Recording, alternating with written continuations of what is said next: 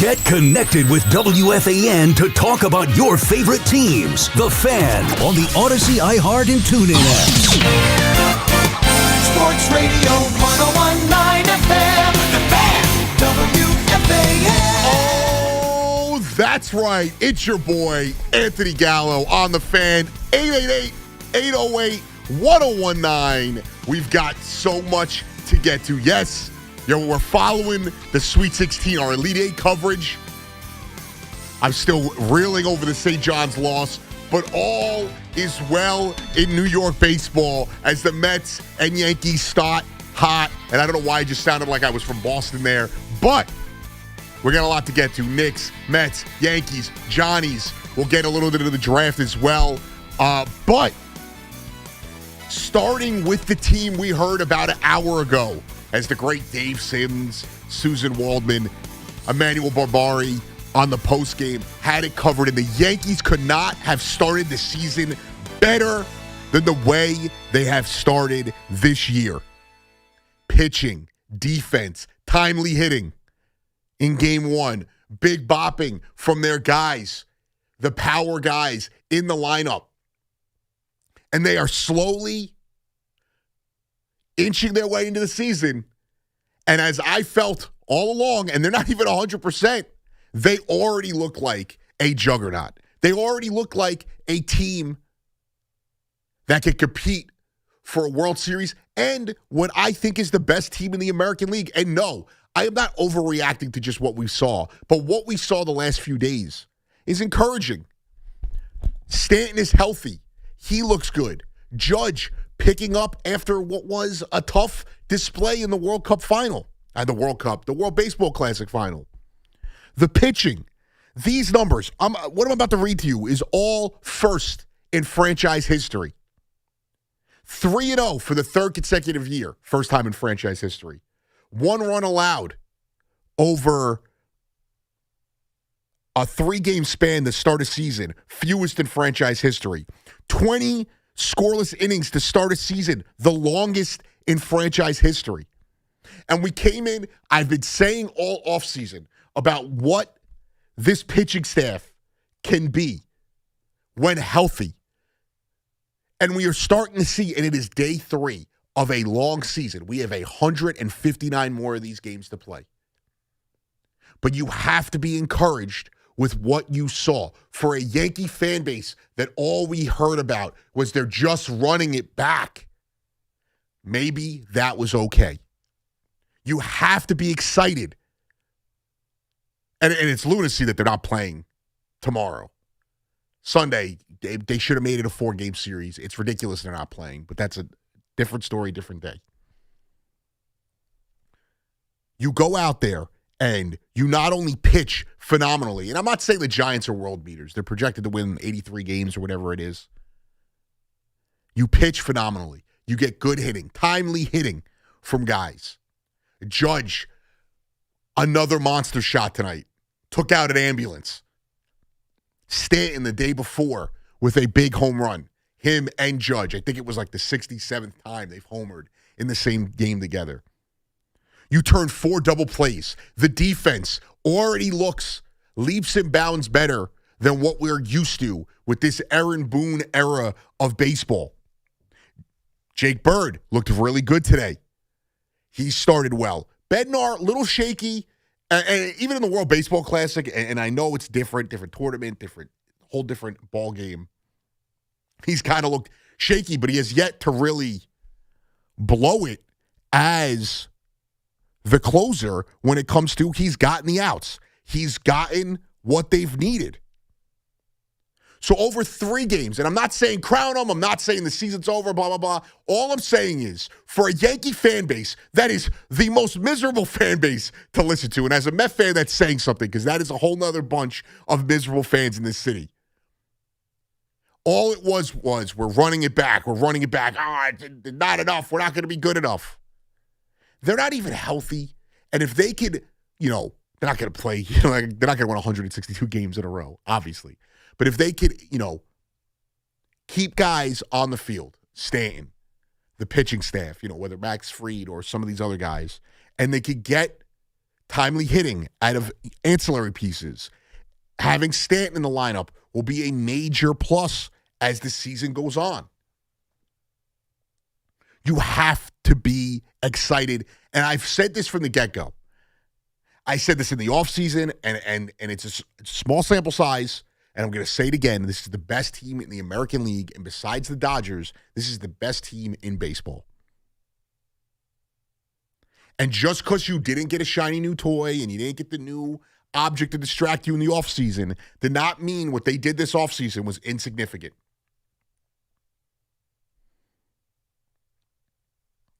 Judge, having Stanton in this lineup, and we'll get into that, X factors, all that nonsense, as the night goes on. Having Stanton in this lineup has always changed the trajectory of this team. Having a healthy Stanton, having Jazz in his natural position, being able to mix Ben Rice in there 2 out of 3 times, Bellinger back, and he's picking up right where he left off. This Yankee team is everything that you wanted.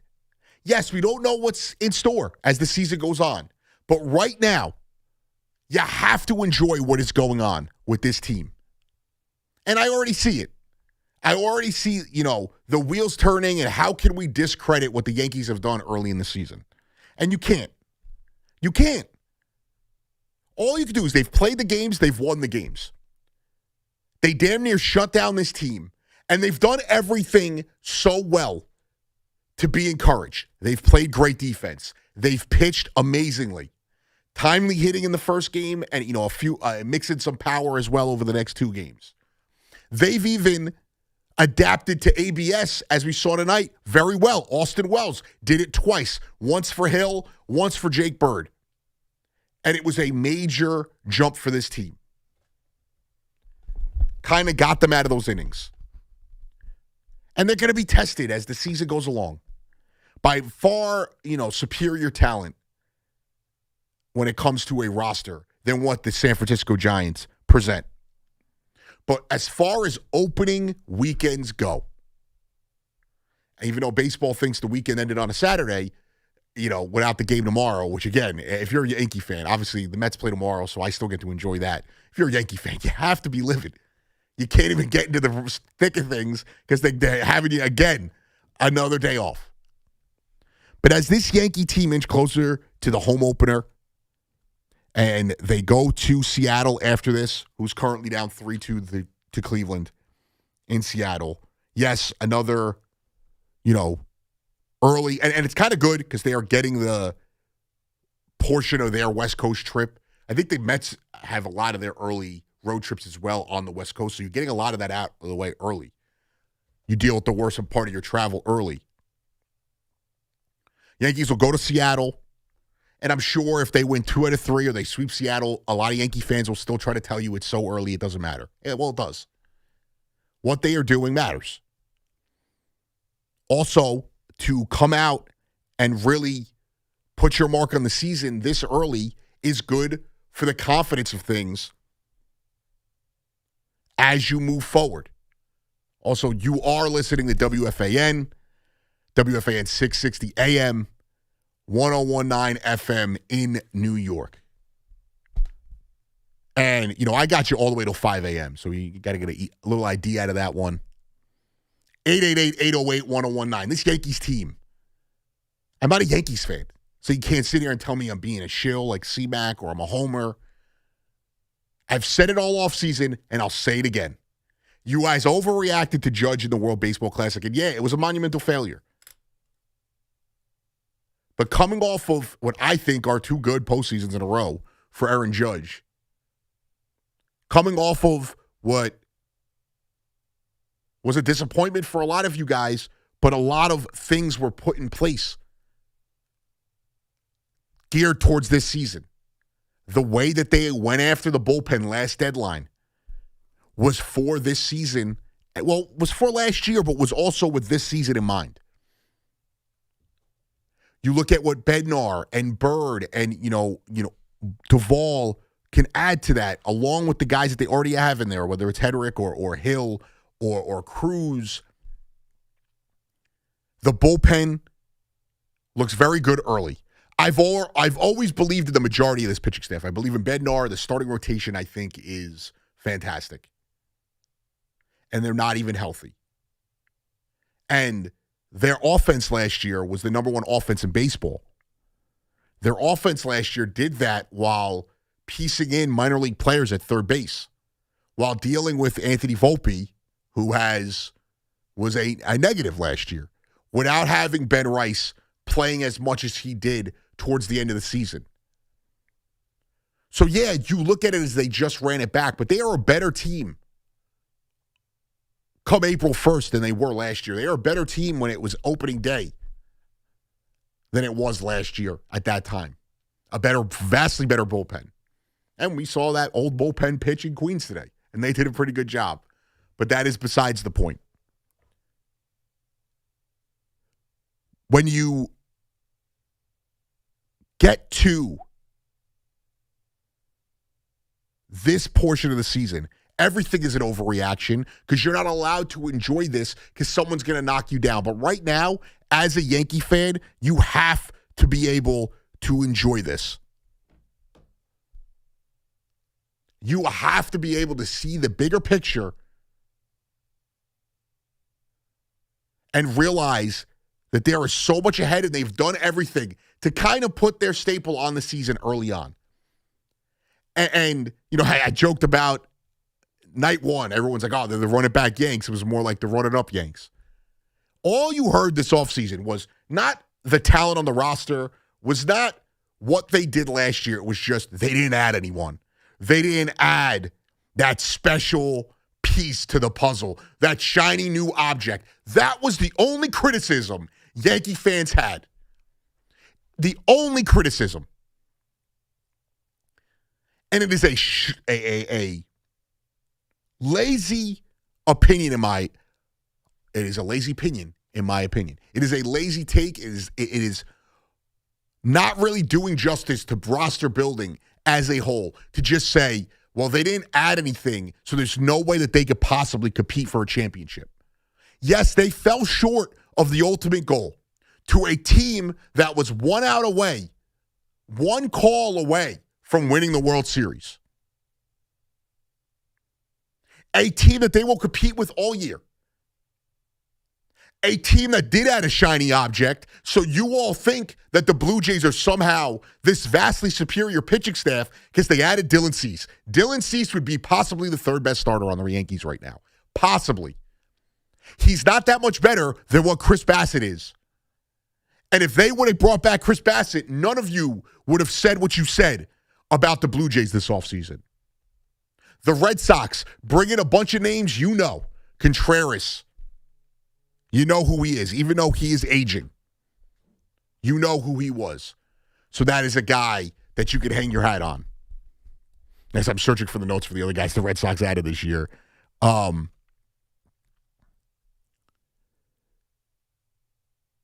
They are so much better than the Orioles and the Red Sox in the division. They are just as good, and I think better, than the Blue Jays. Sonny Gray was the other guy I was looking for. Again, possibly a 3-starter on a healthy Yankees rotation. And that's giving the benefit of the doubt, even though Cam Schlittler looks like the best young pitcher in baseball not named Paul Skeens. And we are going to see Nolan McLean today for the Mets. Cam Schlittler is what all Met fans are hoping Nolan McLean could be. Cam Schlittler is the real deal. Cam Schlittler is a potential ace. It's a guy that I don't need to see much more to feel like I could trust him every 5 days. I could trust him every time he takes the bump. What you saw him do in October, what you saw him do before the season was over, and what he did to start this season, you have to be excited. They're eventually going to get other people back as well, whether it is a Carlos Rodon, whether it is a Garrett Cole. Rodon threw 50 pitches in live BP. That was earlier this week. Cole, it's going to take a little bit longer. I think Cole is probably closer to being ready, but they're not going to rush him back. He's made 2 grapefruit league starts. Will continue to pitch in game situations, including minor league games, over the next several weeks. This is according to MLB.com. That was as of March 25th. You're going to get a Clark Schmidt possibly in the second half of this season. Maybe you get a Chase Hampton at some time. You have the pitching staff to compete with every single league team in the league. Right now, they have one of the best pitching staffs in baseball. Healthy, they have the best pitching staff in baseball on paper. And that includes the Dodgers, that includes the Phillies, that includes these other teams that you are going, the Blue Jays, that you are going to name tonight when you try to poo-poo the Yankees. Offensively,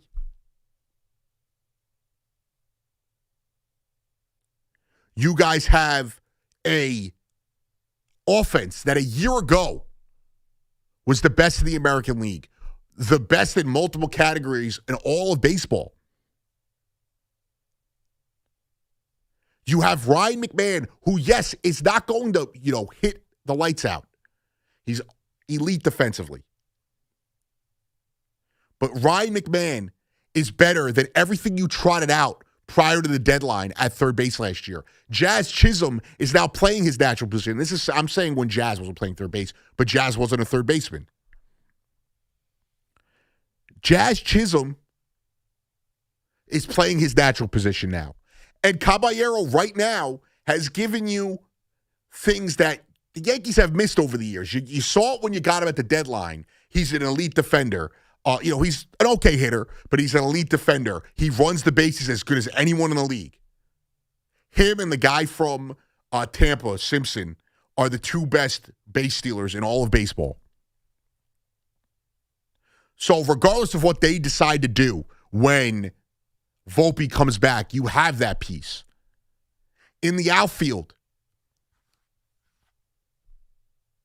Bellinger, Grisham, Judge. You hope to see Grisham continue what we saw last year. And, he's been okay. I did think opening night, they did a focus of just him during that dopey hot dogs and fries thing where he was just locked in on the French fries. I thought that was hilarious, but I'm getting sidetracked. We'll get into that later, which the reaction to the Netflix stuff was so stupid. With Judge in right, Grisham in center, Bellinger in left, just because of Dominguez's struggles defensively, you have a better defensive outfield. The offense you're not worrying about. Bellinger and Judge are elite hitters. Ben Rice at first base mixing in a Paul Goldschmidt. You're going to get more production out of first base. And Austin Wells, defensively, is where you want to see him shine. He hit the 20-plus homers last year, whatever it was, 21 homers. You'll take that out of your catcher. You're not looking for him to hit 300. The key is you don't want 3 defensive players at the end of your lineup. That's the hope with the Yankees.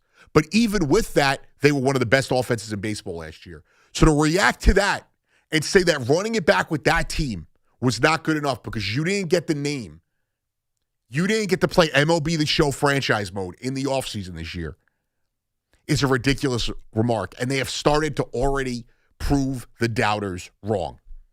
They have already started to set up an exciting baseball season. There's a lot of baseball left. There's a lot of disappointment to come with the season. There's going to be highs. There's going to be lows. But they have done everything to start this season right. Again, in 3 games, for the third straight year, they start 3-0, first time in franchise history. 1 run allowed over their first 3 games, first time in franchise history, the fewest in franchise history. 20 scoreless innings to start the season, the longest in franchise history. And we will get to the other team in town. This could not have been a more perfect, literally, there is not a more perfect way this season could have started. The only way it could have been more perfect is if they did this against the Blue Jays or the Red Sox to start a season.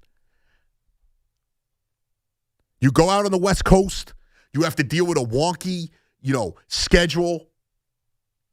You play the Wednesday night game, you're off Thursday. Friday, you have to go through another opening day where the Giants treated it like their opening day. And you go through today, and now you're off again tomorrow, which will benefit them early on. It's why they get to carry the pitching staff they've carried. I think it's ridiculous. They should play a game today. How do you get into the flow of the season? I always say the worst day of the season is the day after opening day because your team is usually off, specifically for the Mets and the Yankees. They don't play in a dome. They're always off that next day, and it's always you didn't even get to have the excitement 2 days in a row. So I think it's crazy they're not playing again. But they handled business. And somehow I see Yankee fans still not able to enjoy this. I just don't understand it. You got another big series. It's an early big series. It's not going to shape the season in the sense of like seeding right now, but you're playing the Mariners, a team who has high hopes, a team I think you're better than, a team with one of the best pitching staffs in baseball as well. And right now, because they are a little bit more healthy, I know Miller's not back yet, but they are a little bit more healthy. I would say right now they're better. When those two staffs are healthy, I'm taking the Yankees. But it's going to be a big start to the season. It's an exciting series. We get a big matchup early. And you cannot try to tell me, yes, you could say I'm overreacting, but every take you have before July or June, I'll even say, in baseball is a bit of an overreaction. This is as good of a start you could have had. This is a team that I think is going to be playing for the World Series in October. This is a team that I believe has everything in their 40-man roster, no matter what you say about running it back, to be the AL champions and compete with whoever comes out of the NL. A lot of you have already crowned the Dodgers, but that's not being delusional. This Yankees team is 2 years removed from a World Series with the majority of this core intact. They're a year removed from what was one of the most injured teams in baseball having the best record in the American League at the end of the season. And they start 3-0. It's time to get excited. Baseball's back. And we've had a fantastic start. We'll get into the Mets as well. And two things that shined for me this weekend, and they're not as obvious. One may be obvious with the Mets. The other for the Yankees, not as obvious. Just two X factors that I think could have a drastic impact on the season ahead. But first, let's get some calls. 888-808-1019. Mike in the Bronx. What's going on, Mike? Yeah, hi. How are you? I appreciate your show. How are you? I appreciate you, Mike. Hi. I want to expand on what you said and why I think the main reason why I think this Yankee team is a lot better. And for me, the most exciting play for me of this weekend was that first inning where the Yankees tried to turn a double play, but they didn't turn the double play, but Rice made the scoop. Yes. If you remember last year, Rice was a liability, and that affects not just him, the entire team. 100%. They have to juggle him with Schmidt, with Goldschmidt, and him at catcher. It stabilizes. It was obvious to me from just that play that it was someone who knew what he had to work on the whole off season, and he stayed in the lab for a whole season and he knew exactly what he had to do. And I don't know what he did this off season, but he obviously was in the lab working on what he had to work on. And he came out a different rat, and he's not even the same stratosphere as he was last year defensively. No. I mean, you could. And Mike, Mike, also he had that play where I forget what inning it was. It was later in the game where it looked like the throw took him off the bag, and he was able to still make the play with his foot on the bag. And they challenged it real quickly, and it was obvious he was on the bag to turn the double play. And that was another thing that stood out to me with Ben Rice. He looked great defensively this weekend. Like, I think you're right. I think he was in the, working out this season to get better there. We know he can hit. I'm not really worried about him hitting-wise. But defensively, in a small sample, the 2 games, he looked great. Right, so I don't see running it back. I mean, you have a completely different situation at first base. You have a lefty who rakes in Yankee Stadium who you could just pencil in every day. And you have that changes the entire team. You have that, so and I appreciate the call, Mike. Thank you. Great call. You have a new first baseman, and you're going to have Goldschmidt in there. They're not, at times Ben Rice will catch. You have think about where the Yankees were for the majority of the season up until the deadline last year. You had a bullpen that most of you hated Devin Williams. You gave up on Luke Weaver. You have an improved bullpen. You have a first baseman that is going to get, I think, the majority of the playing time. You have a third baseman that, yes, is not an all-star. He is not this terrific, every day going to hit 300. He's not going to hit 280 and drive in 80 runs. He's got a little bit of pop. He's an elite defender. He's still a better player all around than every single guy you trotted out that wasn't Jazz Chisholm at third base last year. You'll get Osvaldo Cabrera back at some point. That's going to be a huge plug. Off the bench, you get to move Jazz from third to second. It's not DJ LeMahieu eating up the lineup. These things matter. Your rotation, you didn't have Cam Schlittler at this point last year. And think about it. It's not just you didn't have him. He is a stud. He is a beast. First of all, I love his moxie. I love the way he carries himself, the swagger he has. He tweeted it out, something like, keep hating. He dominated the Red Sox in the postseason. He was awesome during the regular season last year, and he starts this year with a great start.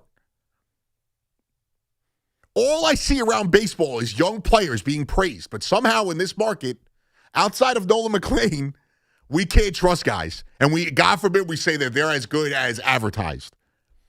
I will say it again. In baseball, besides Paul Skeens, there is not a better young starter than Cam Schlittler right now.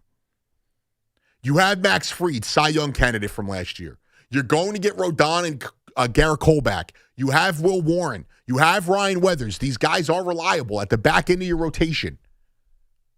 Your bullpen is better than it was for the majority of last year. It is going to be an awesome season for Yankee fans. There's going to be a ton of fun in the Bronx, more than the average summer this year. And it's okay to buy into that. You guys have no problem guaranteeing the worst is going to happen. But somehow, when the proof is right there in your face, you can't give a team a benefit of the doubt. 888-808-1019. And I'm starting to think it's a symptom of just New York sports fans as a whole. Because wait till we talk about the Knicks later, the way you guys talk about other teams in the league, and then you talk about the Knicks. Ken in Manhattan, what's going on, Ken? Not much. I just 2 points. A quick one about the Mets and then the Yankees. Yeah, let's hear it.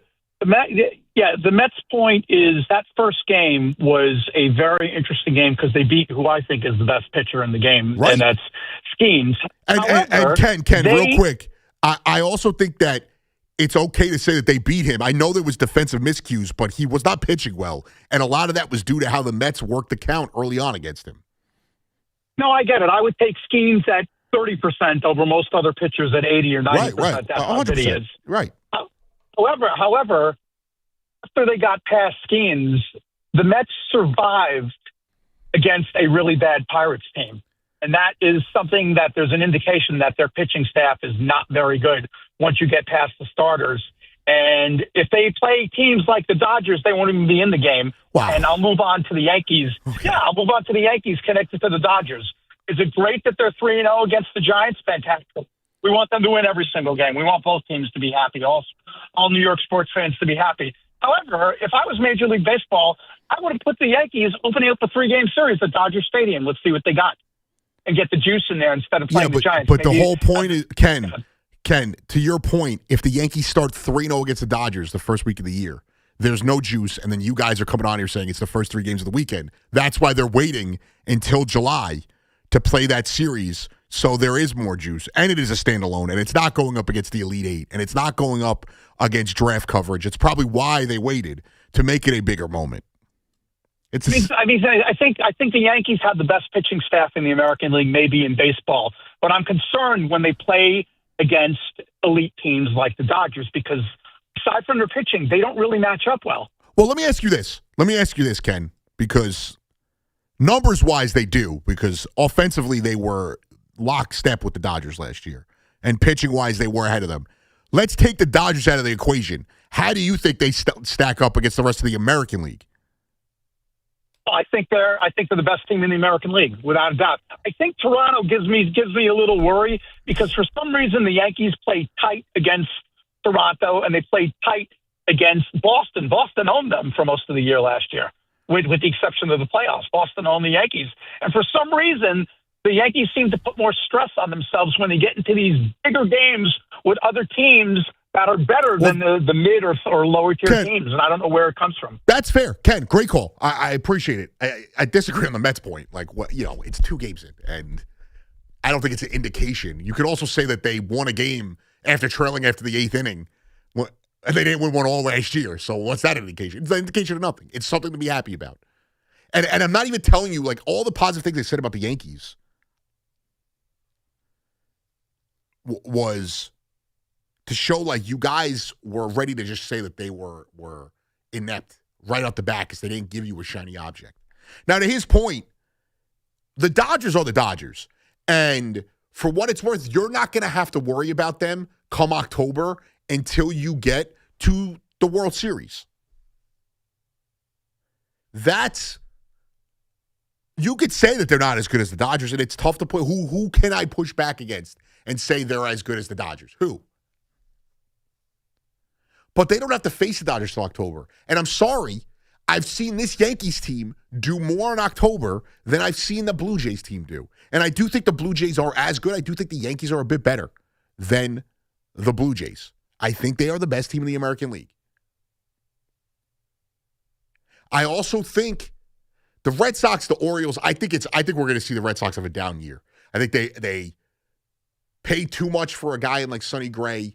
I like Contreras, and he was kind of a fallback option I wanted for the Mets, but he's also an aging guy, and you let guys walk that you shouldn't have.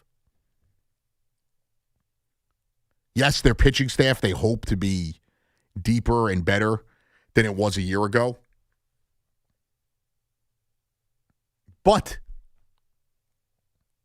this is in the American League, when you really break it down, the Mariners, great. There's one team that I really think is put together well, and it is the Blue Jays, but I don't think they're put together as well as the Yankees. And I also think for all these new shiny toys the Blue Jays got, they lost Bo Bichette.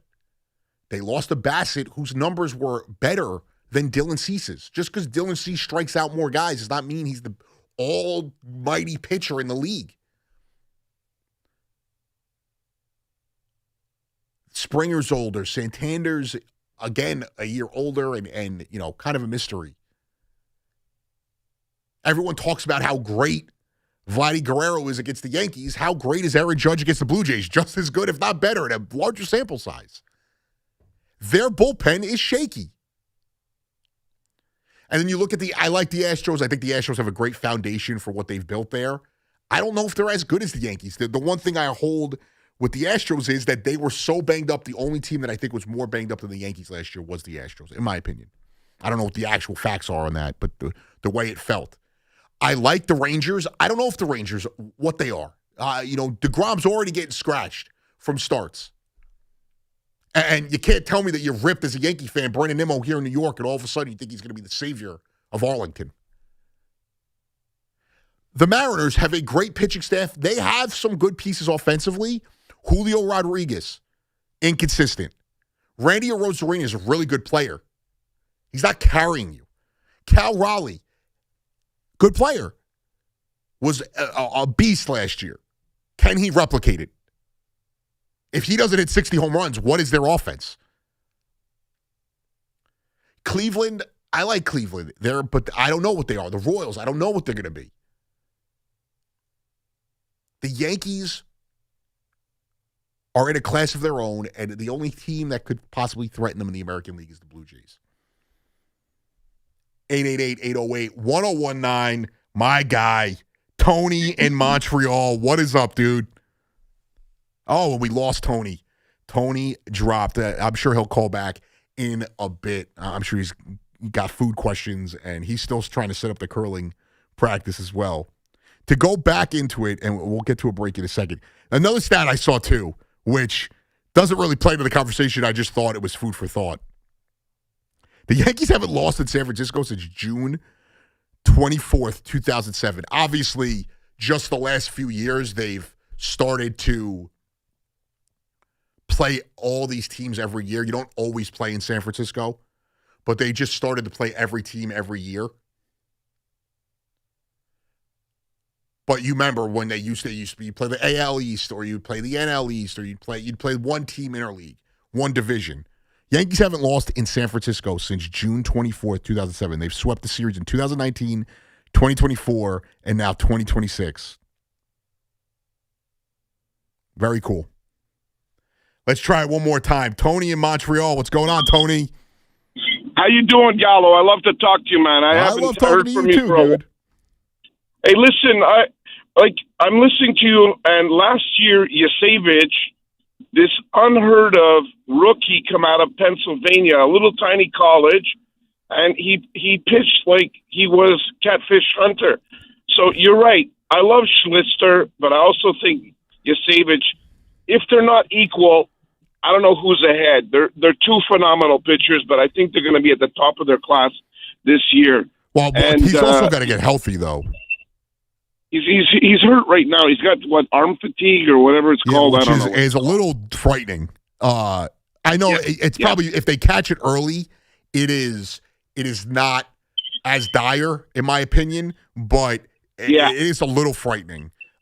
Just as a Mets, Gallo, fan, it's scarring. Listen, the problem with Yasevich, he lives in Toronto. So they don't have the good food like they have in Montreal. When you're looking for bagels and, souvlaki in Montreal, that'll solve any problem that you have with arm fatigue.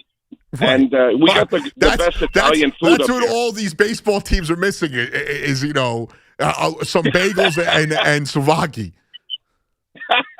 And some good Italian Parmigiano. How's that? Yeah. And listen, I'm not trying to poo-poo the Blue Jays. I'm just saying, and it's more geared towards the Yankee fan that has been overly negative this offseason is when you look at what the Blue Jays are a great team. And what the Blue Jays have done, the Blue Jays also had a lot of overturn there. You lose certain guys, and my biggest thing is Yankee fans get hung up on Dylan Cease. Dylan Cease's numbers are not that impressive if you remove the strikeouts. And they had a guy in Chris Bassett who consistently over his career has been a better pitcher than Dylan Cease. He just doesn't strike a lot of guys out. So I'm not even saying I don't think the Blue Jays are a good team. It's just the way we talk about them because they added pieces even with the subtractions they've had. But the Yankees running it back has somehow been a death nail to them. I just don't agree with that. Gallo, you know what the problem is? The Blue Jays don't know how to lose, and the Yankees are worried about losing. And I'll tell you why I say that. Jimenez went 4 for 5 today. Barger, I think, had 2 hits. And Clement, or however you say his name, he again a game-winning walk-off. Yes. And they were down. They were up 2-1 in the 7th. They give up a grand slam to the same catcher who had a home run yesterday. So I was like, this is over. But they clawed back 2 runs, 1 run, and bang, they win the game. And Vladdy was in there. He had a critical hit. And you know what? You don't have to always have the bomb. And they're the team that I think demonstrated that last year against the Yanks, that when you got 9 guys that can do damage. And look, their catcher, he doesn't even look like a baseball player. He tied the game up with a shot, like an unbelievable shot. So you know what? They're dangerous. They're dangerous. They are dangerous. But and I appreciate the call, Tony. As always, my guy Tony. They also struggled with the A's, and I'm not saying that matters. They won the 2 games. It's all that matters. Same thing with the Mets. They struggled with the Pirates, but they won the 2 games. It's all that matters. But that's kind of my point. And Yankee fans are calling, look out what the Blue Jays did. They won the 2 walk-offs, and they're playing the Sacramento, Vegas, Oakland Athletics of Philadelphia. They have a bunch of guys that are under 26 on their team. Tony in Astoria, what's going on, Tony? Yeah, hi. Big Yankee fans since the 1940s. What's up, Tony? Since the 1940s. So Joe D, Willie, Mickey, and the Duke, all the great ones. So what do you want to say though? Yeah, but what the pitching? And he keeps saying Yankees have the best pitching staff. It's only the best pitching staff if you let them go deep in games. He's with Boone. He overworks the bullpen constantly. Well, Tony, But- I appreciate the call, my man. And I'm sure the Revolutionary War was an interesting time, but this is baseball now. I don't want to be rude. They shoot three-pointers in the NBA, and pitchers pitch 5 innings. We have to get over it. I'm sorry. Because it's early in the baseball season. Tony, you're a great dude. I'd love to talk baseball with you. They're not throwing guys 7-8 innings anymore. They're not. Bob Cousy is not dribbling straight up and down and laying the ball in anymore. This is the way the sports have gone. They throw the ball more than they ever have in football. It just is what it is, and it's not changing. So, I know Robbie's going to call in later and tell me the Knicks don't have a true point guard, and somebody throughout the season is, going to tell us that the Mets don't have guys pitch deep enough. It is the state of the game. It's unfortunate. It is what it is. The Yankees' problem is not because they don't let guys go deep. It's also game 1. Why would Cam Schlittler have to be pushed to go 9 innings? Why? David Peterson, you want a guy that throws a ton of innings? That's the guy. 888-808-1019. Great start. We had a lot to get into on the other side. And shout out to my guy, Subway to Shea. Does a great job, Anthony Rivera, with the Subway to Shea podcast. He said the complete game is like a no-hitter perfect game now. It's kind of the truth. I get amped up. David Peterson threw a complete game last year. I was like, this is crazy. But on the other side of the break, the Mets and the Yankees both have X factors. I think one for the Mets is obvious. I think for the Yankees, it may be obvious, but it is a guy that I think is underrated. Maybe more than any Yankee has been in a decade. 888-808-1019. Anthony Gallo on the Fan. Back after this. When the bullpen door opens, when the bracket busts, when the pick is in, and when news breaks in New York sports, there is only one place for the true diehards. 1019 FM WFAN. And always streaming live on the iHeartRadio, TuneIn, and Odyssey apps. This is J.J. Hill of Shulman & Hill, New York's premier injury law firm. We'll always go the extra mile when you're hurt in a car accident. If you've ever wished you had a lawyer in the family, now you will. At Shulman & Hill, it's never one and done. Once you're a client, you're always part of our family. Shulman & Hill, we're not just New York's law firm, we're your law firm. Get your free consultation at hurtny.com. That's hurtny.com. Town Fair Tire honors any valid rebates, manufacturers or competitors' rebates. Yes, even any competitors' rebates. And we give you the guaranteed lowest price. Nobody beats Town Fair Tire. Nobody. Town Fair Tire.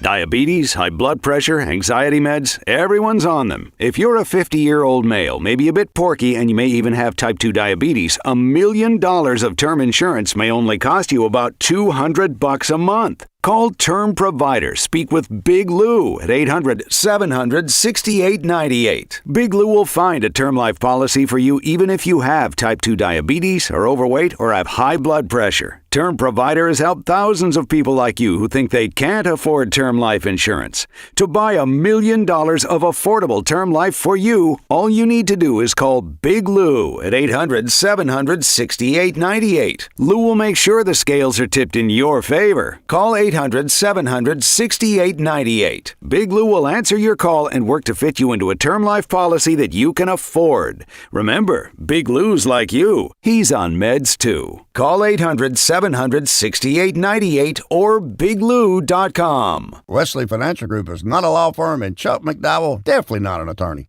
This is Chuck. If someone talked you into buying something really silly and you want to get out of that silly little thing, my advice, get the facts. Call me and I'll send you our timeshare exit kit absolutely free. Inside, you'll learn how timeshare works and all your options for cancellation. Call Wesley now for your free exit information kit. 800-948-7878. That's 800-948-7878. With over 90 years of combined legal experience representing the law enforcement community, Decolator Cohen and DePrisco LLP continues to strive to educate police officers of their civil rights to sue in line-of-duty accident cases. The 2026 Police Officers Right to Sue newsletter can be viewed on policeofficersrighttosue.com and provides successful results in varying line-of-duty accident cases. These results include damages recovered from RMP accidents involving the City of New York and civilian motorists, station house defects, ricochet injuries from the range, private premises slip and falls, sidewalk slip and falls, construction defects, snow and ice cases, and injuries emanating from defective RMPs. In any LOD accident, it is important for the officer to take photographs of any defects, injuries, or damage. It is also essential to draft the line of duty report and detail the cause of the accident in the paperwork. Remember, there's a 90-day time limitation to file a claim against a municipality. If any law enforcement member has a question regarding a potential lawsuit, contact Decolator Cohen and DePrisco LLP at policeofficersrighttosue.com or call 1-800-901-1529. Happy birthday. Hey, take a look outside. No way. An electric bike? Can I take it for a ride?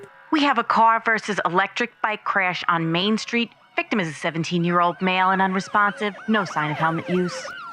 Don't let your gift become your grief. Work together. Learn about controlling an e-bike and operating it safely before they ride. Wear a helmet. Be careful in traffic. Slow down and follow the rules of the road. A message brought to you by the Governor's Traffic Safety Committee. If you or a loved one has been a victim of nursing home abuse, call the law offices of Kelly and Grossman at 1-800-ELDERLY. If you believe that you or someone you love has experienced bed sores, falls, fractures, or other abuse or health problems as a result of inattention while being cared for in a nursing home or residential facility, call 1-800-ELDERLY. Kelly and Grossman are experienced trial attorneys who are assisted by a legal team including medical experts experienced in nursing home neglect and abuse. The Kelly Grossman team helped others win an $18.75 million verdict in Brooklyn, $3.75 million in compensatory damages, and $15 million punitive damages against nursing homes, and they want to help you do the same. Call 1-800-ELDERLY today, 1-800-ELDERLY, 1-800-353-3759, or at 800-elderly.com. Call us directly,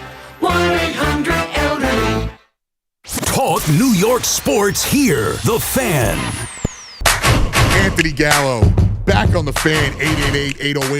888-808-1019. Shout out to Connor Green as we had the shift change and the great Ray Jarvis in there guiding the shift as we were just discussing the urgency, not the urgency, but the I don't want to say desperation either, but just the excitement of Hove performing this summer.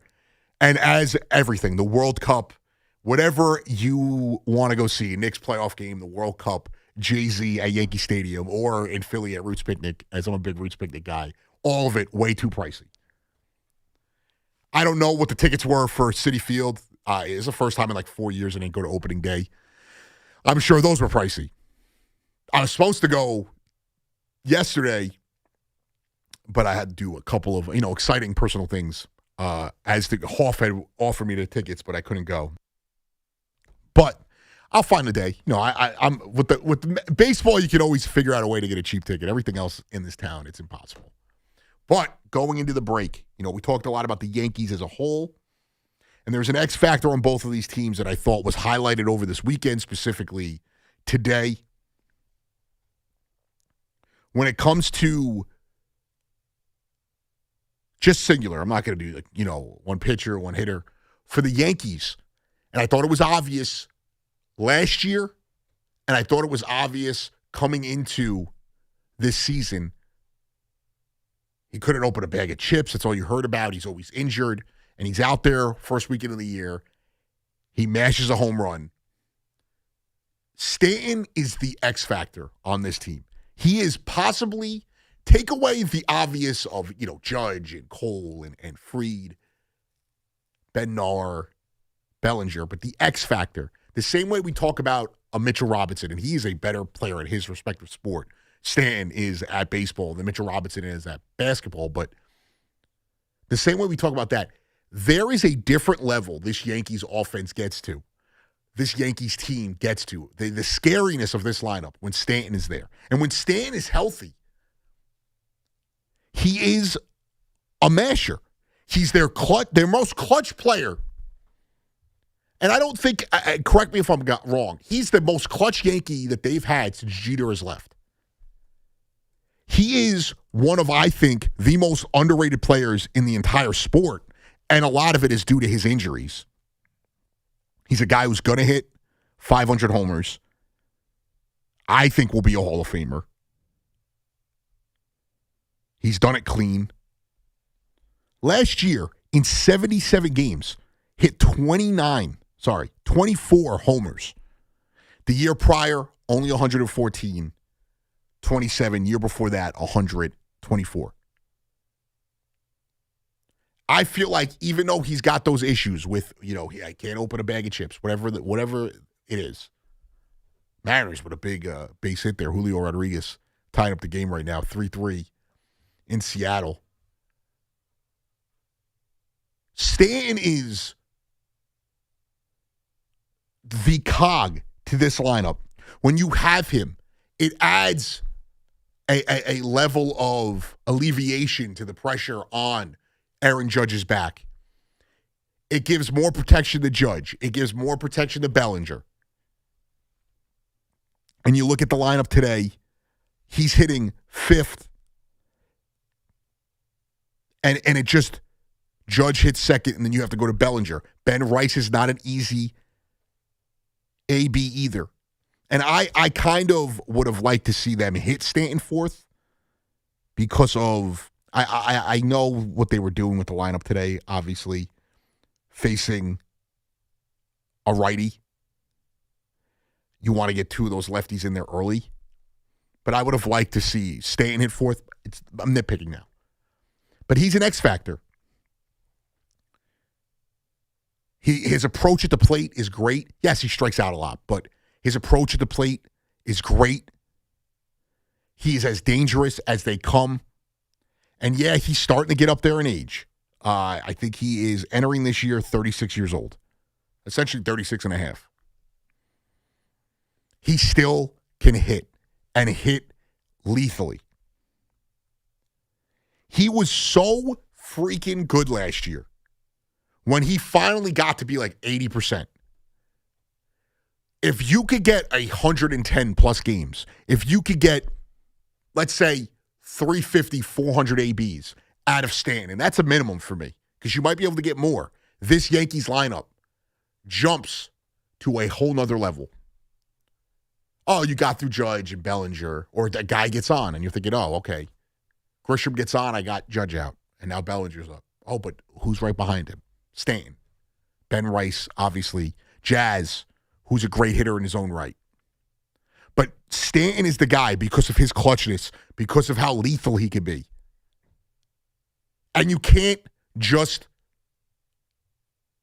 throw strikes to a guy that can hit the ball 400 feet. So even, it's like what we used to say when a guy struggled. Well, at least he's in there, and it creates that illusion of you have to respect him. You have to respect Stanton. You have to respect what this guy can do. And it's not more can he, it's just will he be available is the question. And that is the X factor for the Yankees. For the Mets, I think it's been obvious over the first two games. The guy who's had the two biggest at-bats. A guy who has struggled the last few years and has been more hype than substance. Luis Roberts, Lou Bob. Still a younger player, only, not young, but, not out of his prime, 28 years old. His 162 average. Again, another guy who's dealt with injuries. And it hasn't really ever come close to living up to the expectations we had those first, 3.5 seasons. Over his last two seasons, he hit, as I try to get the numbers up, he hit 223. Average 14 homers, about 45 RBIs. Steals, he's always he stole the most bases he could steal. Everyone did. But he steals bases. He can run the bases. He's a guy with a ton of talent. has gotten MVP votes, was a Silver Slugger. 2023, he had 264, but he had 38 homers, 20 stolen bases, 80 RBIs, 36 doubles. This guy, especially with the approach he's had at the plate the first 2 games, could really transform a Mets lineup that I think a lot of people didn't calculate him in as a major factor. It was Simeon, it was Bichette, it was Polanco when it came to the additions, along with Soto and Lindor. But when you go and you look at the Mets lineup and you say to yourself, all right, obviously Carson Bench, we hope he is a special player. But you go and look at the lineup and you have Lindor, Soto, Bichette as the top 3. And then after that, it's going to be some combination. It seems like Polanco's etched into that 4 spot. But having Robert Lubob, as some people found out this week, was his nickname, which still shocks me. Shout out to my guy, Big Mac. Being the player, not just a good player, but he's been clutch. He's given great at-bats. He had the at-bat in that first game that kind of was the nail in the coffin to Skeens. He has worked big at-bats, 3 hits over the 2 games, 5 RBIs. He has 5 tools. He's not an elite 5-tool player, but he does have the 5 tools. He can hit for power. He can hit for contact. He runs the bases, plays the field, and can throw the ball. He can be an X factor for this team.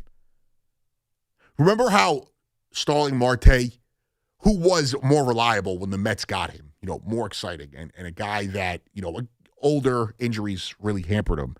The way Starling Marte was an X factor in 2022 for the Mets before he got hurt, because of what he did to the lineup, where they could bat him 6th, they could bat him 8th, they could bat him 1st, they could bat him 2nd. Maybe some days you bat him 4th. You could throw him all around the lineup. He's playing great defense. And I think that one thing we knew that Lou Bob would do is be a great defender in center field. And I think he's made things look easy. Hasn't been perfect, but he's made things look easy over the 2 games. There hasn't been a lot of a lot of chance. He had the one, it was cool. He slid, caught the ball. It kind of looked like he, hammed it up a little bit. But that was what a terrible throw by the third baseman in this Mariners game on a drag ball. Just threw the ball in the right field. Jesus. So Stanton on a more availability is the X factor for the Yankees. Being out there is going to change this team drastically, not just the performance that he's going to give you.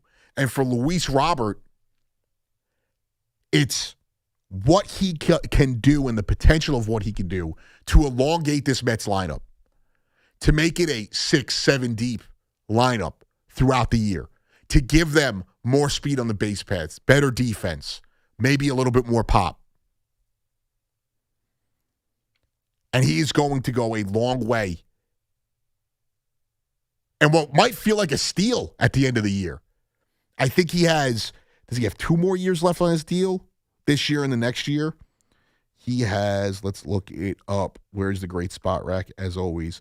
So they have a club option after this season. So essentially a 2-year, $20 million a year, $40 million in total contract.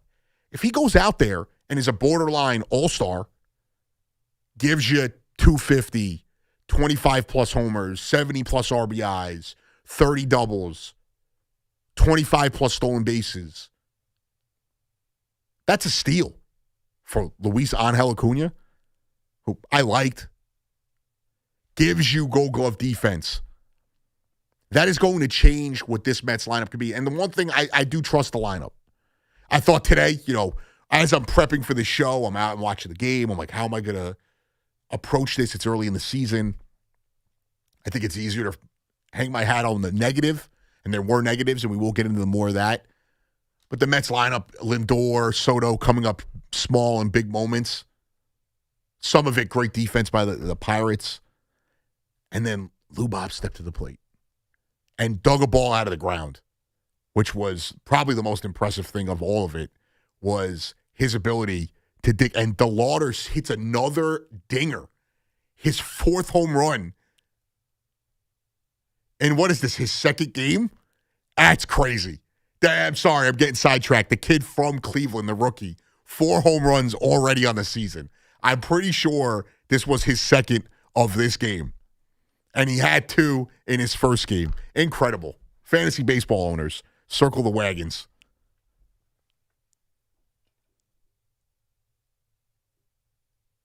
But it's also terrible for fantasy team. His Munoz is out there blowing it.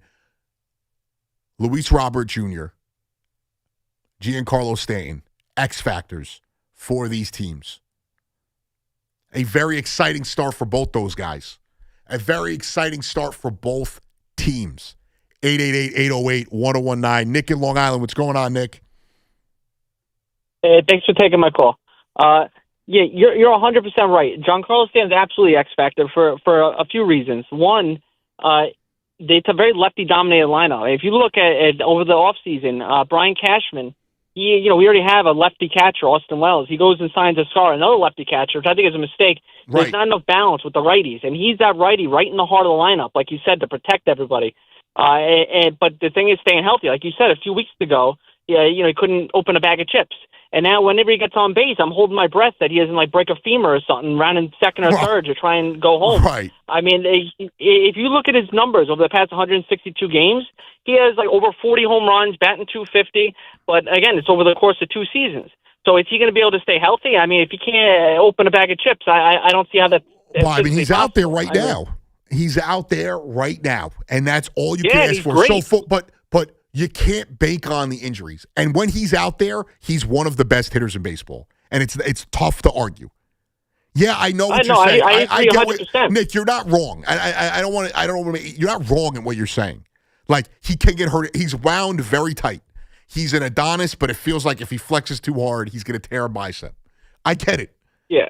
But when he's out there, he is, like, I've been saying for the last 20 minutes, he's an X factor. He may be the most important piece of the puzzle when we talk about the Yankees going far into October. Absolutely. I mean, I know he didn't come through last October, but the October before, he was fantastic. He was almost the only one hitting.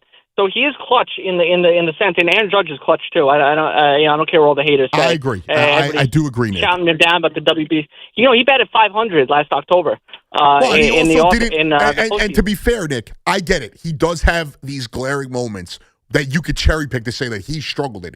He also, the year the Yankees went to the World Series, was pretty decent in that playoffs too. It wasn't like he was holding them back. Yes, he dropped that fly ball. If he doesn't drop that fly ball and they go on to still lose that series, we're not talking about how terrible of a playoff that Aaron Judge had. Yeah, but and he's under the spotlight more so than anybody else, just because he's so amazing. Because he's the best player, and all these people they have nothing to do but just sit and fester in their hate and just and talk bad about him because he's the best player in baseball, and they can't live. Non-Yankee fans can't live with the fact that the best player in baseball is on their team, so they need to bring him down. Nick, let me be fair though, and I'm saying this as a non-Yankee fan who loves Aaron Judge. You guys, not you, Nick, but your Yankee brethren are just as bad on tearing Aaron Judge down. I agree. As the rest of baseball. I appreciate the call. Great call, Nick. And I actually think it's the younger Yankee fan that is harder on Judge than the older Yankee fan. But it's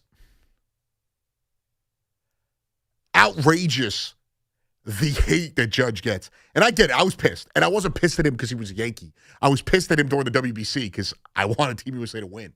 And I cared. I care more than most people do. Or most people here, at least. But a lot of the hate for Aaron Judge is unwarranted, in my opinion. The guy is the best. Besides Albert Pujols, he's the best right-handed hitter I've seen in my lifetime. And outside of Barry Bonds, and that includes Manny Ramirez, who I'd probably put after Albert Pujols if it wasn't for Aaron Judge. Outside of Barry Bonds, this includes everybody. outside of Barry Bonds and Albert Pujols, there isn't a single batter in my lifetime, in my 34 years, that I think is better than Aaron Judge. 888-808-1019. We got a lot more to get to. We'll continue the Yankees conversation. We'll get into the Mets topic on the other side. St. John's recap on the season, the Knicks, all that right here on The Fan. Anthony Gallo till 5 a.m.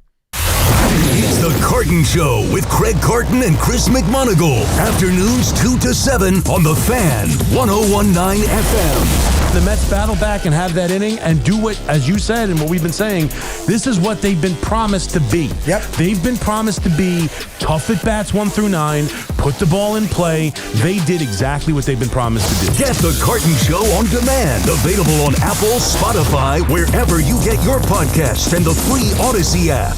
Diabetes, high blood pressure, anxiety meds, everyone's on them. If you're a 50-year-old male, maybe a bit porky, and you may even have type 2 diabetes, $1 million of term insurance may only cost you about $200 a month. Call Term Provider. Speak with Big Lou at 800-700-6898. Big Lou will find a term life policy for you even if you have type 2 diabetes, are overweight, or have high blood pressure. Term Provider has helped thousands of people like you who think they can't afford term life insurance.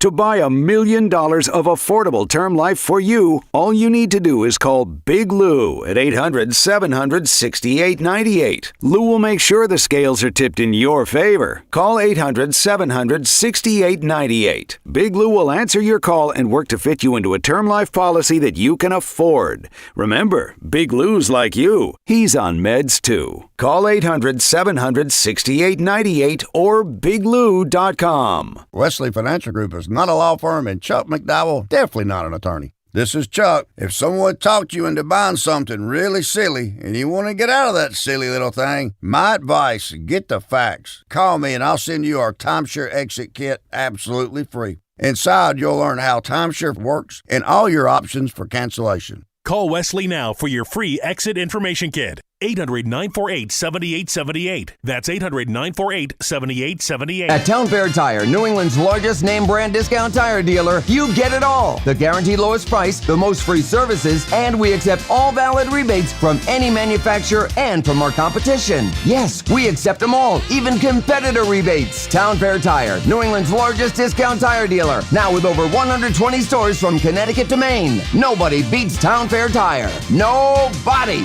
Name brands at discount prices. Town Fair Tire. Imagine a gentleman's club with over 200 gorgeous exotic dancers every week. Hey, big boy. From the people who make fantasies come true, Gallagher's 2000 in Long Island City is the place to be. Gallagher's 2000, a gentleman's club for today, gentlemen. Gallagher's 2000 features 2 floors, 3 stages, discounted drinks, VIP, champagne rooms, and dinner specials every night. Gallagher's 2000 offers complimentary lunch Thursdays and Fridays with any drink purchase. Come on down, big boy. Gallagher's 2000 is New York's largest upscale gentleman's club, and Gallagher's 2000's bachelor parties will blow you away. For their bachelor party specials, call 718-361-1348. Gallagher's 2000 is located at 4319 37th Street in Long Island City, Queens, just a half a block north of Queens Boulevard. Call 718-361-1348. Gallagher's 2000 is unlike any club in New York. Come tonight for the time of your life. Gallagher's 2000. Let your imagination run wild. Just hearing the word IRS can make people break out in a cold sweat. No one wants to deal with the IRS, and now you don't have to. The good news is Legal Tax Defense has been successfully negotiating with the IRS for more than 15 years. It doesn't matter how much you owe, whether it's $5,000 or $5 million. You deserve the best in the business on your side, and that is Legal Tax Defense. Even if you're working with someone else and just want a second opinion, there is no cost or obligation to call. They can prevent levies, liens, wage garnishments, even file back tax returns. And the best news about Legal Tax Defense is they won't take your case unless they know they will reduce or eliminate your tax debt. Call Legal Tax Defense right now for a free no-risk consultation. 800-323-8922. 800-323-8922. You have nothing to lose but everything to gain. 800-323-8922. At City Harvest, we're on the road every day rescuing millions of pounds of nutritious food for New Yorkers in need, transforming surplus food into sustenance, sustainability, and smiles. That's how we feed good. Donate at cityharvest.org. We're talking New York sports. WFAN, WFAN FM, WFAN FM HD1 New York, and Odyssey Sports Station.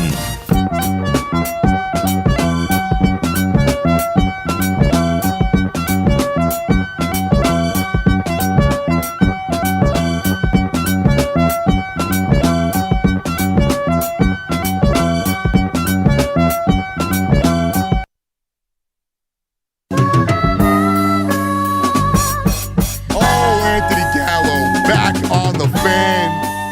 888-808-1019. Very fitting, a little MF Doom on the airwaves. I am wearing a Doom hoodie. It is MF Doom inspired, but it's actually on the back. It's got Doom, the supervillain. If you ever played Marvel vs. Capcom, my college buddies are probably the only people who are going to get this joke. But he's just, every time you hit the attack button, it's foot dive, foot dive. 888-808-1019. We talked about the Yankees. I do want to get into the Mets, but I want to just talk about one thing real quick. And it's sports related, and it has to do with the Mets, but it's kind of a bigger conversation. And I am a glass half full kind of guy. I am I try to see the best in everything. And on Friday, we had a short carton show with Chris McMonagle, and, everyone saw the story. There was a fan at Citi Field who had a medical emergency, was passed out, turning different colors. He was turning blue. And strangers, New Yorkers who did not know each other, jumped into action to help this guy. Craig, Big Mac, Hoff did an awesome job. Everyone they got, it was a ER doctor. It was NYPD. They couldn't get the NYPD officer on. It was a stranger who was just CPR certified.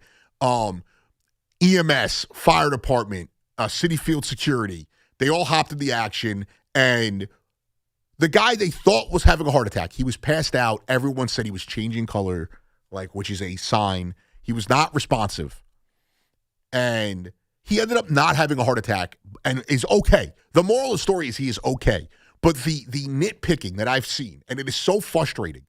And no, I'm not just saying this because Craig is my guy and I work on the show, but people going after Craig because they said it was a heart attack. Who cares if it actually was a heart attack? We are missing the plot. People helping other people. New Yorkers who we can't catch a break. Everyone makes it seem like we're the worst human beings in the world. We're not. Because when the S hits the fan, who steps up? And we see it time and time again, and I thought it was a great story. These people thought this guy was dying. He was unconscious. Who cares? I don't actually know entirely what was wrong with him. I know he went to the hospital. But people hopped in to action to save a fellow human being, a fellow New Yorker. It doesn't even matter if they're a New Yorker, but it was humans helping humans. And all we hear about is the crap that goes on day in and day out in the news cycle as they divide us more and more every day. And we can't even enjoy this story that should be celebrated. People caring about strangers. The essence of humanity. And it was awesome. And it was cool to be a part about it. I mean, my Friday was stressed out trying to get, when it comes to these more serious things, you try to really nail it. I edited the video together, and it's a lot of content, and I was stressed out. But it was an awesome story, and it was fun to be a part of and to actually celebrate this. But then you have people, even the owner of the Mets, poo-pooing it. Yeah, he passed out. But that's not the moral of the story is that people hopped into action and were trying to save another human being that they thought was dying. That's what it was. An entire section of people, really. And shout out to the doctor. I'm forgetting everybody's name, but the doctor, the NYPD officer, and the guy who was like a youth baseball coach that was CPR certified that hopped into action to help this person. It was awesome. It's a great story.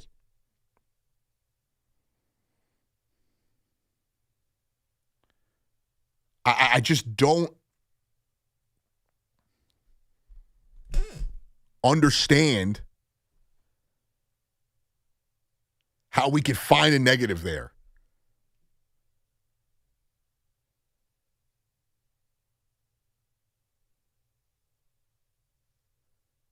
Like, we can't have nice things in society today. Nothing. Everything you guys have to find a hole in. Not you guys, but you know what I mean. The overall you guys.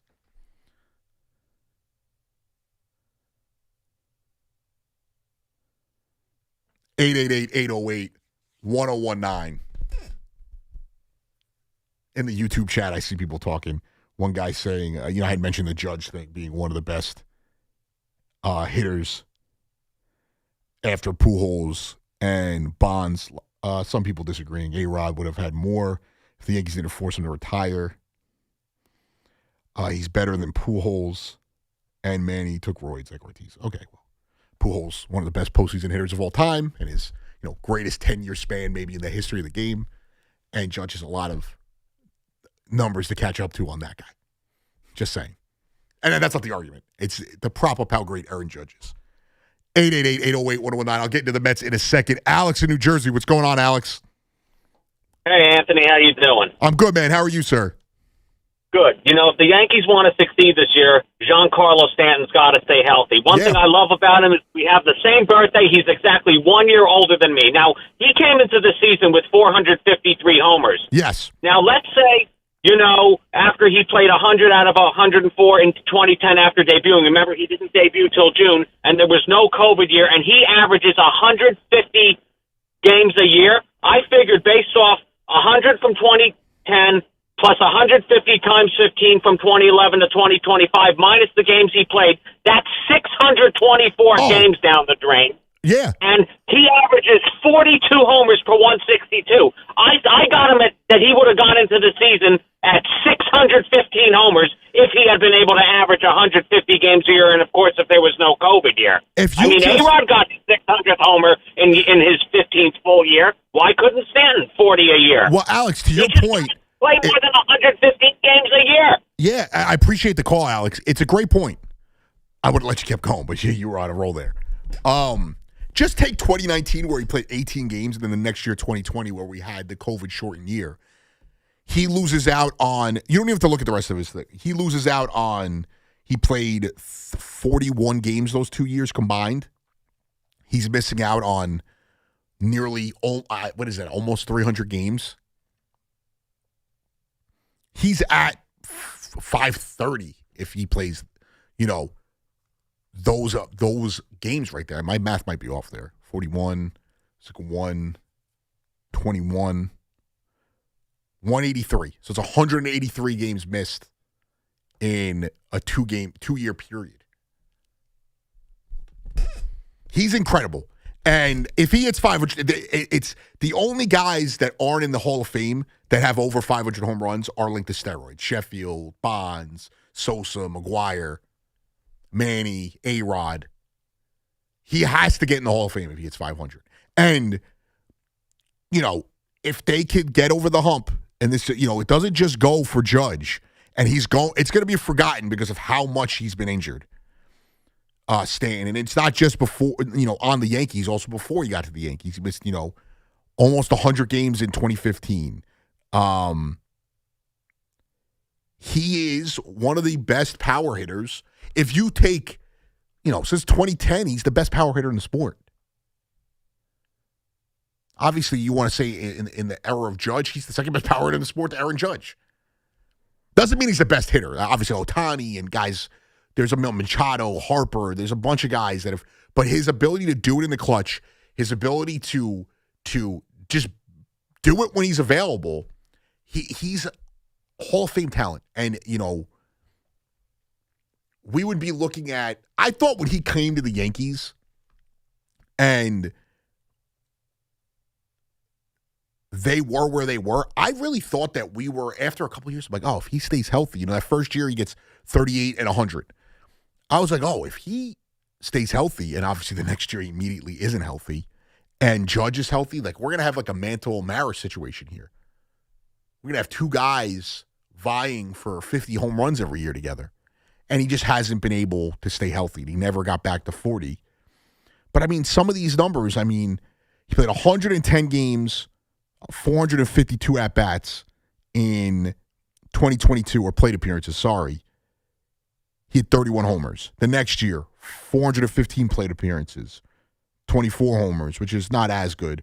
But then the year after that, 27 in the same amount of time, 27. And then last year, 77 games, 281 plate appearances, 24 homers.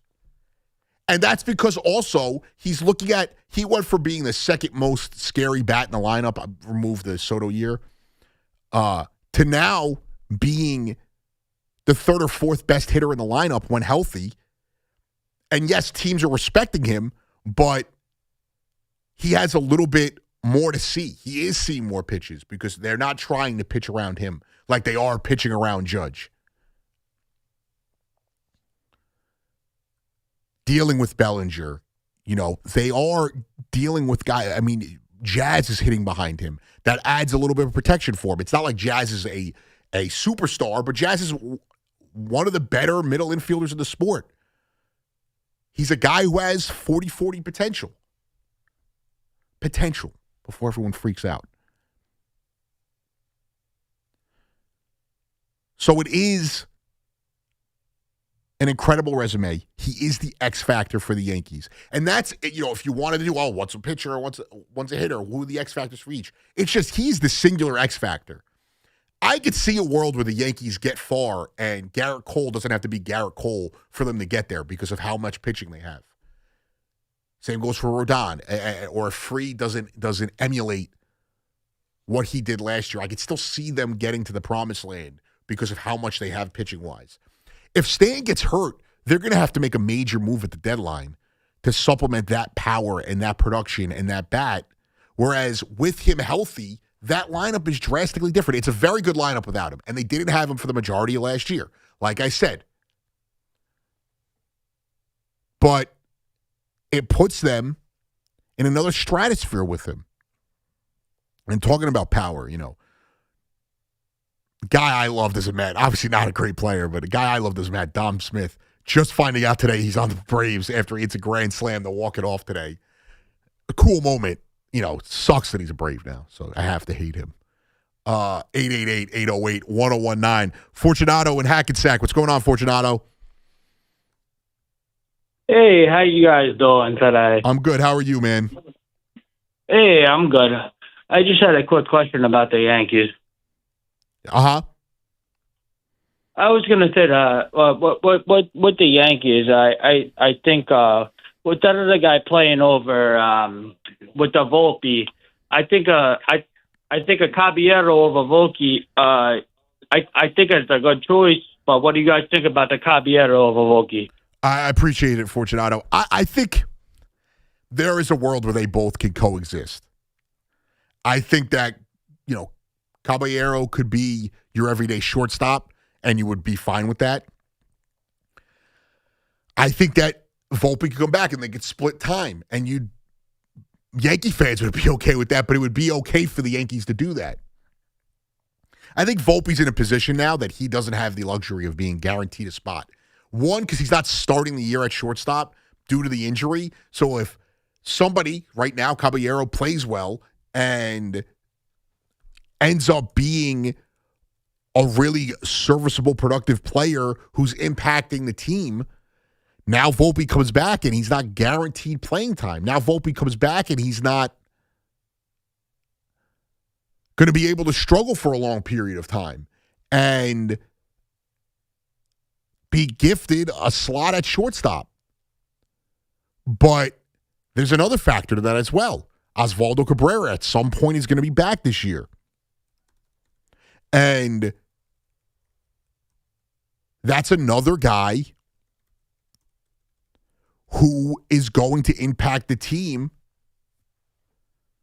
Not every day, but he's a guy who plays third, plays short, plays second, probably could play first, plays the outfield, has shown the propensity to be a good hitter.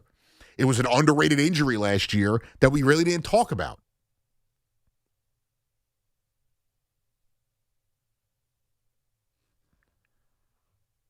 So I really feel like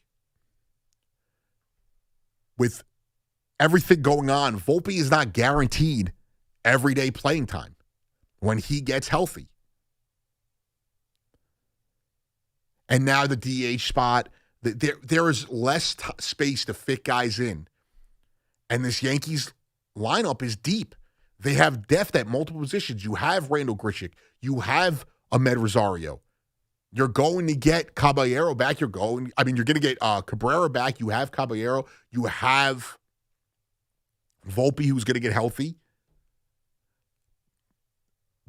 It's great to be deep like that for the Yankees. It puts pressure on Volpe.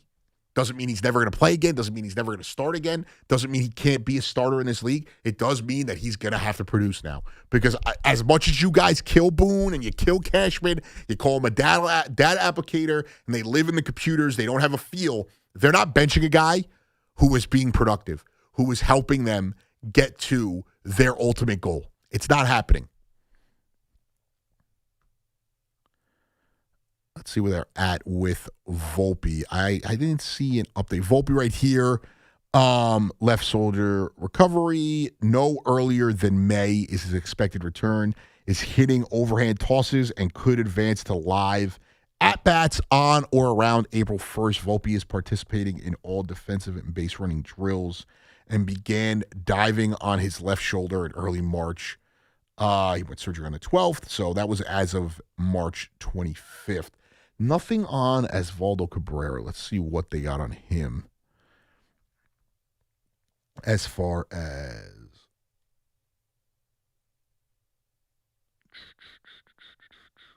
I am not seeing. Oh, right here. I guess he played today. Let's see.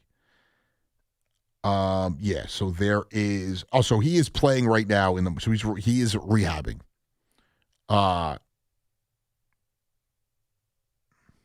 That's good.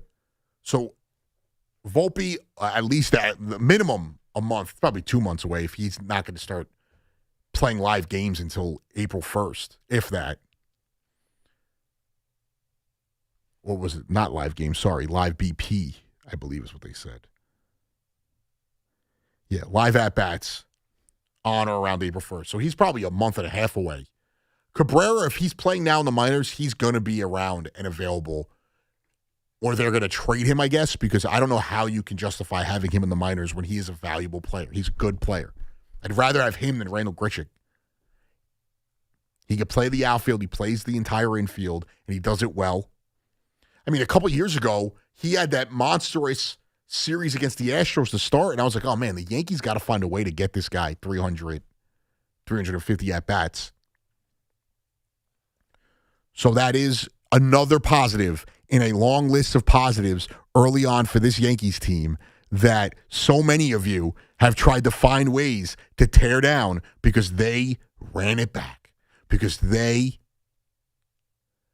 didn't get you the shiny object that you wanted. As far as the Mets, I'm going to get into the conversation right now, but for the sake of it, since we're on the injury front, I have it in front of me. AJ Minter, this is all, I like to use the MLB.com because if they're putting it there, it's as up-to-date as possible and more accurate.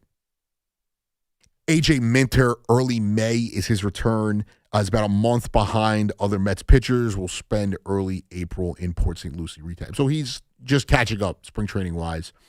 Mike Topkin, who hurt himself late in spring.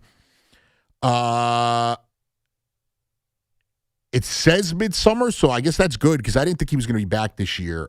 Justin Hageman, possibly June. Nunez is out the whole year, recovering from surgery. McGill also out the whole year, recovering from Tommy John.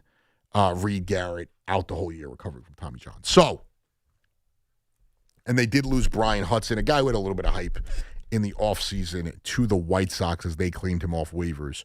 For the Mets, and this is a positive day of baseball, there are some things that bothered me the last couple days, but I want to start with the positive with the Mets. Early on, the returns on what's been brought in. Yes, we haven't seen much from Bo Bichette obviously, early, and we haven't really seen anything bat to ball with Polanco. He did walk 3 times today. But the way the Mets' entire approach has changed, I don't know if that's through the coaching staff. I don't know if that's because they've gotten more hitters that work counts.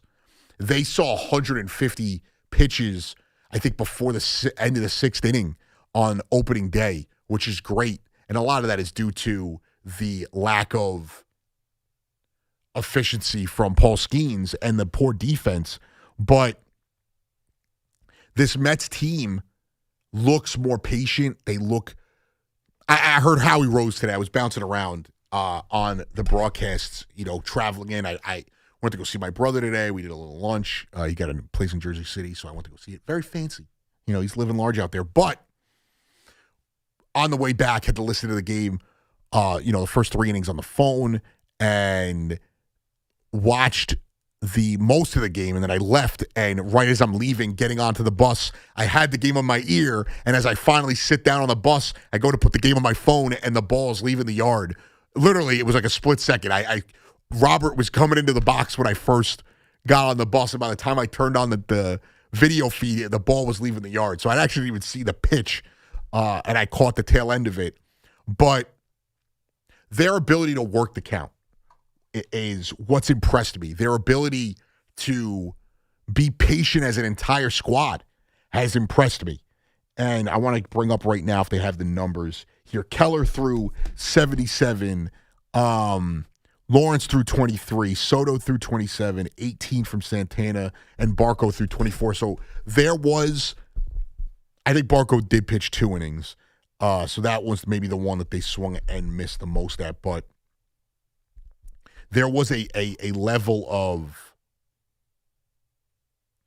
consistency in the way that they approached the plate that we did not see in the last 4 years.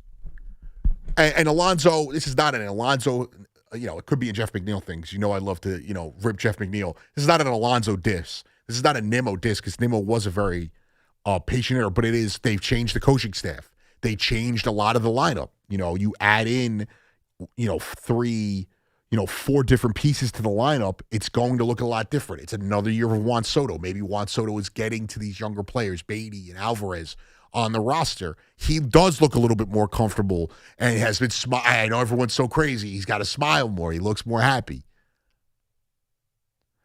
It's been the most impressive thing, and the pitching staff outside of Peralta has been impressive. And Peralta gave you 5 innings after not being very good in that start. So you could take a silver lining there. I thought he was pretty bad on opening day, but the rest of the pitching staff has been great. Brazoban, really good. Weaver was okay today. Not that he was bad, it's just nothing to really get too excited about. Brooks Raley came in, was lights out. Devin Williams got a little shaky, was able to get out of the inning, and I thought that was a good start.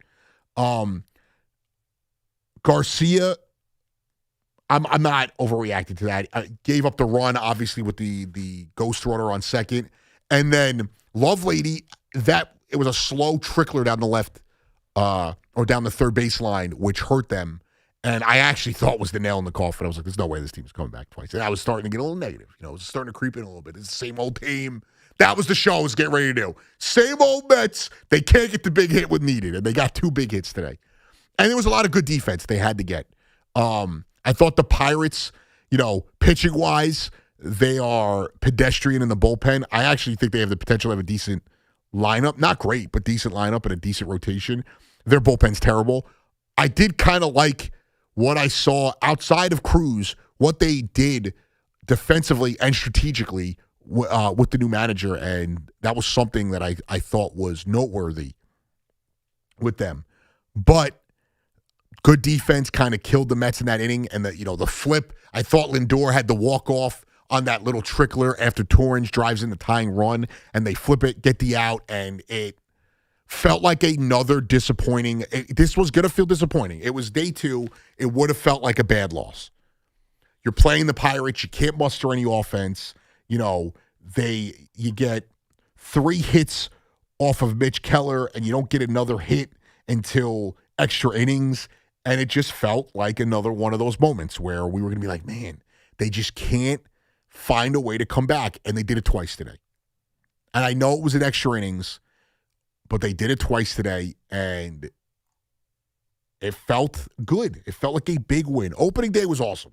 The vibes were cool listening on TV, and it's opening day, and we always win opening day, so I couldn't get too excited. But today felt like a big win. And the one thing I will say is when Torrens hit that ball, the stadium sounded so loud, and Met fans continue to show up. They don't just show up for the team, they show up for other people, as we learned on Thursday, saving lives.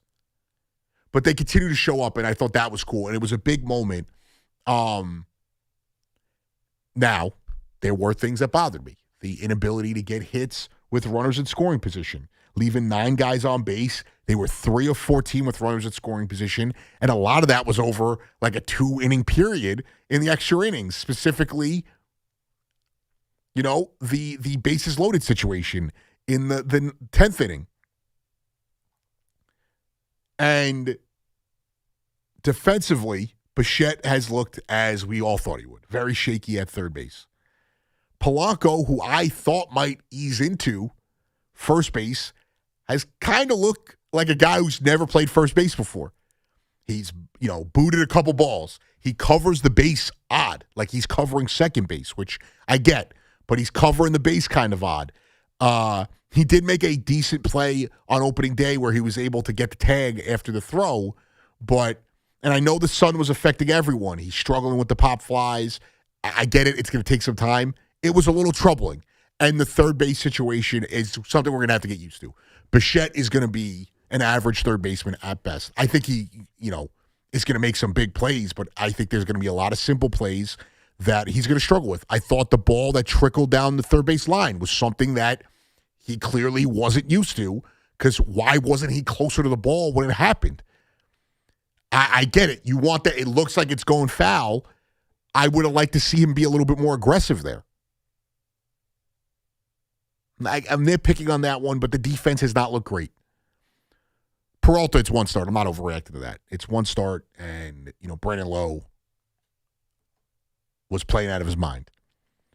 But it is a great start for the Met, season.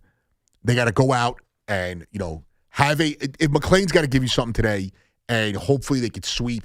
But as long as McLean gives you something, I can live with a loss. As long as he goes out, shows something, because, he got a lot of flack, which was unfair, because he basically pitched the same exact level of start in his second start that Paul Skeens did in his second start in the World Baseball Classic. And everyone kind of ripped him and treated it like he let the country down. He didn't.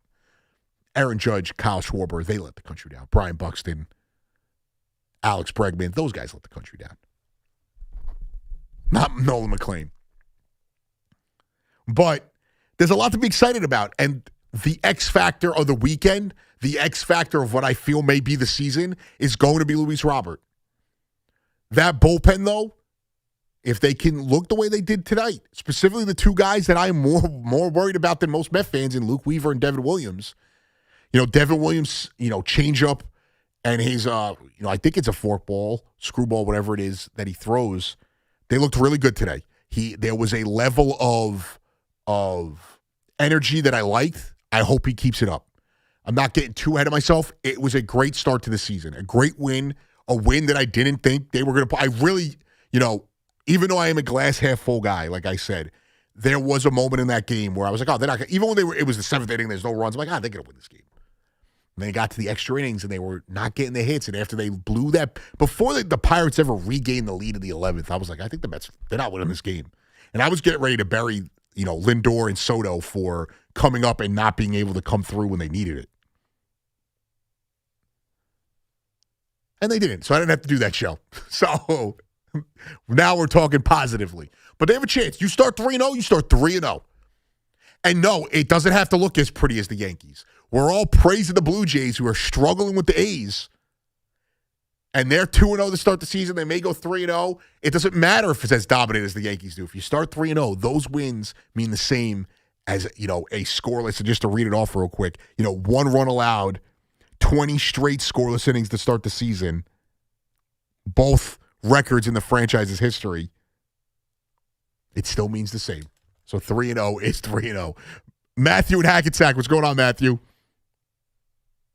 Hi, how's it going, sir? I would like to talk about the Mets, too, if that's okay. Yeah, that's what we're talking about. We're talking Mets, then. I've been a Met fan for 20 years, exactly. Yes, sir. And it's been a disappointment, I will say. But a lot of people are saying how they don't like what Alonso. You don't say that. What did you say? I'm saying, it's been a disappointment. You don't say. Indeed. But everyone's saying Alonso gone and McNeil gone and Nimmo gone. I love what they did. I like how they cleaned house here. Well, like the early returns, and you haven't got much into Bichette and Polanco yet, but, the early returns have been, you can't be upset. You're 2-0. So, listen, I was very critical of them this offseason. I am not going to change. I still think they're an 86, 87 win team, fighting for a wild card when it's all said and done. But I'm not going to sit here and bury them after 2 days where they won. I can't do it. It's not in my makeup. And I get the people who liked what they did. I like the fact that they changed things up. I do think they could have retained, an Alonso or an Edwin Diaz and still been able to do what they did this offseason. But I don't think you're wrong, Matt. I agree, but like how the Mets, amazing Mets, like they amazingly always find a way to lose, like these most incredible ways, and they found a way to win today, right? And I know they're probably going to end up being the same old Mets, but I'm going to go out on a limb and say they're going to win 100 games. Matt, the you know Yankees what? are going to be right up there with them, and I'm telling you right now, they got a fucking great lineup. The 9 hitters hitting. Matt, I appreciate it, but I had to let you go just because of the curse. You can't curse on air. But it wasn't a bad curse. It was an exciting curse. But all good. I got it though on the dump. But Matt was saying, I don't know what got cut off. Matt was saying that before he dropped the F-bomb that he thinks the Mets are going to win. I was about to get excited and be like, yeah, Matt, you have this moment.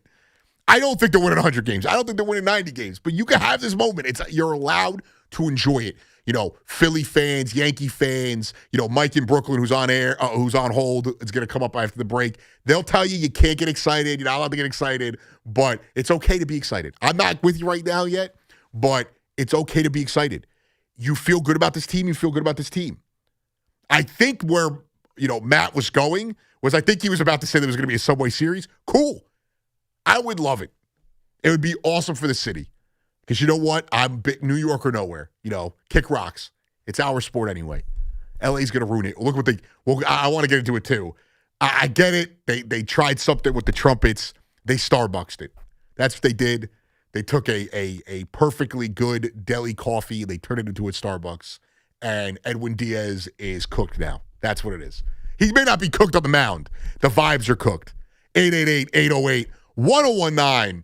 We got a lot more to get to. We'll get back to your calls. We'll continue the conversation about the Mets. We'll continue the conversation about the Yankees. All that right here on The Fan. It's Monday Night Baseball on WFAN.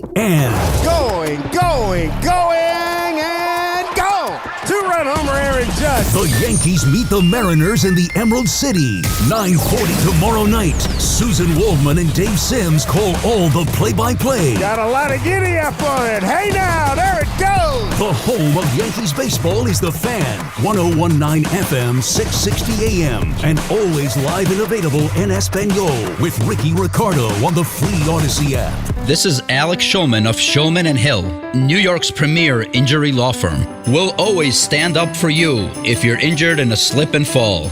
If you've ever wished you've had a lawyer in the family, now you will. At Shulman & Hill, it's never one and done. Once you're a client, you're always part of our family. Shulman & Hill, we're not just New York's law firm, we're your law firm. Get your free consultation at hurtny.com. That's hurtny.com. Mercedes-Benz of Edison has done it again. Named the 2026 Mercedes-Benz Dealer of the Year by Cars.com. not just in New Jersey, but the entire United States. An honor earned through an unwavering commitment to customer satisfaction. Expect exceptional service, an unmatched selection, and luxury experience you won't find anywhere else. At Mercedes-Benz of Edison, you don't just drive away, you become family. Experience it for yourself at Mercedes-Benz of Edison or visit RayCatinaEdison.com. Hey guys, if you're ready to pop the big question, discover why 5 generations have purchased their diamonds from H.L. Gross Jewelers of Garden City. Since 1910, the Gross family has been the place Long Island gets engaged, and where you'll find all the latest styles and rings and a huge selection of GIA certified diamonds. Save yourself all the hassle and come to H.L. Gross, where you'll get the guaranteed best price, as well as the best education and guidance in picking out the perfect ring. H.L. Gross Jewelers, Long Island's premier bridal ring store at 840 Franklin Avenue in Garden City, or at hlgross.com. Looking for the best value on new tires? Get to Town Fair Tire. We honor every valid manufacturer's and competitor rebates and give you the guaranteed lowest price. Nobody beats Town Fair Tire. Nobody.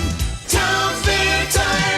Just hearing the word IRS can make people break out in a cold sweat. No one wants to deal with the IRS, and now you don't have to. The good news is Legal Tax Defense has been successfully negotiating with the IRS for more than 15 years. It doesn't matter how much you owe, whether it's $5,000 or $5 million. You deserve the best in the business on your side, and that is Legal Tax Defense. Even if you're working with someone else and just want a second opinion, there is no cost or obligation to call. They can prevent levies, liens, wage garnishments, even file back tax returns. And the best news about Legal Tax Defense is they won't take your case unless they know they will reduce or eliminate your tax debt. Call Legal Tax Defense right now for a free no-risk consultation. 800-323-8922. 800-323-8922. You have nothing to lose but everything to gain. 800-323-8922.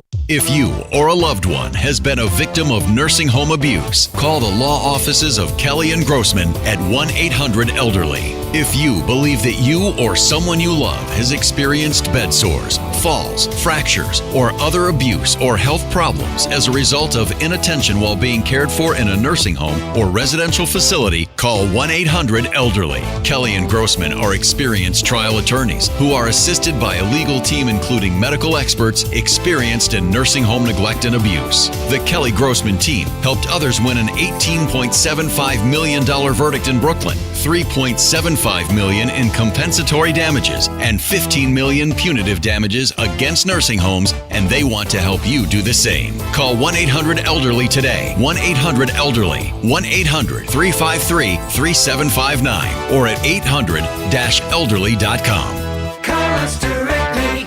1-800-ELDERLY. Imagine a gentleman's club with over 200 gorgeous exotic dancers every week. Hey, big boy. From the people who make fantasies come true, Gallagher's 2000 in Long Island City is the place to be. Gallagher's 2000, a gentleman's club for today, gentlemen. Gallagher's 2000 features 2 floors, 3 stages, discounted drinks, VIP, champagne rooms, and dinner specials every night. Gallagher's 2000 offers complimentary lunch Thursdays and Fridays with any drink purchase. Come on down, big boy. Gallagher's 2000 is New York's largest upscale gentleman's club, and Gallagher's 2000's bachelor parties will blow you away. For their bachelor party specials, call 718-361-1348. Gallagher's 2000 is located at 4319 37th Street in Long Island City, Queens, just a half a block north of Queens Boulevard. Call 718-361-1348. Gallagher's 2000 is unlike any club in New York. Come tonight for the time of your life. Gallagher's 2000. Let your imagination run wild.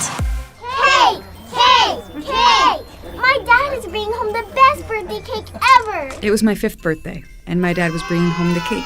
Should have been here a half hour ago. The cake never made it, and neither did my dad. 911, what's your emergency? That was the day a drunk driver killed my dad. Daddy? Impaired drivers take lives. Think. Sponsored by the New York State Governor's Traffic Safety Committee. Aired in cooperation with the New York State Broadcasters Association. Get connected with WFAN to talk about your favorite teams. The Fan on the Odyssey, iHeart, and TuneIn apps. You can jump in on the FAN YouTube chat or hit me up on X. You could just search Anthony Gallo WFAN or Pico Day _Gallo or Pico de Gallo 24 on IG. I've been told I should change it so it's easier to find me, but it's been there for a long time, and who doesn't? And you shout out to Joel's R5H in the chat. Long live Doom. Yes, long live the great MF Doom. One of my favorites. Also, just production-wise, I like to play a lot of the instrumentals because I have ADHD and it's tough for me to pay attention when the words are playing. So his silky smooth production is one of my favorites. He's one of my favorite artists ever. But, yeah.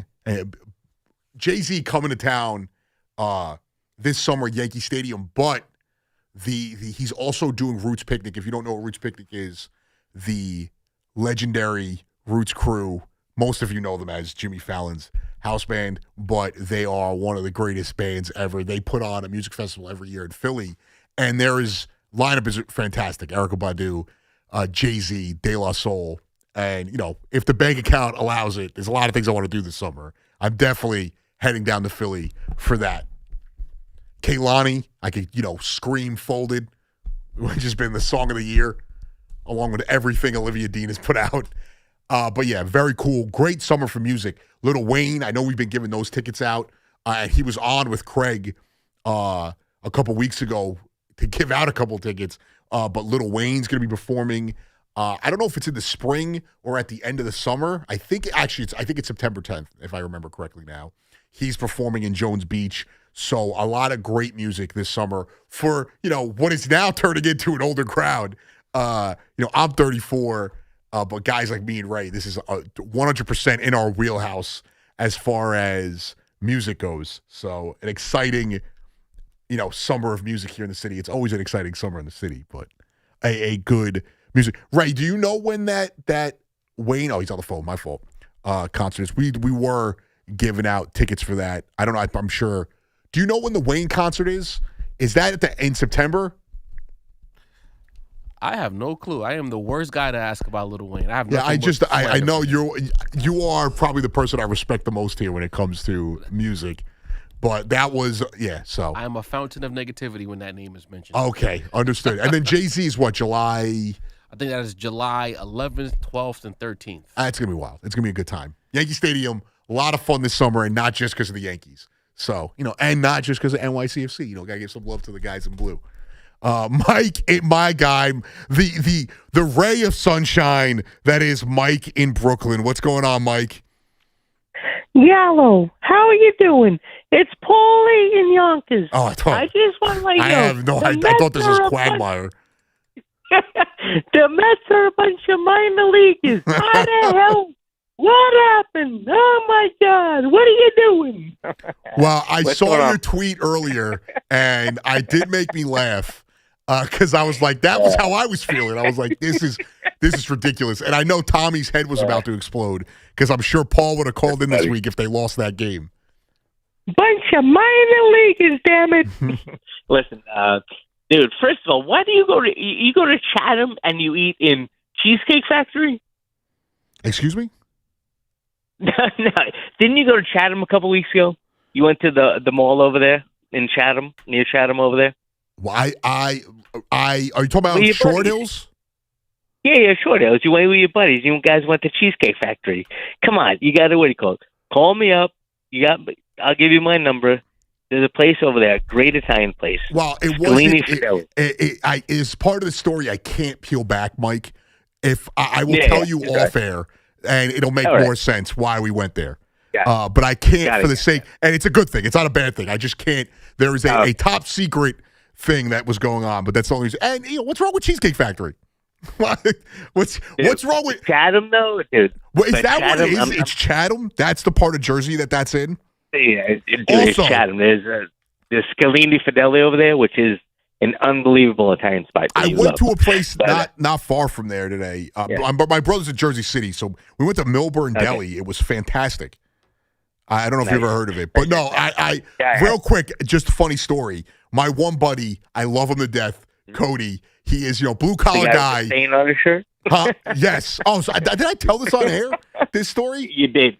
Oh, okay. Yeah, you did. Well, anyway, we went to Short Hills. My buddy had no. I'm like, why do you know all this, Mike? I'm an idiot. It's been a week and a half since I've been on, so I forget. No, I listen. You know, I love it. I forgot I told this story. But anyway, we went to Short Hills. If Short Hills is the bougiest place on the planet, and my buddy shows up in a stained Dale Earnhardt Jr.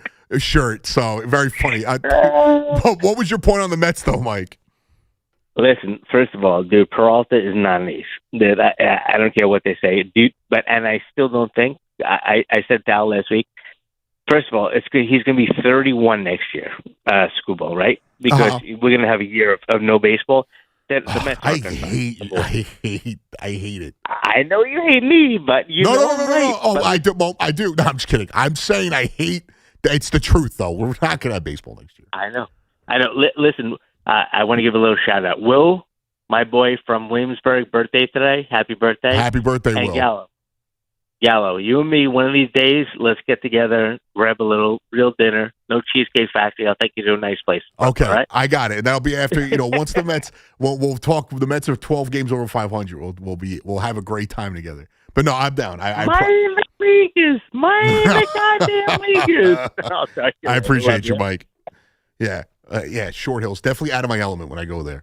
That's for sure. My cousin, really big artist. He basically raised me. He was like my babysitter growing up, all that. My cousin Chris goes by his art name. His last name is Christopher Florentino, but he goes by Flory.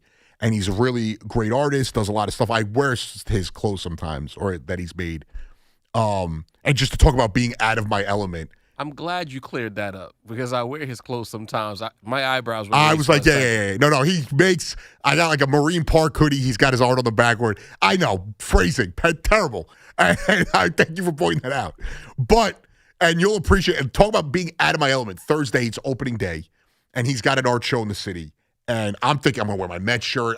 It's art show. I'm thinking it's gonna be hipsters from Williamsburg smelling like weed, straggling in they're like, whatever hipster clothing, whatever they got, like whatever the transplants are wearing. And I'm going to roll out the house. I got my Mets gear on, like I'm going to opening day. I was coming here. And, the lady would not let me leave the house. She's like, no, you have to. So I put on something more trendy. I got the fit out. And thank God I did, because I show up to this place. And it was an awesome event. It was at the Rolex store on 57th. The brand is, I don't know how to exactly say it. It's another watch brand, Bucherer. Really fancy place. And I'm like, immediately I walk in and I was like, thank God I changed. Because everyone there was clearing me by a couple of thousand zeros on their paychecks. And it was a great event, though. He's awesome. Very proud of him. Check his stuff out. You could definitely find his stuff online. But he's a dope artist. And it was a cool event, though, but there was, out of my element, there was a lot of, ritzy people. Guys were like Escoffs, like the typical, like, really fancy art crowd. And I'm like, if I would have showed up here in my Jose Reyes Mets jersey with my blue hat and my 2005 bullpen jacket on, I would have looked like such a dumbass. 888-808-1019. A dope event, though. And there was definitely a guy, I couldn't put my finger on it, ex-NFL player there. And I was about to go up to him and be like, you play in the NFL, didn't you?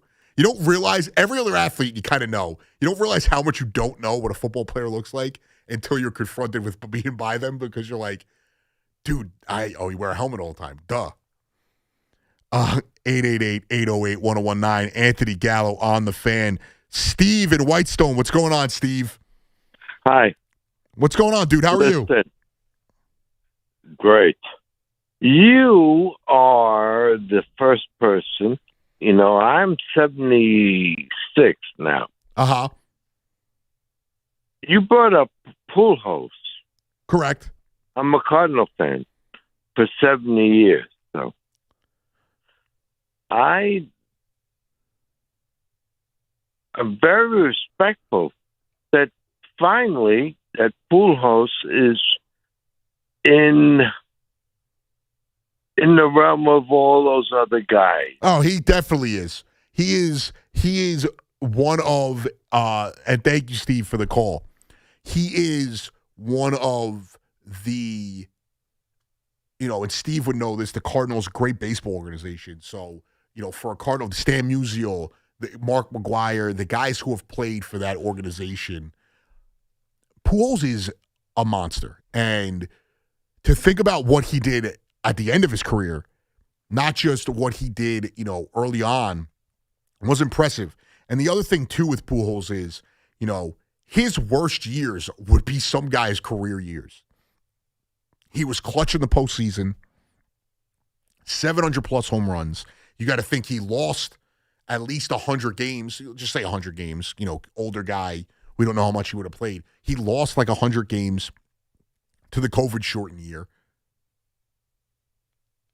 That is somebody who probably could have, been second all-time maybe. And the numbers he put up, if you went, I'm a big baseball reference guy, back of the ball, baseball card guy. You go and look at what Pujols did in his career, and he's the more underappreciated guys in all of sports.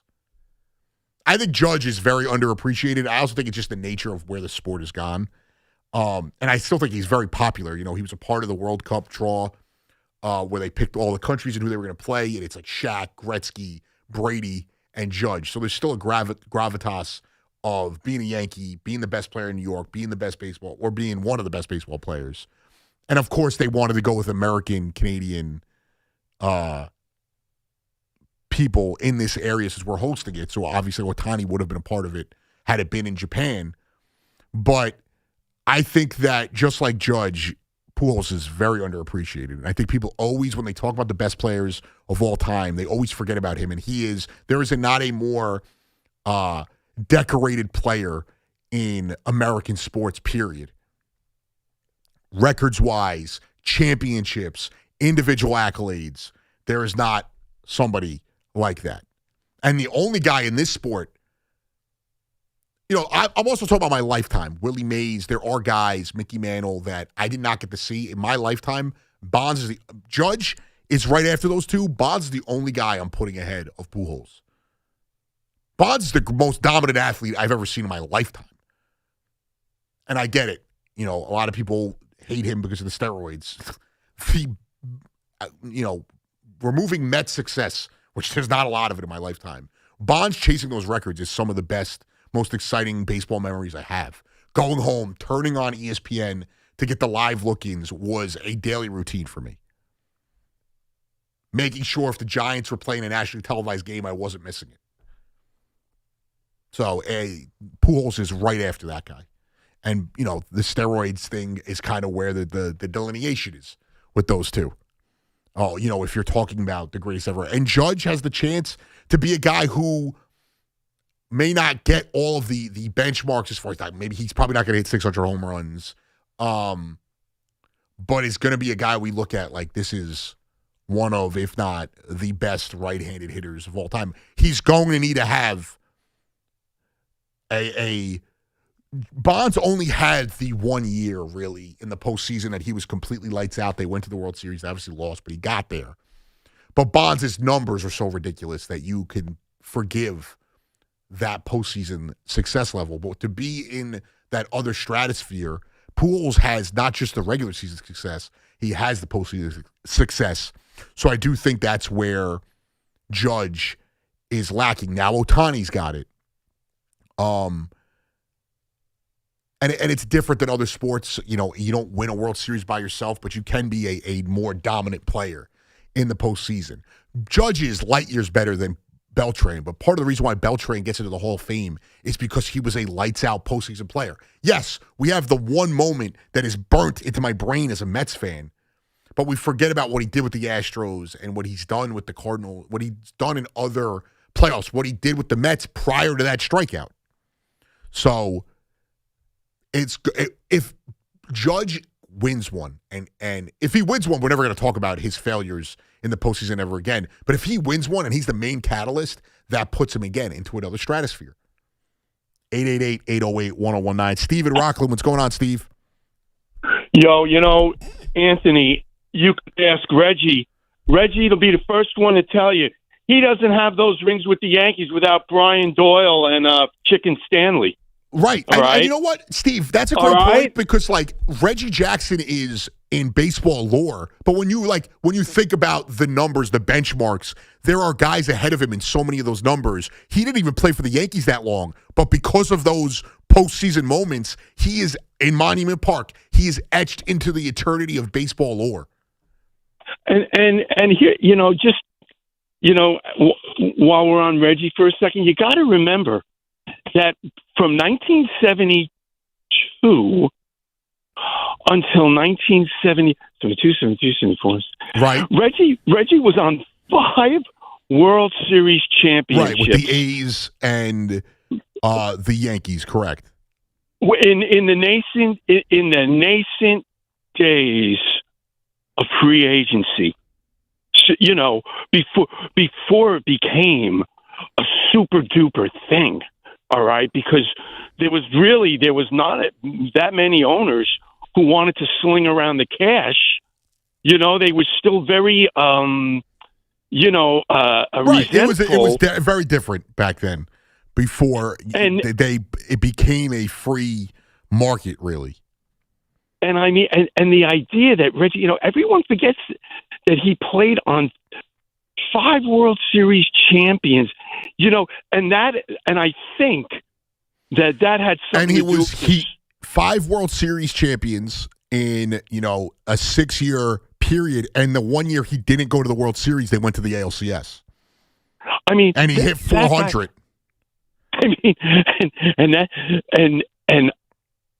it was but like you said, we're talking right, just a different thing altogether. And the 3 championships were when you had to build a team because there was no free agency. Right. So was not an elongated playoffs either. Right. And part of it was luck and part of it was intention, But this whole thing that you're talking about with Judge, everyone should think about this, especially the Yankee fans, the self-loathing, ridiculous Yankee fans. I mean, let's look. The Yankees just played 3 games, right? Right. The Yankees just played 3 games. And in the game where he did not get a hit was the game that they scored the most runs. That's where you get the whole thing of the team. Right? He 4 strikeouts and whatever else he did in the other at bat. All right, but the Yankees still scored 7 runs, and in the other 2 games where they only scored 3 runs, he had big hits in both those games. So that's kind of how you look at a team, and how you want it to be complementary. And right now, look, well, you 100%. I mean, we could go through not even just the World Series. Let's just go through Yankees. The Subway Series, who had one of the more impactful plays? It wasn't like it was a monstrous hit. Louis Soho, had the trickler. Of course. Listen, when they played that highlight, they celebrated the 25th anniversary. It's one of, when I hear Louis Soho's name, my skin crawls as a Met fan. All you see is Louis Soho and Mariano Duncan. I mean, those guys are popping up, and you're like, yeah, these are. You need guys like that, or you're not going to win. And I just, Steve, another perfect example: the Cardinals in 2006. And I appreciate the call, just because we're up. Great call, Steve. The Cardinals in 2006. I know he's going to be a Hall of Famer. But Yadier Molina at the time was not a good hitter. He was a young player, hits that home run. The Cardinals go to the World Series. They win the World Series. You have to have those pieces, but the stars also matter, And it's what kind of holds Judge back at times. I do think it's unfair. I do think a lot of the Judge criticism is unfair. 888-808-1019. We got 3 more hours to go. I got you all the way to 5 a.m. Anthony Gallo back after this. Start the day with Boomer and Geo. Mornings 6 to 10 on WFAN. WFAN FM, WFAN FM HD1 New York. An Odyssey sports station. No matter the season. With over 90 years of combined legal experience representing the law enforcement community, Decolator Cohen & DePrisco, LLP, continues to strive to educate police officers of their civil rights to sue in line-of-duty accident cases. The 2026 Police Officers' Right to Sue newsletter can be viewed on policeofficersrighttosue.com and provides successful results in varying line-of-duty accident cases. These results include damages recovered from RMP accidents involving the City of New York and civilian motorists, station house defects, ricochet injuries from the range, private premises slip and falls, sidewalk slip and falls, construction defects, snow and ice cases, and injuries emanating from defective RMPs. In any LOD accident, it is important for the officer to take photographs of any defects, injuries, or damage. It is also essential to draft the line-of-duty report and detail the cause of the accident in the paperwork. Remember, there's a 90-day time limitation to file a claim against a municipality. If any law enforcement member has a question regarding a potential lawsuit, contact Decolator Cohen & DePrisco, LLP at policeofficersrighttosue.com or call 1-800-901-1529. Everybody knows Town Fair Tire is New England's largest name brand discount tire dealer, beating all the local competitors with our guaranteed lowest prices. And now, with over 120 stores throughout New England, we beat all the competition, including the warehouse clubs, the online sites, and the local dealers. Yes, we beat them all with the absolute guaranteed lowest price on name brand tires. Nobody beats Town Fair Tire. Nobody. Name brands at discount prices. Town Fair Tire. At City Harvest, we're on the road every day rescuing millions of pounds of nutritious food for New Yorkers in need, transforming surplus food into sustenance, sustainability, and smiles. That's how we feed good. Donate at cityharvest.org. My name is Whitney Allen, and I'm a widow. My husband, Ryan, died. We never thought we'd ever have to use life insurance, but the unexpected happened. With Ethos, signing up was fast and 100% online. You can get a quote in seconds, apply in minutes, and get same-day coverage. No medical exams, and you can get up to $3 million worth of coverage. I'm grateful we were prepared. Get your free quote at ethos.com/radio. That's ethos.com/radio. Paid spokesperson. Time spent on application may vary. Online health questions required. Let's take a moment to breathe. Deep inhale. Extend your spine. Remain focused on what you're doing. If safe to do so, exhale slowly, leaning to one side. Inhale back to center. If safe to do so, exhale slowly to the opposite side. Find mental health resources at loveyourmindtoday.org. This message is brought to you by the Huntsman Mental Health Institute and the Ad Council.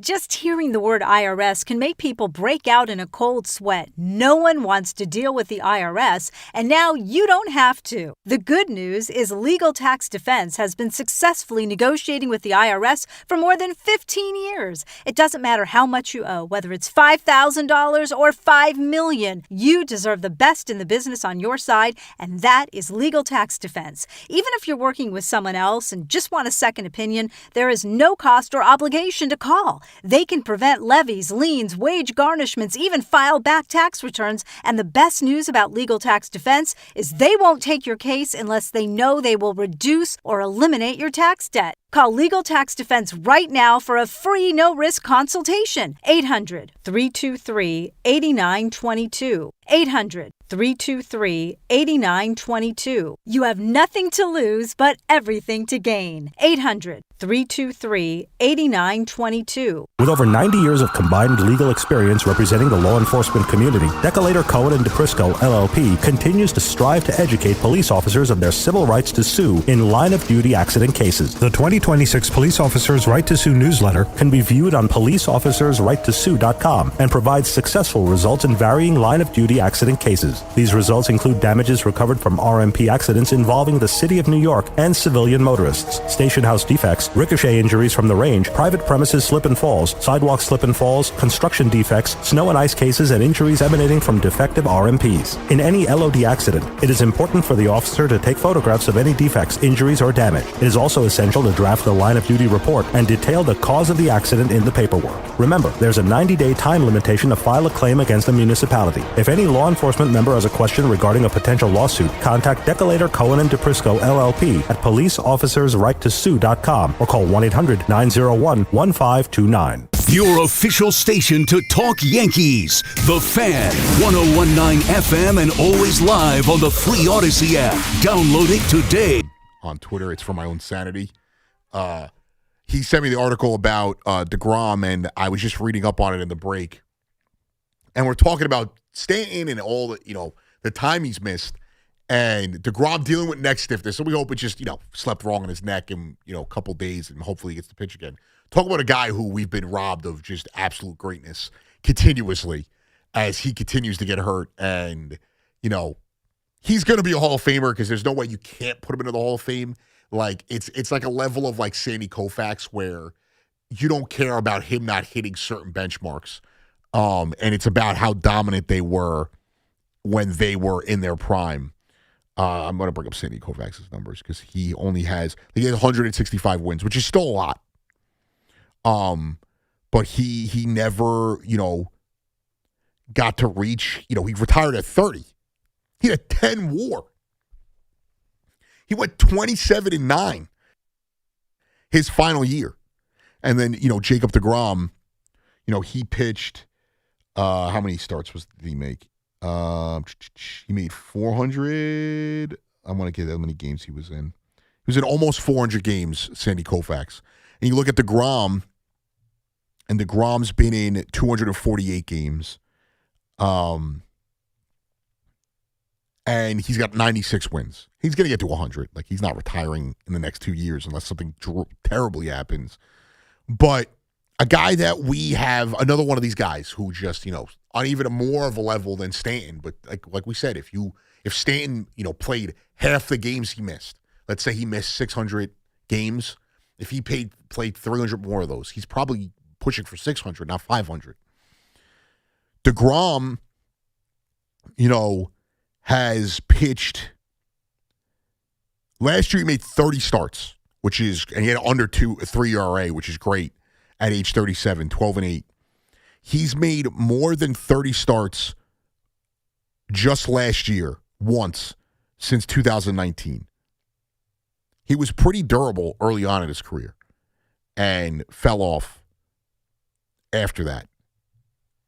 And, one of these guys, so hopefully he's okay and we could see him and get through another year healthy, which would be nice. You get back-to-back years, 30 starts. Even if he gets 29, it feels pretty good. One of the great all-time pitchers, specifically over the last decade. Danny and Bethel, what's going on, Danny? Hey, Anthony, what's going on? Can you hear me? What's going on? Danny, there's a weird clicking noise on your phone right now. Can you hear me now? Yeah, I'm going to put you on hold, and we're going to try and figure it out. You and Ray will figure it out real quick, and then we'll get back to you. Can you just check and see if maybe you could fix that? Because I do want. I can hear him clearly, but that clicking noise, I can't. I can't do it. You don't want to do it. But it's actually one of the what ifs. There's all these guys in baseball, basketball, football that like Grant Hill's a guy in the NBA. Allen Iverson even, I felt like was a career cut really short. In football, Tiki retired to save his body, but there's a million guys. It's the thing with Barry Sanders, retired to save his body, that they can't reach the pinnacle that we wanted them to because of the injuries they've had. There was, Larry Johnson and Priest Holmes for the Chiefs who struggled to stay healthy. They're two guys who I thought could have been all-timers. Terrell Davis probably breaks every record if he ends up being able to stay healthy. And it feels like Stanton's one of those guys, and Degrom also one of those guys that just can't stay healthy.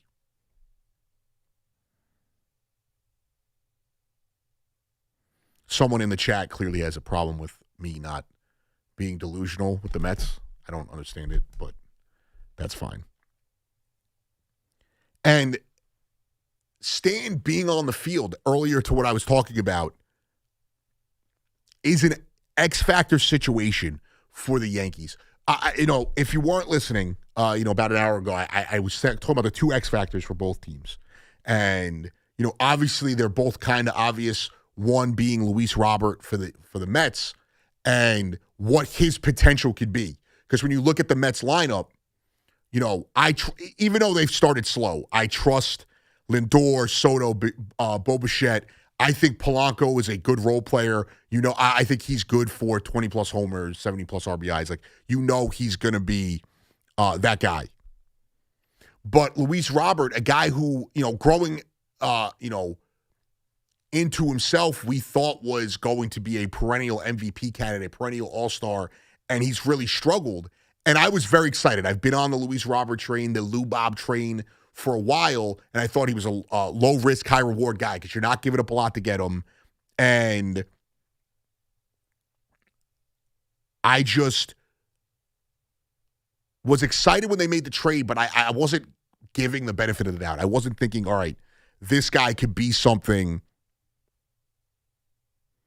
The way that he was, you know, 2020, 2021, 2023, and when he was that exciting, which was a lot of those White Sox players at the time, guy to really, you know, turn the corner, and he's kind of fallen off a cliff. And what we've seen is 2 games. It's a small sample. We know he can be a Gold Glove caliber center fielder, and he has the 5 tools. Like, you could be a 5-tool player. It doesn't mean you're a superstar, but he has the 5 tools. And I think for the Mets, he is that X factor.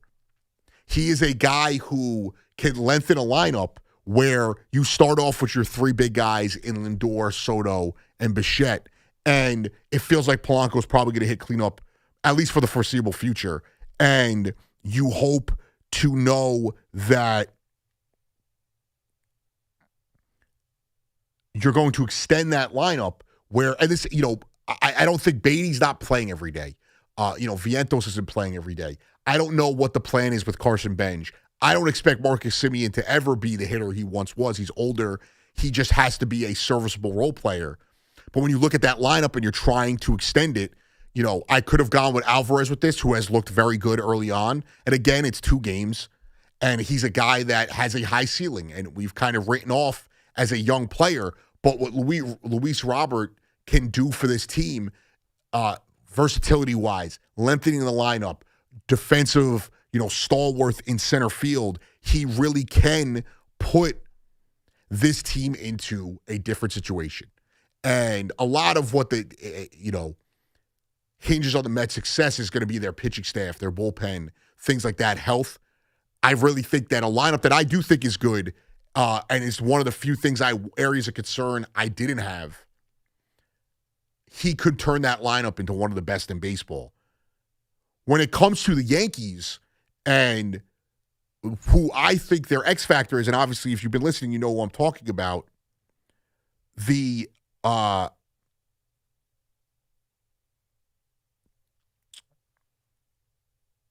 Stanton factor is more about availability and not what he does being a question. Like, we know when Stanton's in the lineup, he's going to hit. We know when Stanton's in the lineup, he's probably their best clutch option for the Yankees and what that does for them. So both of these guys put these teams in another stratosphere. For the Yankees, I think this puts them into a killer top-tier contender. For the Mets, there's a lot of things that you have to, you know, key in on. It can't just be one starting pitcher. It can't just be, you know, yes, Devin Williams could carry the bullpen. As far as the lineup goes, there's no one else in that lineup. Obviously, an X factor is not going to be, you know, Judge or Soto or Lindor or Bellinger. Like, we know what these guys are. It's like how the comparison I make, and I know apples to oranges, how we talk about Mitchell Robinson with the Knicks, specifically last year, was we don't know what the Knicks are because they haven't gotten Mitchell Robinson back yet. And what that did for them in the playoffs, it broke the brain of Joe Mazzulla, one of the great coaches in the league. Stanton, Luis Robert, they are the X factors for these teams. You know, pitching-wise, for the Yankees, it would be, again, more health. So much of my questions with the Yankees is health. Garrett Cole, Carlos Rodon. For the Mets, it's, you know, if I'm going to talk about pitching-wise and what I feel like is an X factor, I trust McClain. Even if he is not, an elite pitcher, I still trust him to be a top 3 front-of-the-line starter. I trust Peralta. Mike in Brooklyn thinks he's not an ace. I think he is definitely a modern ace. You don't need, Jacob Degrom, Pedro Martinez on every team. You don't need them to be an upper echelon squad. It does help to have them. So I do think Peralta is an ace. I trust guys like Holmes and Peterson to be good back-end rotation guys. It is, what am I going to get out of Senga? What am I going to get out of Minaya? Right now, Manaya's in the bullpen. I don't think they think he's healthy enough to be a full, 25 to 30 starts guy where he's going to be relied on to give you 5 innings. So I kind of like the idea of him piggybacking maybe twice or, 3 times a week, probably twice, to elongate that bullpen. But it's really what a guy like Senga is going to give you. So if you wanted to say that's an X factor in the bullpen, it's tough for me to say, Bednar could be a bullpen X factor. But again, like the deadline usually leads itself to have more bullpen arms available than anything. For the Mets, I don't trust Devin Williams. I don't trust Luke Weaver. I do know what their talent is. I do think that you could see, we've seen it before with both teams. We saw it with the Yankees last year. We've seen it with the Mets in the past where you can do everything else right and you could survive without your closer and figure that out at the deadline. I do think having a guy like Edwin Diaz was a gift. You never had to worry about what you were doing in the 9th inning. I think Bednar is not, if you're talking about the upper echelons of closers, I would say like it's probably, Diaz, Mason Miller, I would say Munez, but even Munez blew a close tonight, a save tonight. But then right after that, that's where I would slot in Bednar. My problem with Devin Williams is he hasn't done it long enough as a closer, and I think we kind of just anointed him. He's a great pitcher, but we just anointed him as this lights-out closer going into last year, and we showed that his whole career, the majority of his career has been more leaning towards that setup man than closer. So I can't just give the benefit of that. Luke Weaver was a middle reliever for most of his career. But they can survive even if those guys struggle till the deadline. If you're not getting something out of Senga and you don't get something out of Minaya, and if the bottom of the lineup is struggling and a guy like Luis Robert isn't giving you something, that can hurt you. If you're the Yankees, they have so many starting pitchers that if one of them struggles, you would expect the other guys to pick them up. Guys are going to get healthy. Their lineup-wise, it's going to be good. We saw last year. They only had Stanton for 77 games. They were the number 1 offense in baseball even before that. He comes in and takes them to another level. That's where I view him as the X factor. The Mets are looking to get back to the postseason. The Yankees are looking to get back to the World Series. If the Mets don't get back to the World Series, or they don't get to the World Series, it's not going to be looked at as an abject failure this year because of the things they've had to do to get there. It's going to feel like a disappointment. This is New York. We always want to achieve more. But getting back to the playoffs and to build a consistent core and a consistent route to year in, year out, playoffs being the bare minimum kind of expectations is what I think the Mets are building for. The Yankees don't have a large window with Judge and Cole and Stanton. So not getting back to the World Series, obviously winning it being the ultimate goal, but not getting back there feels like a failure. So that's where I view Stanton, because if they have a healthy Stanton, we saw what last year that does for them and where that could put them. Now, if you tell me Luis Robert goes out there, he's gotten MVP votes before, and you tell me he goes out there and, puts up a season like he did, what was it, 2023? I mean, he wasn't the MVP, but he did get MVP votes, is to my point. 2023, he was 11th in MVP votes. If he's doing that and Soto and Lindor and Bo Bichette does what he does last year, that Mets lineup is one of the best in baseball. And then we're talking possibly a deep October run. So the expectations are different. It's also where I'm placing that importance of who is a quote-unquote X factor is. It's an exciting weekend. The Mets, I don't care how they got there. No one's holding it against the Blue Jays that they won on 2 walk-offs against the Oakland Athletics. Oh, I'm sorry, the Sacramento Athletics, whatever the hell they are. No one's holding that against them. I'm not holding it against the Mets that they had to, grind out 2 victories, or really 1 against the Pirates. I'm not. It's 2 dubs. Those 2 dubs being the same as every other 2-win team in the league. Same thing with the Yankees. I'm not going to sit here because they didn't play the Dodgers or the Blue Jays on the first series of the season, and they're 3-0. It doesn't take away from what that means.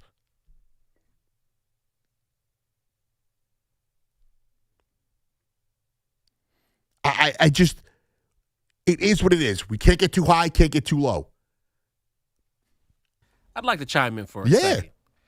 I don't think that Yankees or Met fans should have it both ways right now. Because let's say the Yankees go to San Francisco, they get swept.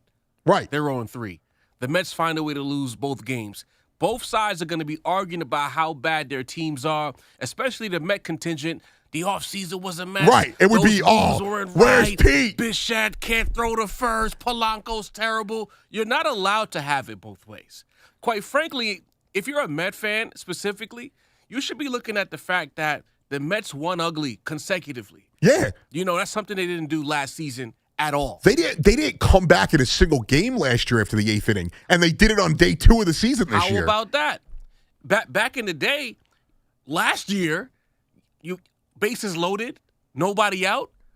The following inning, you give up the lead. Right. That is a loss. Write it in. Well, I had wrote it in. I was sitting there saying, As did I. I was in group chats angrily texting at the moment of that taking place. So I wrote in the loss only to see Lou Bob go yard. First game, Peralta, all right, didn't pitch well. But you know what? In years past, if we give up 5 runs as a Met team, organization, crew, whatever you want to call it, that's a loss. Yeah. Winning ugly to with me is Paul the first, Skeens pitching. Hello? Winning ugly is the first steps towards being a good team, in my opinion, especially for a Mets team that in the past with former players, everything had to be perfect for them to win. Right. And what was so special about 2024? They won a ton of ugly games. Yes. Every game was a comeback. That was what was so shocking about last year was they could never come back. I don't get the sentiment. You should. I want 3 ugly wins. Let's win it. Let's win ugly tomorrow. And if you're the Yankees, this is the 3rd consecutive year they've started 3-0. They have a strong roster. People complained about the moves they didn't make. I'm like, what's wrong with the team they have? That's what I'm.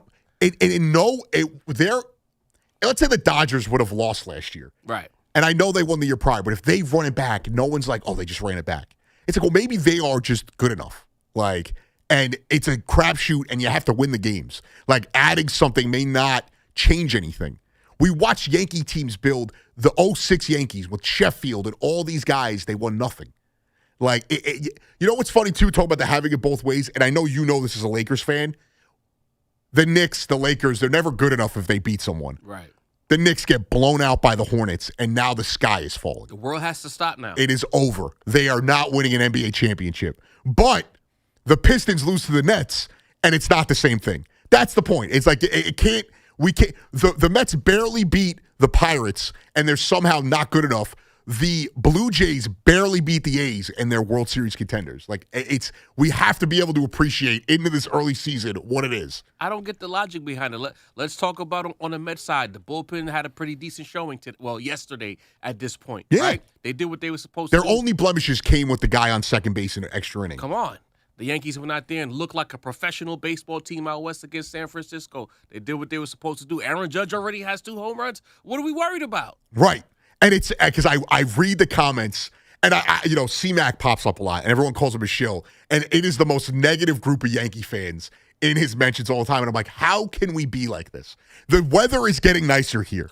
The sundresses are around the corner. It's right. Jamrock Jerk is about to be down the block in a week. And that is like the groundhog for summer for me in the city over here on Hudson. It is, it's a good time. Both teams are undefeated. It's the perfect time right now. We're about a week away from the Mets or the Yankees losing a game 10-3 to a team that's going to lose 100 games this year, and the sky's going to be falling. Let's just enjoy it for what it is right now. We had arguably the worst offseason, if you let other people tell it, in New York baseball. 100%. Right?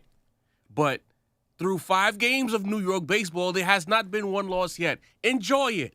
That's all I'm saying. No, and you're right. And I love because Everyone else is allowed to have it both ways, just not in this city. We've turned into that. And it's funny. And I always, I want to get into the Knicks at some point too, but I use the Knicks as the perfect example. Like, the Pistons, now it's different. Cade's out, and it's a whole other situation. But they lost 3 straight games, and you didn't hear a peep about it. But the Knicks lost by 1 to whoever it was. I think it was like the Clippers or whatever. Or they lost by like 20 to the Clippers, and it was like, they can't possibly win a playoff series. They're the worst team that has ever been built in basketball. Somehow Stephen A. Smith and Josh Hart are in a feud. Wow. While the Knicks are preparing for another playoff push. I don't understand the logic. Perfect example, and because the Lakers have been on primetime a lot the last couple weeks. The Lakers, if you look at the way, I have a bunch of friends that are Laker fans, the way they talk about the Lakers and the way the Lakers are actually playing, they're a really good team. Like, I would hate to play the Lakers. I don't know if they're necessarily a title contender. I'd hate to play the Lakers in the playoffs, but you don't get that. Now it's the Hornets. Everyone, watch out for that Hornets team. They're going to be tough. The Clippers, they're going to be tough because Kawhi's scoring 20 points a game again. Like, there's certain fan bases that somehow the Knicks don't want to see the Hornets in the playoffs, which is ridiculous. We got to relax. I know. It's so stupid. It is the dumbest thing. First it was the Magic, then it was the Pistons, now it's the Hornets. The Pistons a little different, obviously, with Cade getting hurt. And then they end up in the Eastern Conference Finals last year. And then they lose to the team that really scares me. Like, if somehow the Pacers had gotten into the playoffs this year, even without Tyrese Halliburton, I would have been like, anyone but the Pacers. Like, that's the team that scares me. Not afraid of the Celtics, even though Tatum looks like a guy who's coming off an Achilles? Well, the first 2 games he didn't, and now you could tell maybe it's catching up a little bit. He came back too soon, man. And it feels, I guess because they won the title, it doesn't feel like they're rushing him. Like, they're not ruining their window, and they are so young. But it's like you had a team that could – I think the Knicks – Celtics without Tatum, I think the Knicks are a better team. They could still beat the Knicks in a playoff series. That's not me saying the Knicks are in trouble. Brown is that good of a player. They could beat the Pistons. They could beat the Cavs. It just felt like they were, rushing him to get back, like their window was closing. These guys are in their mid-20s. They're not – like their window is nowhere close to closing. I think Tatum overcompensated his rehab, and you're seeing the regression game over game. He looks like a guy that's pushing for a level or a gear, I should say, that's not there yet. He needs to continue. He needs to go back into the lab because that tire is a little soft. It's not flat, but it's soft. The Knicks did emotional damage to that Celtics franchise in that playoff loss. Jaylen Brown's hairline is rubbing all over everyone's jerseys. Joe Mazzulla has his brain broken by Mitchell Robinson, and Jason Tatum convinced himself that his ankle injury is what led to – they were down 3-1 at that point. Like, they were about to be down 11 points with 3 minutes to go. They were down 3-1 at that point. He tore his Achilles right when the Knicks – because OG was dunking that ball. Right. The Knicks had already regained momentum at the time that he ruptured his Achilles. So they can lie to themselves if they want, but that game was already decided. Yes, and it doesn't – listen, they've got the title. That's all that matters. But something happened in that series. And the Jaylen Brown thing's just an ancillary shot because he's been awesome this year. It's just very funny. Like, it's the funniest thing that's come out this bad. Carlos Boozer yesterday, which, a little sore because losing the Duke with St. John's. Carlos Boozer, I had to explain to my girlfriend because, she knows who Jaylen Brown is, and she saw it happen when it happened. And I was like, well, Carlos Boozer has an infamous, moment like this, and it was even worse. And seeing him, I was just like, this is the guy I was talking about. He had the painted on hair, not even hairline, the painted on hair, it's just matte black hair all around his head, the sick, hairline that was painted on, and just very funny. But Jaylen Brown is a superstar. Iconic hair flub. Yes, just like the guy who got hit so hard that his hairpiece came off in that boxing match a couple months ago. Happening in the Garden. Is that was at the Garden? Anti-hair? What's going on? Don't ask my dad that question. Because he might feel that way the few times he shows. Oh, Tibbs was there too. Tibbs had, super glued that one strain of hair down. Tibbs refuses to come home. Tibbs and Jaylen Brown need to come home. Shave it off. Yeah. I listen, I have, luckily in my family, I got blessed with a decent head of hair, but I would just shave it. Or I would go to Turkey. Jaylen Brown has a beard. Once you have a beard, you can be bald. Yeah, and he doesn't have a big head. If you don't have a big head and you have a beard, you could pull bald off a lot easier. Like I have a gigantic, I wear a size, it's not an 8, but I'm borderline an 8 in a fitted. So like my head is massive. Like I used to wear a football helmet that was so big it rested on my shoulder pads and I couldn't look up at the line of scrimmage on the offensive line. That's how big my helmet was. So he could pull it off. I'm sure I would look terrible bald. So no, man, you have a beard. You're fine. Yeah, You're fine. As long as you have the beard, that is the great equalizer in bald wars. Well, it's like the second hairline. Yes. It's the fallback hairline. There you go. It's your insurance hairline, if you will. It's honestly like a facelift for dudes at times. Covers your chins. I have like 3 chins. You can't see them. Like, it makes you look like you have a jawline. There you go. Yeah, it's the equalizer. Jesus had a beard, so, you know. There you go. Yeah. And all these great guys. Ponytail and a beard. You know, when everyone makes fun of my man bun. You know, Ragnar Lothbrok was conquering the United Kingdom, whatever it was at the time. Dramatic Britain with the ponytail. Somehow now it's less manly to have long hair. Get lost. This is just tangent city right now. But Ray made a ton of good points there with that one. And we'll jump back into all of that. We will jump into the Knicks topic. I do want to give, I guess it's a eulogy at this point for the St. John's season and what was an awesome St. John's career for Zubie Edifur. And they just lost to a better team. You know, a little help from the officials. 888-808-1019. Anthony Gallo on the Fan. Back to Zaire to the rim and a two-hand slam. The Nets are back in Brooklyn hosting the Kings. 6 o'clock today. Williams right wing 3. Good! The home of Brooklyn Nets basketball is The Fan. 101.9 FM and always live on the iHeartRadio, TuneIn, and Odyssey apps. This is J.J. Hill of Shulman & Hill, New York's premier injury law firm. We'll always stand up for you if you're injured in a slip and fall. If you've ever wished you had a lawyer in the family, now you will. At Shulman & Hill, it's never one and done. Once you're a client, you're always part of our family. New Yorkers in every borough, on every block, know us by name. Shulman & Hill. Get your free consultation at hurtny.com. That's hurtny.com.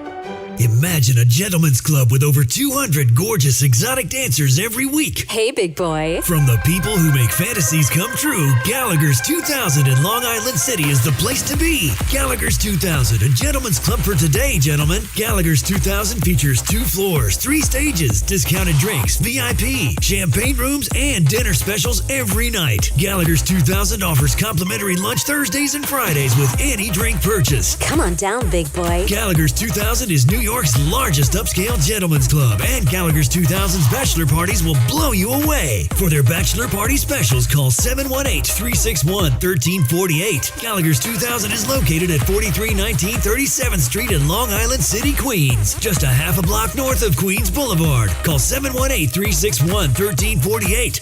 Gallagher's 2000 is unlike any club in New York. Come tonight for the time of your life. Gallagher's 2000. Let your imagination run wild.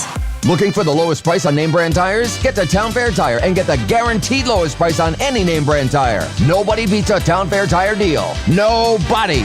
Name brands at discount prices. Town Fair Tire.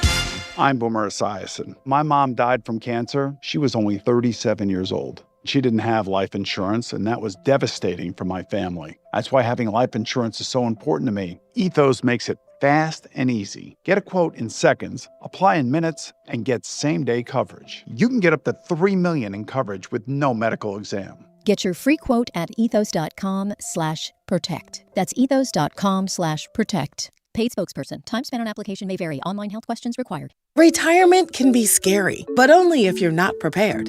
That's why AARP created thisispretirement.org. Because unless you've already retired, you're in pretirement, and you still have time to plan. Learn about retirement savings options, potential tax breaks, and how you can build savings over time. Visit thisispretirement.org for free resources to help you customize your action plan and feel the retirement fear disappear. Brought to you by AARP and the Ad Council. Do you owe $10,000 or more to the IRS like Mark? I've been doing home remodeling for 30 plus years, but the economy crashed. I wound up losing my home, losing my job, and on top of that, owing the IRS a ton of money.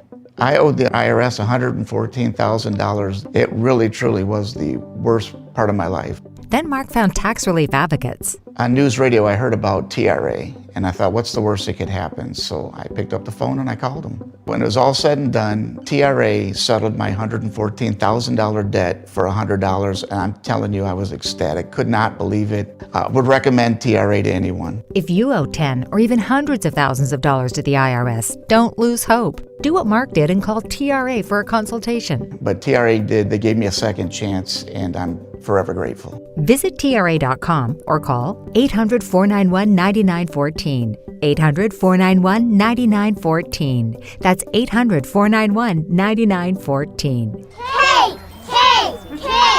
My dad is bringing home the best birthday cake ever! It was my 5th birthday, and my dad was bringing home the cake.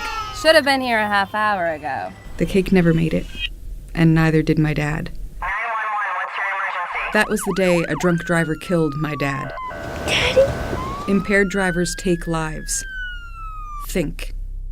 Sponsored by the New York State Governor's Traffic Safety Committee. Aired in cooperation with the New York State Broadcasters Association. Your official home to talk New York sports is WFAN. Call us anytime at 888-808-1019. The Fan, 1019 FM, and always live on the Fine. You know, we were talking hairlines after the break. No, I'm just kidding. We were talking about LeBron James, though. And, you know, I guess hairlines, but the Lakers have transformed. Ray, big Lakers fan, and talking about, you know, where the Knicks sit. And the Knicks are, I do think, Knicks, Celtics. I would put the Cavs in there. I think with the injury to to Cade Cunningham, and even before that, I still wasn't sold on the Pistons. But the Lakers are a team that I think is going to give people fits, and specifically, you know, a very experienced team versus a team like the Spurs, which are going in there. People have crowned the Spurs in the Western Conference without them really having any playoff experience. And I think the Knicks have kind of put a blueprint out there. If teams want to, you have to understand that so many of these NBA teams wait until the postseason to show you something. Similar to what I said with the Pistons a couple months ago, or even like a month ago. You know, they're playing physical, all this stuff, you know, before the Cade injury. What's going to happen when they get punched in the mouth in the playoffs? For the Spurs, people may see how the Knicks have handled the Spurs and say, we could do that in a 7-game series. We don't have to show you right now, but we could do that in a 7-game series. It's the old Pat Riley, you know, Eric Spoelstra does it, obviously a Pat Riley disciple. But it's going to be interesting how the Western Conference plays out. And obviously for the Knicks, they're not going to have to worry about it until they get there. We'll get into the Knicks in a little bit. I did think it was, I mentioned Ragnar Lothbrok, historical figure. He is an actual Viking.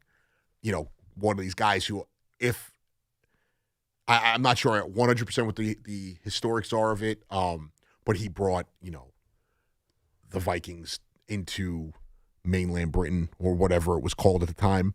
And a great show, though, that they put out, you know, like 5, 6, 7 years ago, following him, his sons, all this. It's an epic show. And, you know, the chat giving it a lot of love. 100%, if you have the time to invest in a show, it is badass.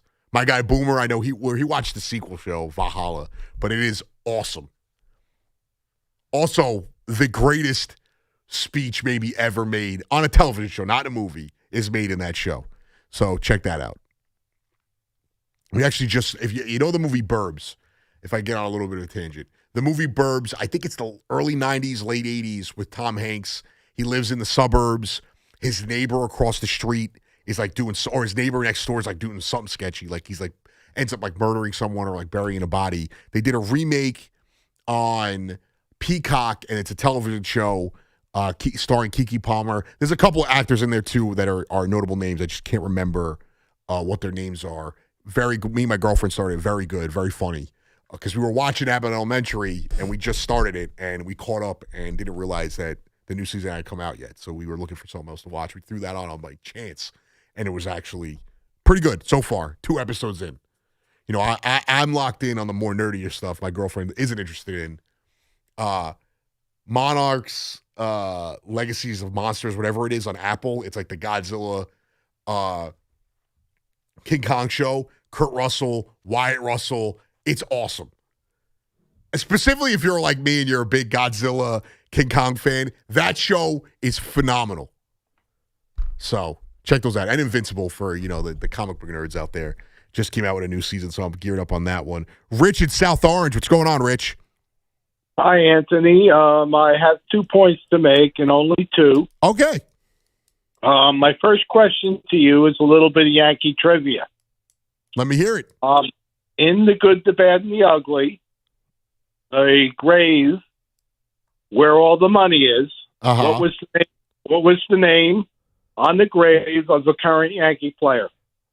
Of a current Yankee player? That's right. The name on the grave is the same name as a current Yankee player. Wow. Is it Ben? I'm only going to say I don't know what it is. I've never actually seen the movie, but it does fascinate me. Is it Ben Rice? Because it just feels like that's a simple name. Nope, it's Giancarlo Stanton. It's his full name is Giancarlo Stanton? Not on the grave. The name on the grave is Stanton. Oh, okay. And then what was the other one? My second point to you is I can only hope and pray. I predicted a long time ago that it would be Duke in Arizona. Right. And I bet everything on Arizona. So I can only hope and pray that Arizona wins. Have a good night. I appreciate the call, Rich. Well, that's a good segue for, well, before we get into the St. John stuff, as much as Duke bothers me, the hater that I am, Duke can lose in the championship game. I mean, in the Final Four. I need UConn to go down tonight. I normally would root for the Big East team to get to the Final Four, then lose in UConn, which I normally do, and then they end up winning the national championship anyway, just to give the Big East some love. The way the UConn fan base has just rooted for the downfall of St. John's in every turn because they can't beat St. John's anymore unless they miss like 17 straight shots, wide open shots. That has turned me into, and I can't stand Hurley. He's the best young coach, as far as what I mean young, like Pitino, Izzo, these guys, Calipari are in their late 60s, early 70s. He's great. This is nothing about talent. They're a great program. They're a more accomplished program than Duke has been over the last 20 years. I need them to go down. I had Arizona winning. Arizona and Michigan, I did 2 brackets, and I submitted them in most of my pools, and it was either Arizona or Michigan each time. There was, my dark horse pick was Arkansas, and that was what I gave on our Carton Show picks because I really thought Acuff was going to do it, and I was hedging what I actually picked in real life. But I think Arizona and Michigan they've been the 2 best teams all year. Duke, St. John's should have won that game. Poor shooting, a little bit of a lean in the call, the whistles going the other way. Duke didn't get called for a moving screen all night, which was really frustrating. And then poor shot choices. And it still hurts. As a diehard St. John's fan, and I think I've told this story before, and my dad's not listening. I can tell this story. I got into Syracuse. I got into St. John's, and I got into Rider. St. John's was my number 1 school. And it was not because of education. It's because St. John's, the basketball team. I've loved the team. I grew up loving St. John's and then really falling in love with Seton Hall being in Central Jersey and my mom being a teacher's aide and the teacher she was aiding, having season tickets to Seton Hall. I used to go to a lot of Seton Hall games, Eddie Griffin, Andre Barrett. But St. John's has always been the team I love. And that's why I chose it. I told my dad I didn't get into Syracuse because he wanted me to go to Syracuse. My parents were divorced. I was living with my mom, so he wasn't seeing the letters. I told him I didn't get into Syracuse, so I could go to St. John's. And it was a great decision. I've met family there, guys who, who are going to be in my life. They're going to be my wedding. The guys who are, outside of the kids I grew up with, the only other close friends that I have. Great experience. The school was great. We only really had one good year of basketball there, though. And that was Steve Lavitt's first year. And DJ Kennedy gets hurt, and the season goes down the drain. My entire life for St. John's was, could they be a bubble team? Could they possibly get to the NIT final. There were years that was my upper echelons. A couple years, Mullen, it always felt like there was a fall off with Anderson. There was fall offs, and it felt like his best year was actually probably going to be that year when they shut down the entire world in the middle of the Big East tournament. It actually felt like they could win the Big East tournament that year. And I never actually thought Pitino was a possibility. I worked with Francesa on his app, and at the time, that was when St. John's Mullen, finished the year. His brother passed away, and he was stepping away from the program, and St. John's had to find a new coach.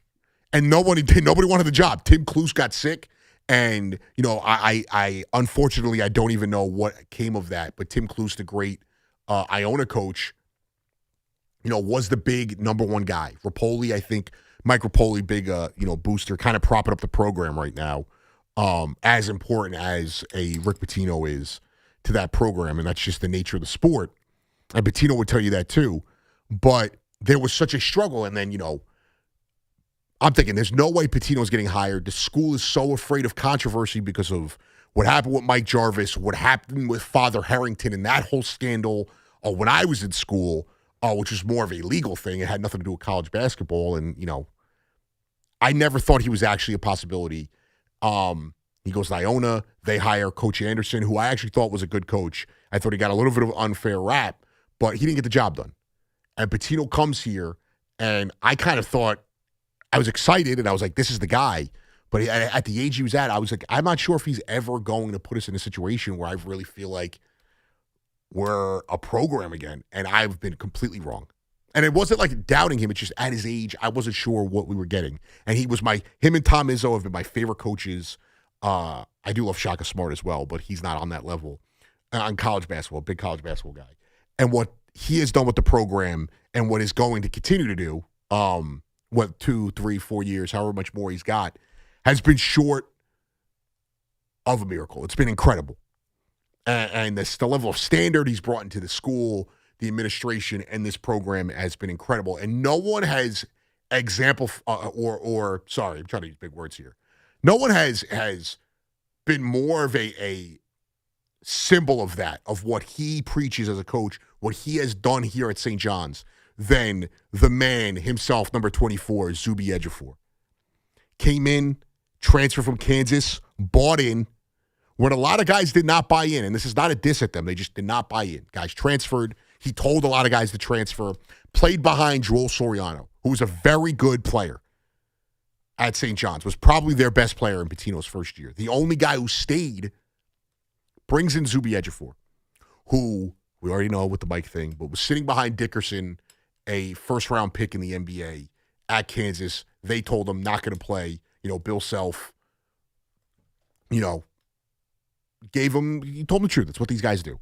He came in and he bought in and he stayed. And in his second year here, turned into one of the best players on the team. And in year 2, has been one of, if not the most decorated player in 30-plus years that the school has had. He is one of, I probably feel safe saying this, the 5 to 10 greatest players to ever play for this program. Obviously, Mullen and Jackson and Malik Sealy, Hatton. There's a million guys. Ron Artest was only here for a year. This guy has bought in. He should have been an All-American this year. He was a finalist for Defensive Player of the Year. I think he was a top 5 finalist for the Center of the Year.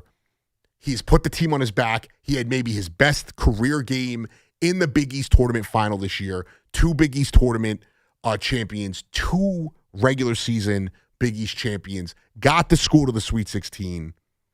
And last year was a bummer. It was. And it wasn't on his shoulders in that situation. And yesterday or 2 days ago was not on his shoulders either.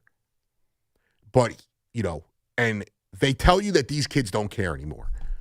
And a lot of them don't, and that's okay. They're getting paid. A lot of these guys are never going to make money after this on that level. And it sucks. There's a level of, somebody doing well for themselves and doing what all of us would do. And then there's, the college basketball fan. But what this kid has done, what he bought into this program, and the tears he shed, whether it was in the post-game press conference or with the great John Fanta afterwards was awesome. And the city has gravitated to him. The people that, I'm not saying it has been the major story that a lot of us hope it was, but it has been a big story.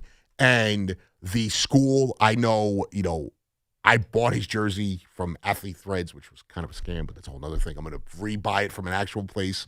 But I know people who went to that school and diehard fans love this dude. And I don't even think I am off at saying this. They need to retire his jersey as soon as possible. Next year, start of the season, whatever it is, first game at the Garden, that jersey needs to be in the rafters. He is that good, and he put it all on the line, and there wasn't much more he could do to get this team to the Elite Eight, and it was awesome. And it's something I've wanted my entire life, and now it feels like the sky's the limit, and the program is getting set up for a bright future, even post-Pitino. If they continue the success, it's going to be a job people want. It's a moneymaker now. And he is, Mike Rapoli is the money behind it. Pitino is the brains, the coach, the maestro behind it. But Zubie Edifur, when we look 10 years down the line, when we look in the histories of St. John's, he is going to be the player we remember the most. He's a guy who really did an amazing job. And I know the people at the school are proud. The fan base is proud. And there's a lot of people in college basketball that love the way the guy plays. And I think he's going to be a great NBA player. The coaches have, whether it's Bill Self or Dan Hurley said it, he doesn't understand how the guy is not going to be a first-round pick.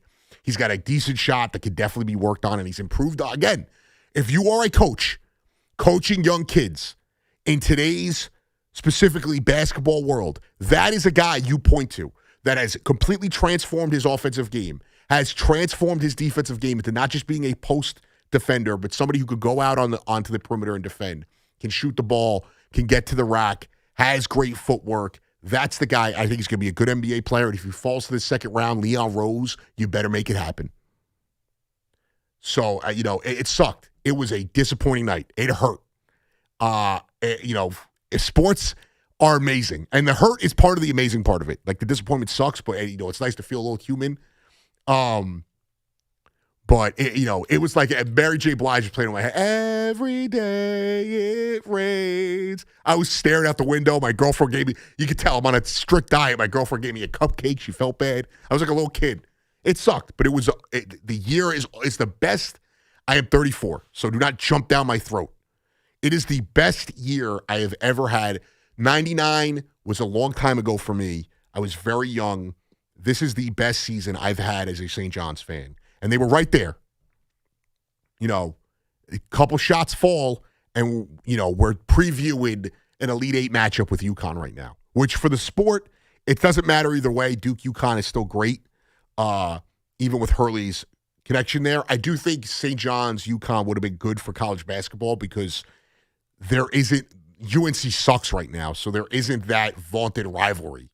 And I think we are starting to get that. The fan bases hate each other. Those dorks from stores, coming down here trying to say MSG South. Well, finally we got a real coach and they can't win here anymore. But it's all playful. They're a fantastic program. But, it's a little banter. But it would have been good for the sport. And it was a tough watching these kids. Mitchell, these guys cared. And Pitino said it. They cared. Ian Jackson struggled in the tournament, but he's another guy that is buying into this Pitino thing. I hope he stays. They cut his role a little bit later in the season, and he still bought in. And when they needed him most against Kansas, he was there. So, and the other thing is, before we get back into it, everyone clamoring for Ruben Prey to be out there to shoot three. I don't mind him being out there, but the people saying, why weren't they getting the ball into Ruben Prey's hands? The guy hit 3 3-pointers. He had hit like 13 the entire season. The person that should have taken the shot at the end, and this is not a knock on Dylan Darling, even though it was a terrible shot, it should have been Bryce Hopkins. He could shoot a contested shot. He was the hot hand. Darling was pretty cold outside of that game-winning layup. And he's another one who's going to be etched into St. John's lore, just not on the level of Zubie. And they're going to go in the next season, and depending on what happens in the recruiting and the transfer market, they are going to be a contender next year. It's not outrageous to say that. They are going to contend in the Big East. There's a potential that they could be a top 10 team to start the season, how things lay, who stays. And unless they have a tough, transfer situation and recruiting, I expect them to be a national title contender next year. And that's not far-fetched. The Garden is rocking. We got another basketball team in the city that is contending, and it's exciting. 888-808-1019. Hirsch at Valley Stream. What's going on, Hirsch? Oh, what's up, Gallo? Good morning. How are you, brother? I am. Good morning to you, dude.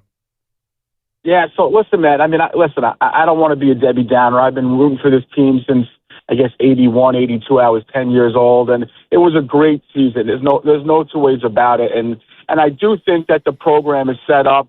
Obviously, Rapoli's a young guy, tons of money. I know him from the horse racing business.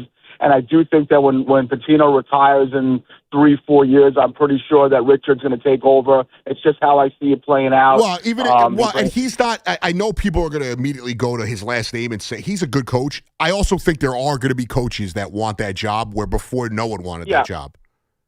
Yeah, and I think that's true. And here's my concern, and I actually heard Gordon talking about it today, and you touched on it a little bit, that the program is set up and we're back. And to some extent we are, but, it's like climbing all the way up to the top of a rope and then just falling all the way down again. You got to start all over again. And the thing that I'm worried about is, listen, Zubie was the heart and soul of this team defensively, offensively, just the personality-wise. We don't know what's going to happen as far as who's going to leave in the portal, who's going to come in the portal. So I'm not, and again, I don't want to be a killjoy, but dude, you're good. You're not. I don't think you're. I think this is a new landscape for all of us. You're not being. I don't think you're being unfair. I will say this: these concerns you have is outside of a few programs, Duke, UConn. Every other program has these same concerns. So it's not like just St. John's is going through this. The one thing I will say is, and this is something that we used to hear a lot. And how old are you? I'm 54. Okay, so you've been through this. You've seen, more positive iterations of this program than I have. But for the longest time, all it ever was they got to get the kids to stay home. And now that's completely different. We're past that point. But the Garden is a selling point. Well, now the Garden actually is a selling point because in this era of these guys being able to make money, they are now being put in a position that you're not, there are programs that cannot compete at this point with the stage of New York City that is going to play in them, and they have the money. And the other thing that's going to help is they don't have a football team. And a lot of these schools are, we're seeing it happen with Syracuse, with Pittsburgh, with Notre Dame, who are disregarding their basketball teams. And that is something St. John's is going to benefit from. That's something a lot of these Big East schools that don't have football teams are going to benefit from. So I am being more positive here. You're not wrong in your concerns. I do think that they have the funding. They also made a ton of money this year. And they are going to be able to go out and grab some players. Now the hope is some of these guys stay. They're going to lose. Bryce Hopkins is gone. Zubie's gone. I think Sellers is gone and Mitchell is gone. So that's the core. That is maybe their four best player. They don't if they could keep, let's say, half of the rest of those guys that are still here, Ian Jackson, Darling, Ruben Prey to an extent, they still have a basis to build off of. The only difference is last year they were able to bring back Zubie, who with RJ was their best player. They're going to be going out there and having to get a big dog. Stanton, I like, and I like Ian Jackson. I don't know if they're going to take a leap that they're going to be able to carry, the team next year. But I still think that they are in just as good a position as anyone that isn't these upper tier programs, the teams that we see playing in the Final Four and the Elite Eight. Whether it's UConn or Duke or Arizona or Michigan, but they are in that next class right now. As far as I'm not talking about prestige, but as far as financial backing, as far as I think interest. Yeah. So I think it's a good point, man, and I'm glad you're telling me this because it's reminding me of the fact that for the first time in a long time, the Garden is a big sell. and Rapoli is not going to hold any punches back when it comes to money. And when people kind of realize what happened at the Garden this year, and Patino's one of the greatest coaches, I almost think we can really compete with any of the blue blood teams, to be honest with you, now that you're saying it. So maybe there are a couple of guys out there they're going to go ahead and pluck. And I don't know, man. I'm just, I feel like they had a good shot against It hurts. Listen, Zubie, It hurts. Last night was tough, or 2 nights ago was a tough pill to swallow because it felt like they were right there and they should have won that game. And they didn't. I guess that's where I'm at today, bro. That's where I'm at. But listen, man, good job. You're doing great, and I'll keep on listening and supporting, pal. Thanks a lot. I appreciate you, Hirsch. So it's tough, but I trust me, the future is bright. The conference is probably going to change a bit too. Like, I don't know if, I always think that they should, St. Joe's, Temple, they feel like two teams that are obvious, smaller schools they can add. There's always this rumor that the ACC and the Big East are going to combine. I wish they would just do away with the football and basketball having to be the same conferences and allow Pitt and Syracuse and Notre Dame to come back to the Big East. But the future is bright, and, it's exciting times for the program and for a fan base that has been dying for it, for a student body that, probably wishes they had, I know my age, we wish we were more competitive. 888-808-1019, back after this. Get the latest on the Giants and Jets on WFAN, WFAN FM, WFAN FM HD1, New York, and Odyssey Sports Station. My name is Whitney Allen, and I'm a widow. My husband, Ryan, died. We never thought we'd ever have to use life insurance, but the unexpected happened. With Ethos, signing up was fast and 100% online. You can get a quote in seconds, apply in minutes, and get same-day coverage. No medical exams, and you can get up to $3 million worth of coverage. I'm grateful we were prepared. Get your free quote at ethos.com/radio. That's ethos.com/radio. Paid spokesperson. Time spent on application may vary. Online health questions required. Let's take a moment to breathe. Deep inhale. Extend your spine. Remain focused on what you're doing. If safe to do so, exhale slowly, leaning to one side. Inhale back to center. If safe to do so, exhale slowly to the opposite side. Find mental health resources at loveyourmindtoday.org. This message is brought to you by the Huntsman Mental Health Institute and the Ad Council.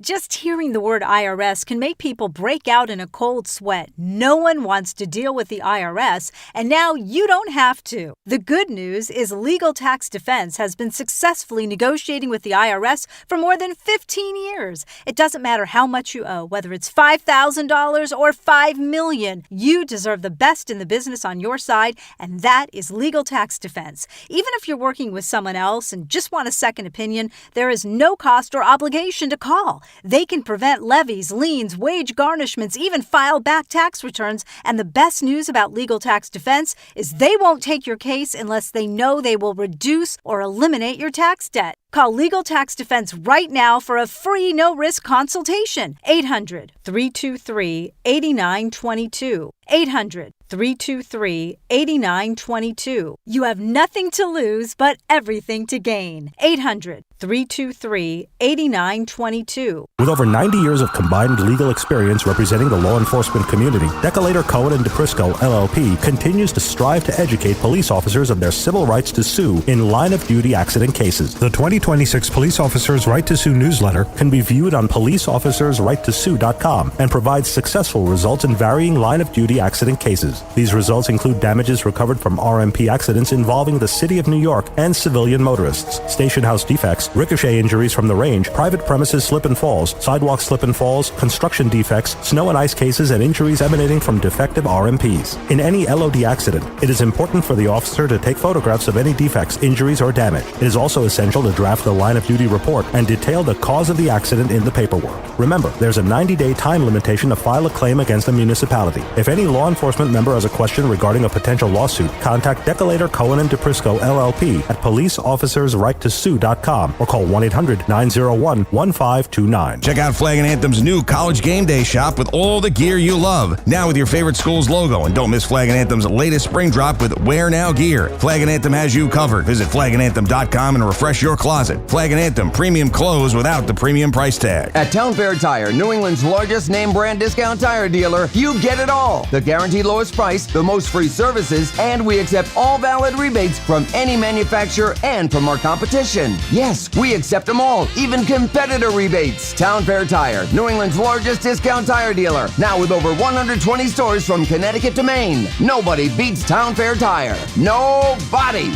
Name brands at discount prices. Town Fair Tire. Diabetes, high blood pressure, anxiety meds, everyone's on them. If you're a 50-year-old male, maybe a bit porky, and you may even have type 2 diabetes, $1 million of term insurance may only cost you about $200 a month. Call Term Provider. Speak with Big Lou at 800-700-6898. Big Lou will find a term life policy for you even if you have type 2 diabetes, are overweight, or have high blood pressure. Term Provider has helped thousands of people like you who think they can't afford term life insurance. To buy $1 million of affordable term life for you, all you need to do is call Big Lou at 800-700-6898. Lou will make sure the scales are tipped in your favor. Call 800-700-6898. Big Lou will answer your call and work to fit you into a term life policy that you can afford. Remember, Big Lou's like you. He's on meds too. Call 800-700-6898 or biglou.com. Get connected with WFAN to talk about your favorite teams. The Fan on the Odyssey, iHeart, and TuneIn apps. Oh, on The Fan. Sticking with the basketball theme, we talked a little bit of the Johnnies. If you weren't aware, Illinois to the Final Four, Arizona to the Final Four, Duke, UConn, Michigan, and Tennessee, they play today. I think we have all those games on the air as well. We definitely have at least one of them later today as well. But the Knicks are gearing up. It is almost the chaos is around the corner. The side talk, all that mess is around the corner. And the Knicks have a big game today against the Thunder. I would say a big game because me being a Hoops fan, it's two of the best teams in the league. In my opinion, two of maybe the three best teams in the NBA facing off today, 7:30. They play the Rockets, and then they kind of, end the season. The Celtics, I can't envision, if the Celtics are 2 games up on the Knicks, I can't envision them, going super hard. But there's 8 games left in the season. April 12th ends the NBA regular season. And then we lock in for chaos at the Garden, the Mecca, playoff NBA basketball yet again for the 4th straight year, which feels crazy. I know we're past it. Now I'm already past all the years of them being terrible. But for the 4th straight year and 5 out of 6 years. And they've really, as much as everyone wants to tell you they don't, this is the best shot in a long time since 99 when they actually got to the finals that this team has at getting to and making some noise in the NBA finals. Yes, it all depends on who they play and who's healthy, all of that. I still believe in this team, but they continue to, over the last few weeks, even with the loss to the Hornets, they lost to the Hornets. I'm not losing my mind over it. Jordan Clarkson is starting to play really well in limited minutes. Deuce McBride is right around the corner for this team. So they have gone from being not just a, deeper than last year. The Knicks are deeper than last year. They are now, he's actually, I didn't even see this. Begley reported 10 hours ago. McBride is questionable for today's game against the Thunder. And when you look at what this team has been able to build, you added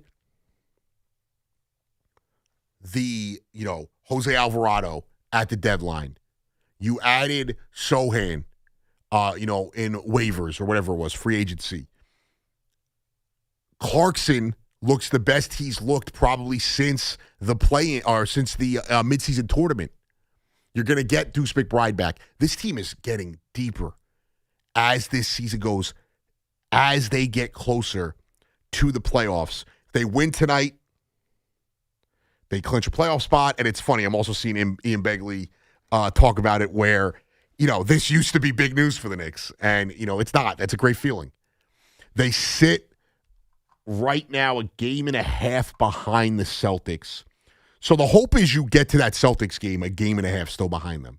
Because if you beat them in that game, you're a half game behind them. That 2 seed is monumental. If you get a play-in game, I know everyone's talking about the Hornets and the Magic. The only team in that play-in bracket that really scares me is a healthy Sixers team. And that's not even scared. It's just if you're comparing who they might have to face in the first round.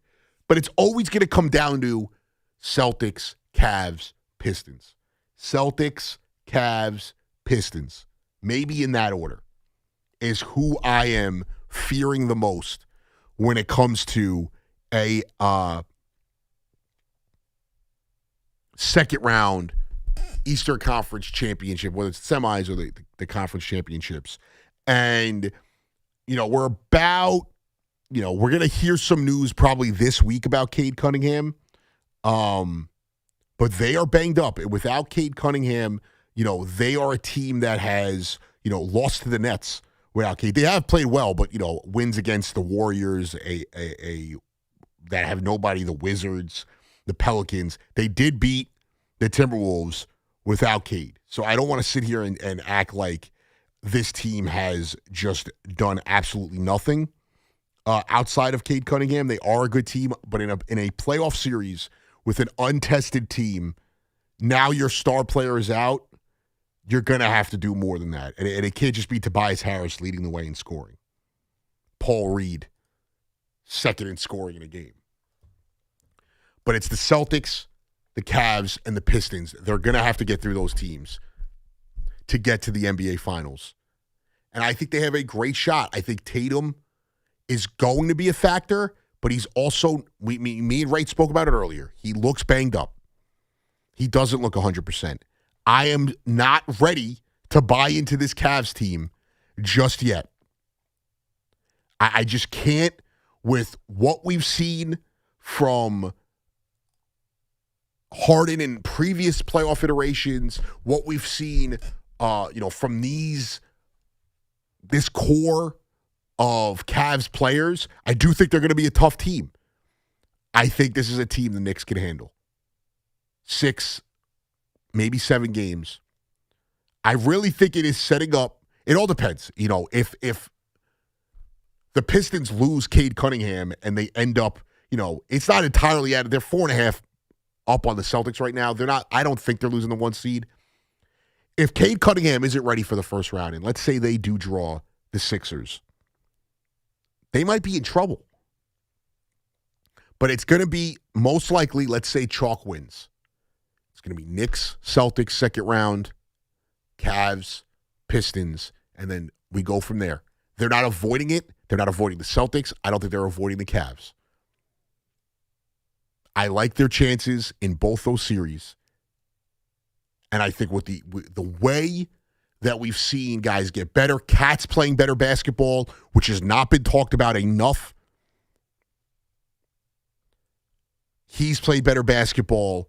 Jordan Clarkson's been good in small sample sizes. Bridges has been awful offensively. He has still been immensely good defensively. They have been the best defensive team now in the league for over 2 months. And that means something. They are getting healthy at the right time. I think they've been more, cautious with the Landry Shamet thing. They have multiple looks they could send at you now in the playoffs. And the rotation's got to shrink come playoff time. But the way we saw, and it's a little different now because we've seen them experiment with the lineup. It's not like last year where Tibbs just threw DeLon Wright at us. and just threw Landry Shamet at us. If they go to a game where Deuce sees 5 minutes, which I don't think is going to be the case, but let's say it's where Jordan Clarkson sees no minutes and it's Landry Shamet, but then the next night it's Jordan Clarkson and Landry Shamet's not on the court, don't be shocked. And they were getting smoked in that game against the Hornets, and they made it a battle. I think Brunson has really showed in the second half of the season that he can be a facilitator. You know, he's averaging 8 assists over the last 10 games, but he's been really good in his games in the second half.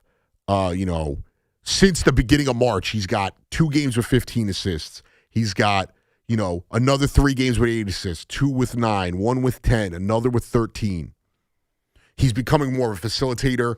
His, shooting has struggled, actually. He's actually shot 43% for March, which, is not great. But that's not something I'm worried about. When it comes to Jalen Brunson, I'm not worried about his shooting percentage from the field in March. They have been better. Karl-Anthony Towns has been better. The key to their success when it comes down to getting to where they want to go is health. It's Mikal Bridges not being afraid of contact. And it's Karl-Anthony Towns to continue what he's doing. Letting the game come to him. The game against the Hornets was probably his worst game in, the last month and a half. But letting the game come to him and not forcing it offensively, while also being able to be the dominant force. In March, he averaged 12.5 boards.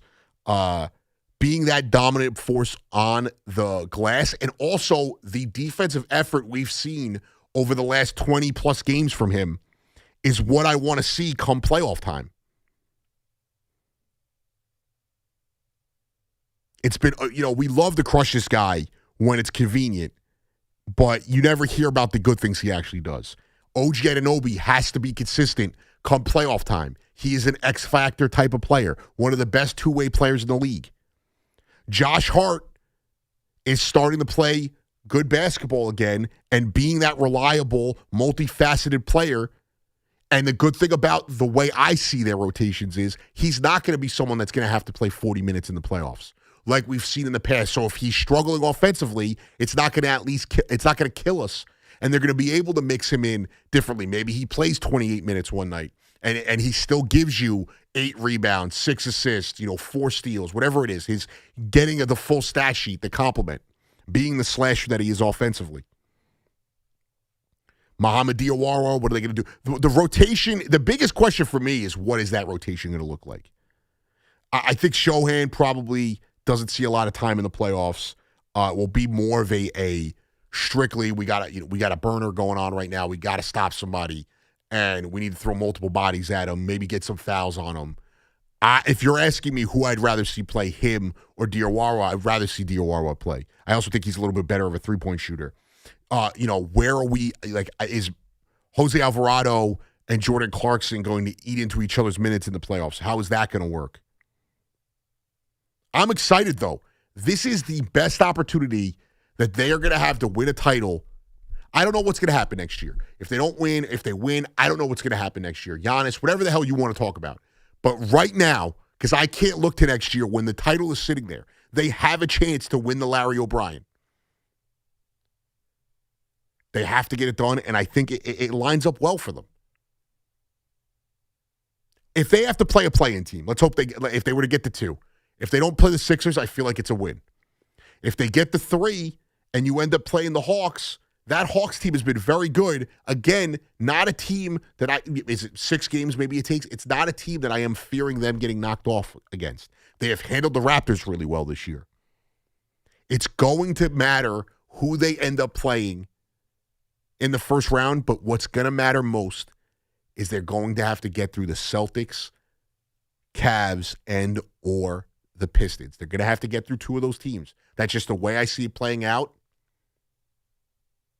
And I'm telling you right now, if the Pistons don't have Cade Cunningham and they end up having to play the Sixers, don't be shocked if the Sixers upset them.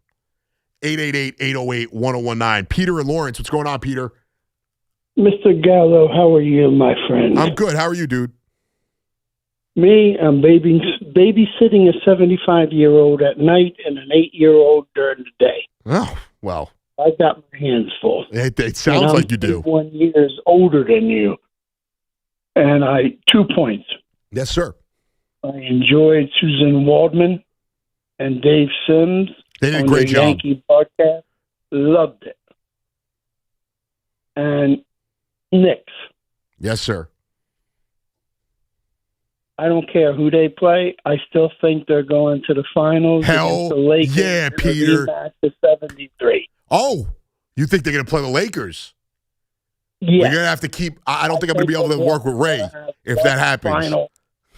Yeah, I am rooting It will not for be a that. safe space. Well, Peter, I like it. See, we need more of this. Too many Knicks fans are too negative about this team's outlook. Peter, I appreciate you, brother.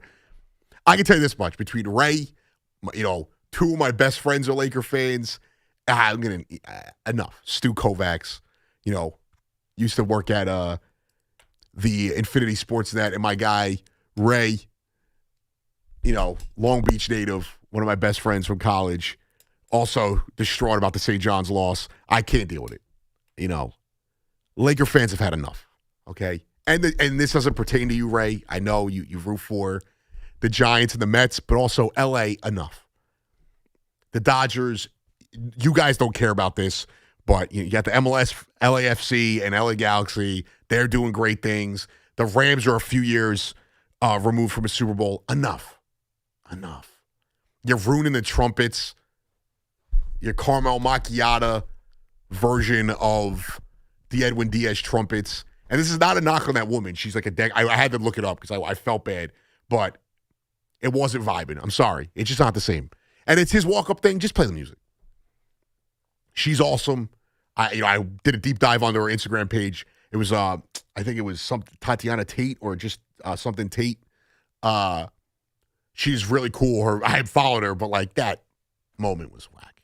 And this might just be me being a bitter Mets fan. You make the decision. All right? And Devin Williams came out to Hypnotize, which was cool. I don't want to nitpick as well. We have a plethora of great New York hip-hop. We can cycle through it. It doesn't have to be the same 6 songs over and over again. And this is not shade of anyone. It's just, there's a plethora of amazing music that comes out of this city. It doesn't have to be Big Papa and Hypnotize, Run DMC. We can find, there's a million things. Maybe you don't want to play a lock song because they love the Yankees. Who cares? 888-808-1019. Waldy in Flemington, my guy. Yo, what's good, player? By the way, that hoodie is fire. Rest in peace to the God, MF Doom. Bro, I appreciate 2 things. One thing before we get to my 2 points. I looked at the box score. Rick Pitino, I love you. The Johnnies, I feel like we should have won. How does Ruben Prey go 4 for 4 and play only 14 minutes? How? I agree, and I have no problem with him being out there. Last year he got away from what got him there. He didn't trust R.J. Lewis, and people crushed him for it. And this year he didn't want to trust Ruben Prey, who before that game had shot 13 3-pointers. I don't know. I feel like where he messed up was not demanding the ball get into Bryce Hopkins' hands at the end of that game. That's where I feel like they got hurt. The Ruben Prey thing, though, he should have played more earlier in that. When they had that run at the beginning of the second half, he should have. Yeah, he should have came back in once Duke cooled off St. John's and was able to get back in that game.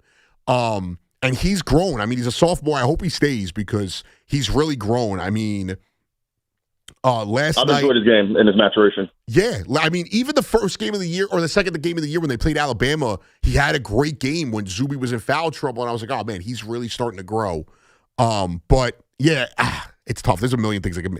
Also, I know. We're hurt. I know. Well, for those that don't know, Waldy and me went to St. John's together. Waldy's one of my guys. One of those people I said was one of the great people I met at St. John's. Also, just how many times could this team go on a rut where for 17 minutes they can't hit 3 straight shots?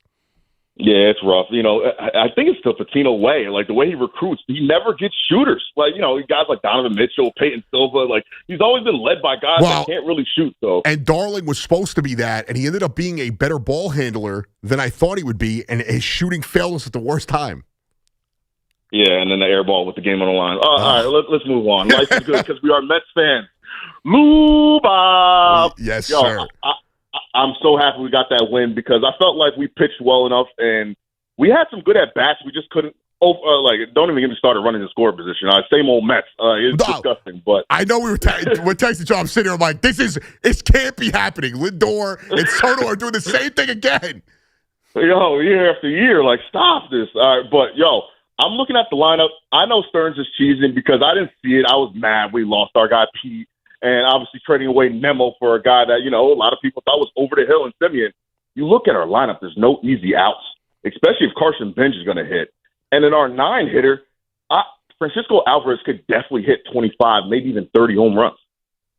Well, that's when I was thinking about tonight, and, I was like, Luis Roberts feels like the X factor for this team. Alvarez, if he could get back to what he was, I know he was banged up in 2024, but really what he was in 2023, where when they were struggling, he was like the only guy who was carrying them. That's a whole nother level to this lineup. I think eventually we're going to see Marcus Simeon hitting in the 9-hole. Like, I think he's going to end up being the 9-hitter. The days that Alvarez is in the lineup, obviously Torrens probably hits 9 when he's in the lineup. But I envision if Alvarez does well and improves on last year and Luis Robert is good and Carson Bench plays serviceable, all this stuff, Marcus Simeon's going to slot down to 9, and that lineup is going to be tough. 1 through 7, 1 through 8. Yeah. No easy outs. I love it. That's the way we got to play. And then we're going to slap guys around. We got a little more speed. Like, this is going to be an entertaining brand of baseball we play this year. I think we're going to be a playoff team, man. I hope so. I think 87 wins, 86 wins is where I got them. All right, real quick, some hoops. You see my surging Sixers. I'm glad you brought it up because I was going to be on you. Last time I called in, you kind of brushing the Sixers off. We are healthy right now. I don't think you guys want to see us. You better play the Hawks or maybe the Raptors drop down. They're not playing well at all. But, yeah, I think we get to the 5, and we probably play the Cavaliers, which will be better for us in the second round playing the Pistons. But, for sure, the Knicks are playing well, but yeah, I think the Sixers are surging. A team you got to look out for. Wow. Well, listen. You might help and hurt yourself. You go out and knock the Pistons off, and then get slapped around in the second round. Listen, they are good, and it is interesting. I know people like to kill the play-in game scenario, but 9 through 5 are separated by 3 games in the Eastern Conference. Man. There's a lot of entertaining NBA. I know a lot of people always want to crap on. Tonight felt like a playoff game, bro. Not everybody's watching a Sixers-Hornets game, but right. I'm telling you, that was an entertaining basketball game tonight. They were fighting. Maxey got into it with Bridges after he dunked on him. It was playoff-type vibes. So it's funny. Down the stretch, we're going to get a lot of entertaining games. I'm not used to Miles Bridges going after men, so, I'll talk to you later, my guy. All right, my man. The Sixers, they are, on paper, they probably are the most scary team that's not in the top 4 in the East. There's too much baggage there for me to believe in them. I see your calls. We'll get back to you guys in a second. 888-808-1019. We'll continue everything's on the board. Mets, Yankees, Knicks, St. John's. Everything is right there for us. I got you for another hour and a half on The Fan. Anthony Gallo. Be right back. When the bullpen door opens, when the bracket busts, when the pick is in, and when news breaks in New York sports, there is only one place for the true diehards. 101.9 FM WFAN. And always streaming live on the iHeartRadio, TuneIn, and Odyssey apps. Hey, if you're tired of dealing with neck pain, backaches, even sciatica, stop messing around and go see my guys at Samuel Institute for Pain Management. That's Dr. Shah, Dr. Ko, and Dr. Sidapara. They've got offices in Colonia, Englewood, and Livingston. And here's the best part. They focus on non-opioid, minimally invasive, non-surgical treatments. That's real solutions that can actually get you back to feeling like yourself again. Thousands of 5-star reviews. Trust Samwell. Turn to Samwell Pain for relief. Go to SamwellPain.com. That's SamwellPain.com. Tired of the same old golf routine? The Rock Golf Club is for the select few who understand golf is more than a game. Join me at the best club on Long Island. No tee times, just incredible greens and great people. It's premier, it's exclusive, and we're intentional about who joins us. Located just 25 minutes from the Hamptons on the North Fork, the Rock Golf Club is a place where the focus is solely on the sport. Visit playtherockgolfclub.com to learn more about this one-of-a-kind experience. That's playtherockgolfclub.com. Looking for the lowest price on name brand tires? Get to Town Fair Tire and get the guaranteed lowest price on any name brand tire. Nobody beats a Town Fair Tire deal. Nobody. Town Fair Tire.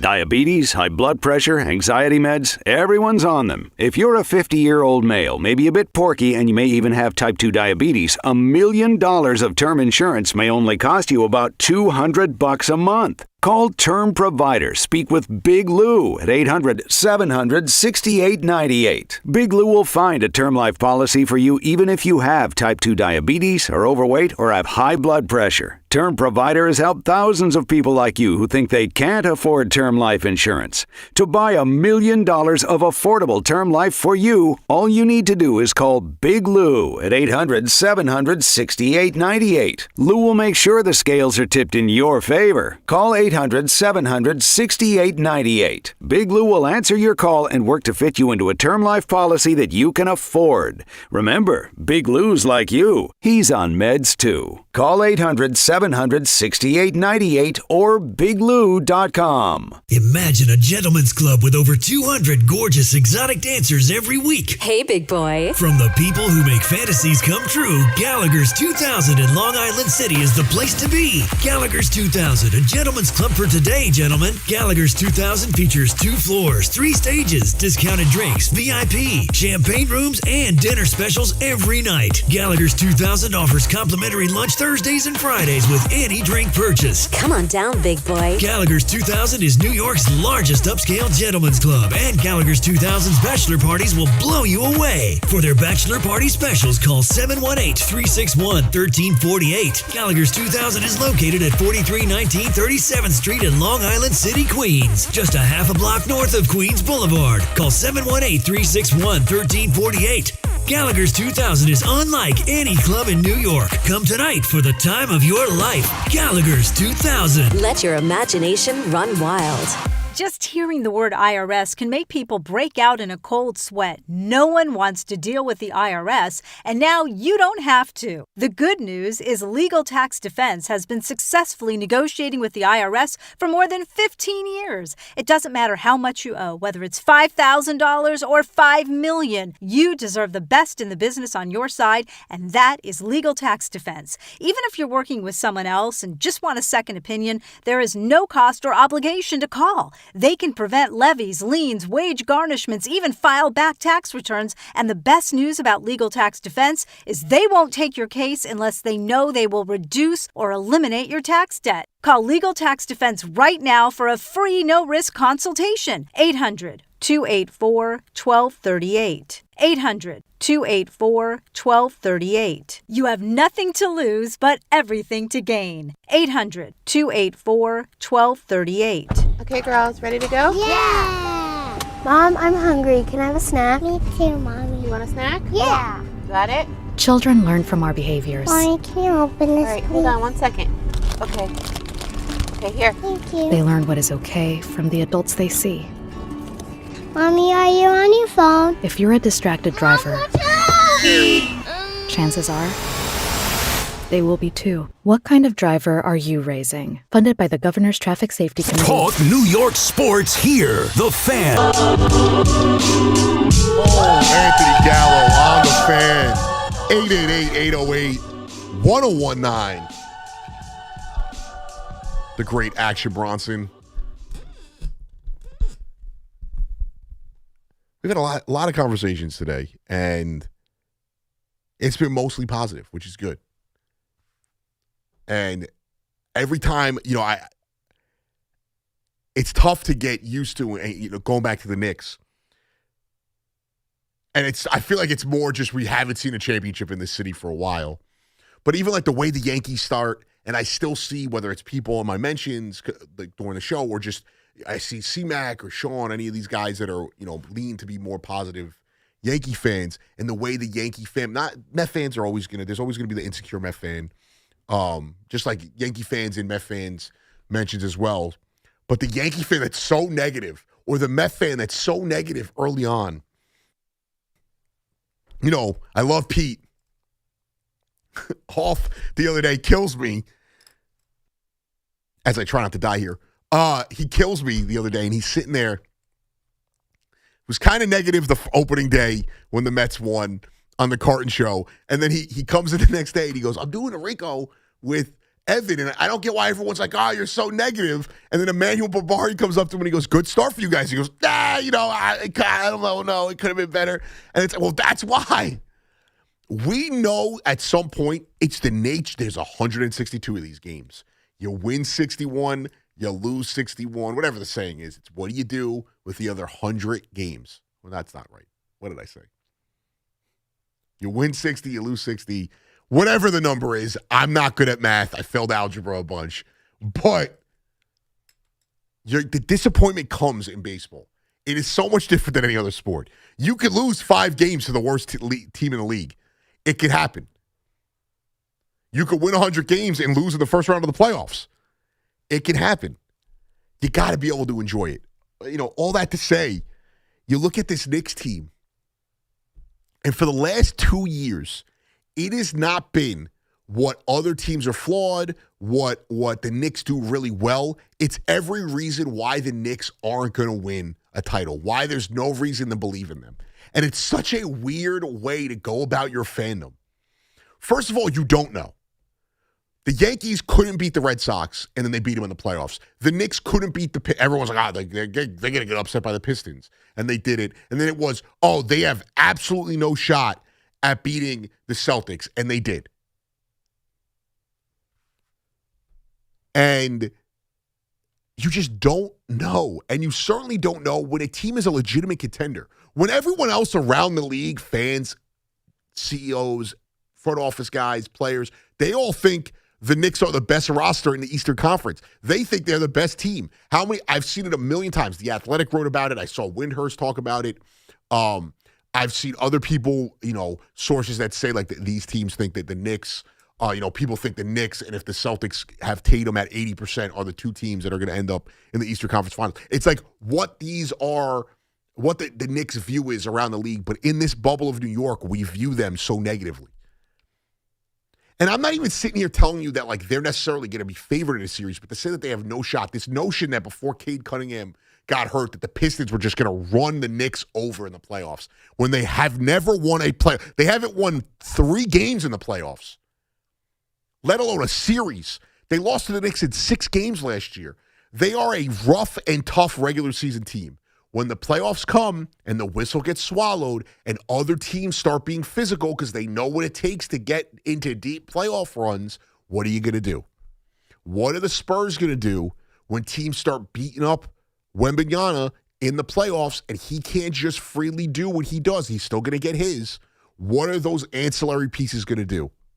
Tobias Harris going to carry the Pistons if Cade is healthy but struggling because they're beating up on him? Is Durant going to be able to put up 30 a night? And if he's hurt, it's a whole other conversation. Like they might get eliminated in the first round. The Cavs, I get it. That's a good team. But to sit here and tell me, that Cavs team is going to beat this Knicks team when they have a whole bunch of guys who have done nothing in the playoffs. Donovan Mitchell has never beaten Jalen Brunson in the playoffs. The 2 times he's seen him, he's lost to him. He has not been the problem. I'm just saying he's never beaten him. That Cavs team has struggled mightily in the playoffs. They've had series that they've won that looked ugly. They've lost in the second round the last 2 years. James Harden, iconic NBA choker. But somehow that team is going to steamroll the Knicks, the way Knicks fans talk about them. The Celtics, I get. There's a pedigree there. Now it's the Hornets. You don't want to see the Hornets in the first round. You don't want to see the Magic in the first round. I don't get the mental gymnastics to make yourself not believe in a team that you clearly should believe in. It's just ridiculous. What do I know? I started to believe in St. John's, and then I got let down. But the future is bright. Basketball in this city is finally back to being bright and positive. Even if what we have next year, we're going to expect to be contenders. St. John's is going to expect to be a Sweet 16 team, and hope to go to the Elite Eight and potentially be national title contenders. There is a hope here with the basketball. George in Pennsylvania, what's going on, George? Big A. What's up? What's up, my man? Listen, first of all, let me just jump around here, but everybody will understand. With the Lakers, their offense has got to center around Luka, and then have Reeves and James come in and do their thing too. And George, to your point, I was talking about this with Ray off air. Since LeBron has kind of taken a step back and been more of a ancillary piece to Luka and Austin Reeves, they've looked like a completely different team. His shots have gone down to 12, 13 a game, and he's scoring more points now, ironically, and they've been one of the better teams. They won those 9 straight games, whatever it was. So you're right. And how it helps James and Reeves, because when you center around Luka, then the team start falling back on you, and then James could go in for that, that slam dunk. Reeves could hit a 3-point. The offense has got to center around Luka if they want to do anything in the playoffs. If James thinks he can take it over, they're going to be out in the first round. Now, the thing with St. John's, listen, basketball will always be basketball, no matter what you say. The guy's hitting 3-pointers and stuff, and this. You got to be able to rebound the ball. You got to be able to position yourself, get in position, and get the rebounds. They were out-rebounded by Duke, and by not really protecting the boards, Duke was able to pull away from St. John's. George, that's the way I look at it. Yeah, I appreciate the call. It's a great call. And everyone immediately goes to the center position when they're talking about the glass. That Duke team, Boozer is, how big is Boozer? He's 6'6", 6'7". Sarr and Evans are, lengthy players. It wasn't just, Brown that was, they have a lot of guys that could get on the boards, and it was something St. John's was certainly not used to, where they had to, it had to be 4 or 5 guys crashing the glass. It killed them. The second chance points killed them. The rebounding killed them. The free throw, discrepancy killed them. And it was, they got beat by a team that was better. And that's okay to say that. And I do think that they still could have won. They were right there. Missed free throws also helped. Duke, I was shocked at how bad Duke was at the end of the game. Isaiah Evans, also another thing. Everyone kept talking about the rebounding and St. John's ability to shot make. Isaiah Evans was lights out yesterday. That kid is another kid who could have transferred and stayed and said, I want to get better.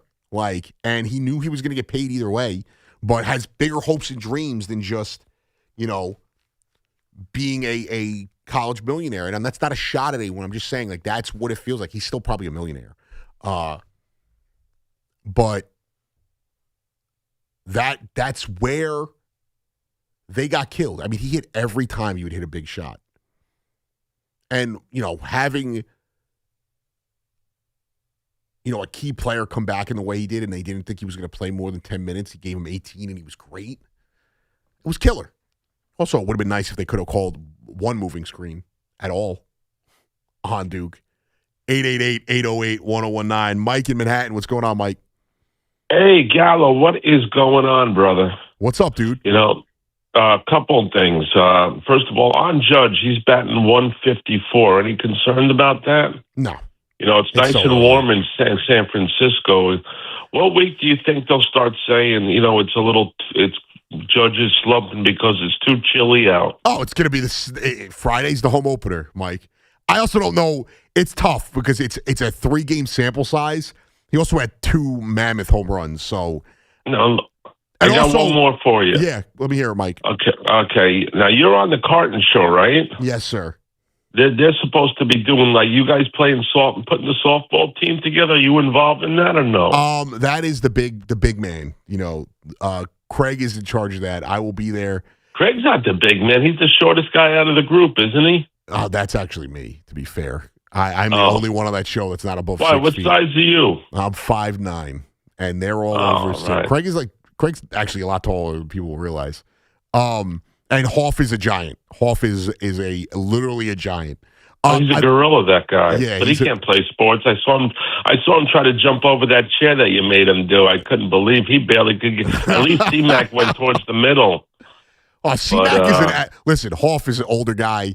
Not older, but he's a big guy. C-Mac is an athlete. I'll tell you this much. Yeah, but with Hoff, with his kids and all the sports he does, he should lean down a little bit. But I want to know if you remember this. On February 4th, Craig guaranteed if Boomer Esiason didn't bring up C-Mac's weight, C-Mac was in the bike tour. You think that's going to come true, or that's just another lie? Well, it's not another lie because he did tell the truth. Why?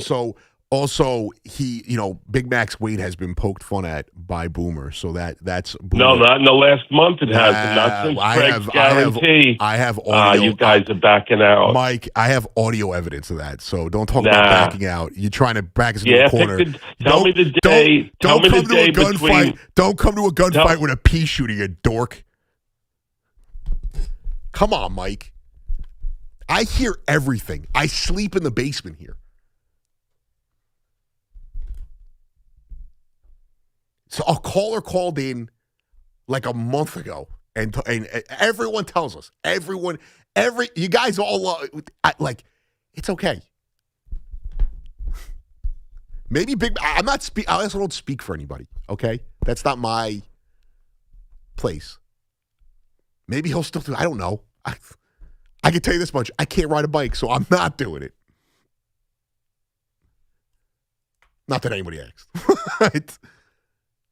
You guys think that people don't. You know how many people? I'll put it this way: when I mess up, my friends listen all the time. They love me. Blah blah blah. I think they love me. But when I mess up, they are so excited to point out and date and time code when I mess up.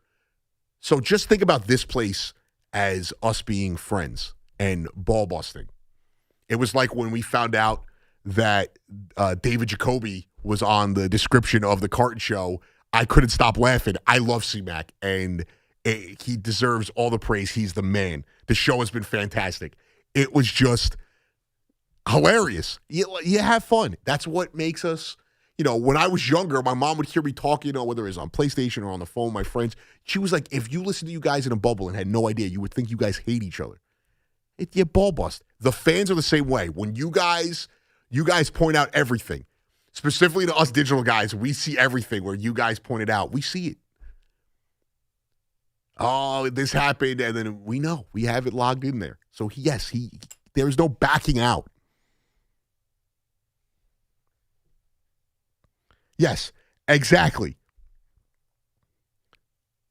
Oh, everyone's shocked that I'm short. Yeah, I am 5'9", and that's what my ID says. I don't even know if that's accurate. Listen, I'm 5'9". My ID says it. The law says it. Are you going to tell me the government's lying? Friends are the biggest troll. Exactly.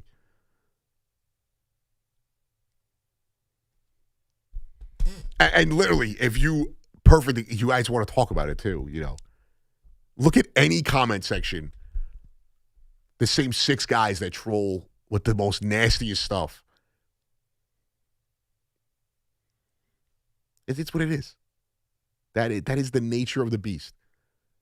Anytime, whether it's Craig or Boomer or Gio has fun at my expense, my friends are the first ones to tell me. The first time Boomer called and Gio called me Antifa Anthony, my dad thought it was funny too, for a whole other reason. But my friends, I have buddies who have changed my name in their phone to Antifa Anthony. I used to do. If you're a wrestling fan, I used to work on the Taz Show. It was a podcast, awesome podcast. the great Taz, Mike DeRucci is his legal name. And it was a wrestling show. We did sports, mostly wrestling. It was like a variety show, and I was Anthony on it. And all I did was I was a punching bag. It was hilarious. You got to be able to laugh at yourself. Vandal on the board says, you remind me of one of my coworkers. He's like 6'2". We could lie and say I'm 6'2". If I wear my Timbs, I was like 5'10". If I wear my Timbs, I'm like 5'10 and a half. I'll tell you this much, though. I'll still take you to the rack on a basketball court. My knees are pretty bad now, but I'll still do it. But it's ball busting.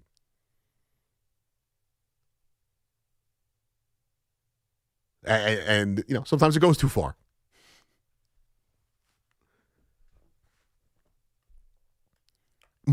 Any group chat, whether it's fantasy, friends, even some of my family. I come from a big Italian American family. My girlfriend, the first time she came over, met my dad. I was like, if my dad makes fun of you, he loves you. And within minutes, he was making fun of her. That's what we do. That's another thing too. I start. A couple years ago when I came back with, I was working for Mike on the app. Mike retired. Mike held it down for me, ended up getting me a job back here, and I hopped on to the great WFAN Digital, the iconic group that we are. And Izzo brought me in, but then I eventually ended up working in the mornings, helping with their digital stuff, and they were like, hey, if we ever say anything that's too mean, blah, blah, blah, like everything. That's all you always talk about. What's off limits? Wives, girlfriends, family.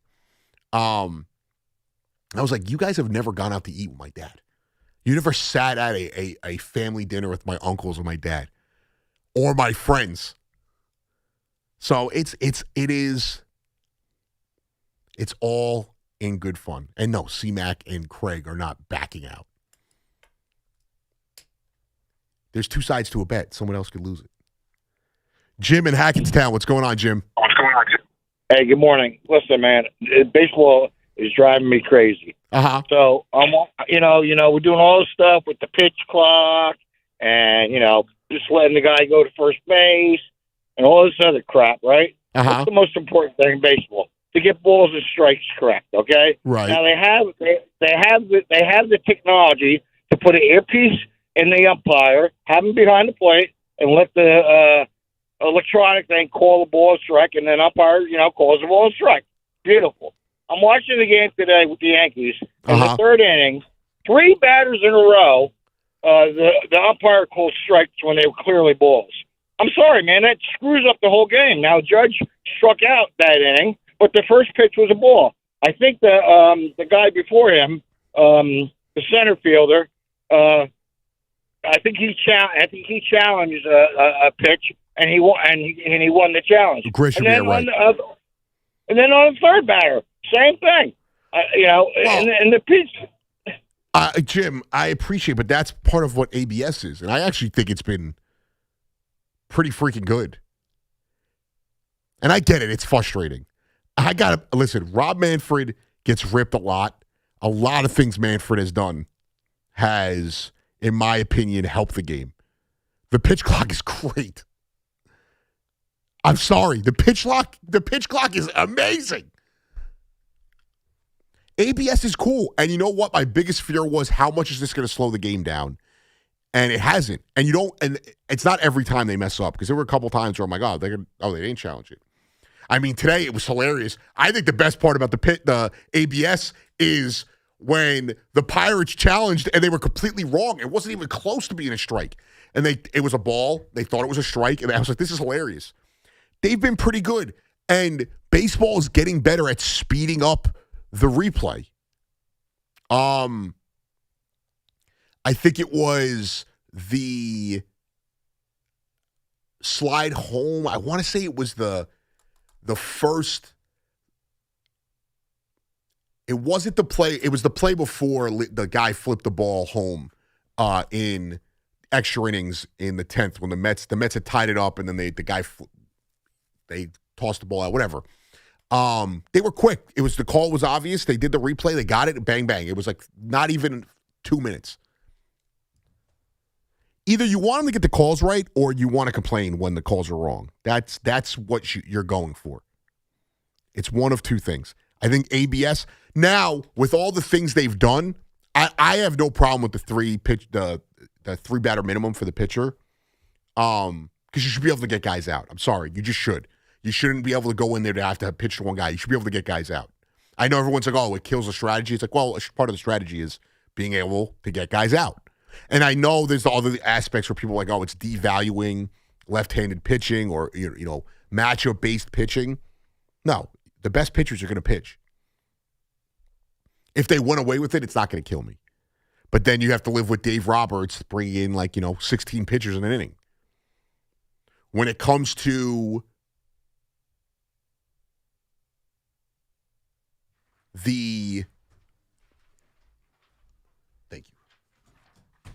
ABS, I love it. When it comes to the pitch clock, I love it.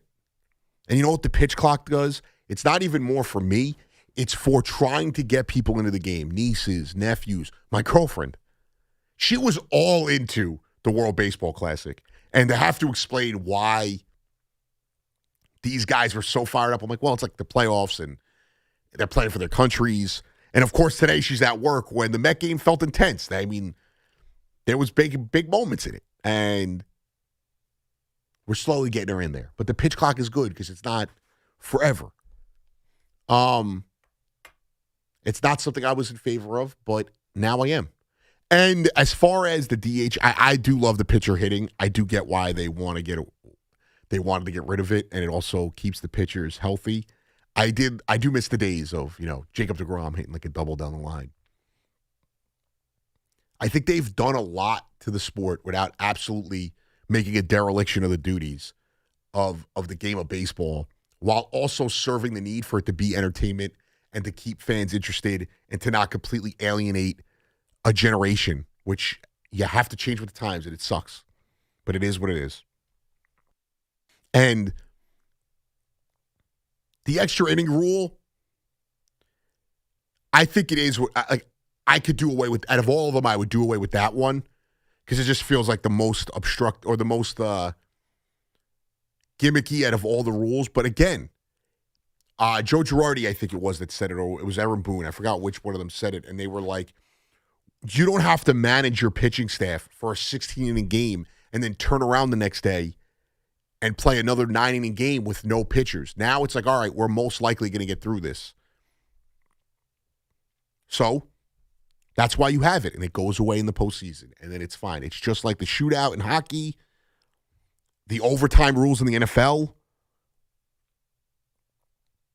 You have to get look at what the NBA is going through right now, where these guys cannot make it through the 82-game season.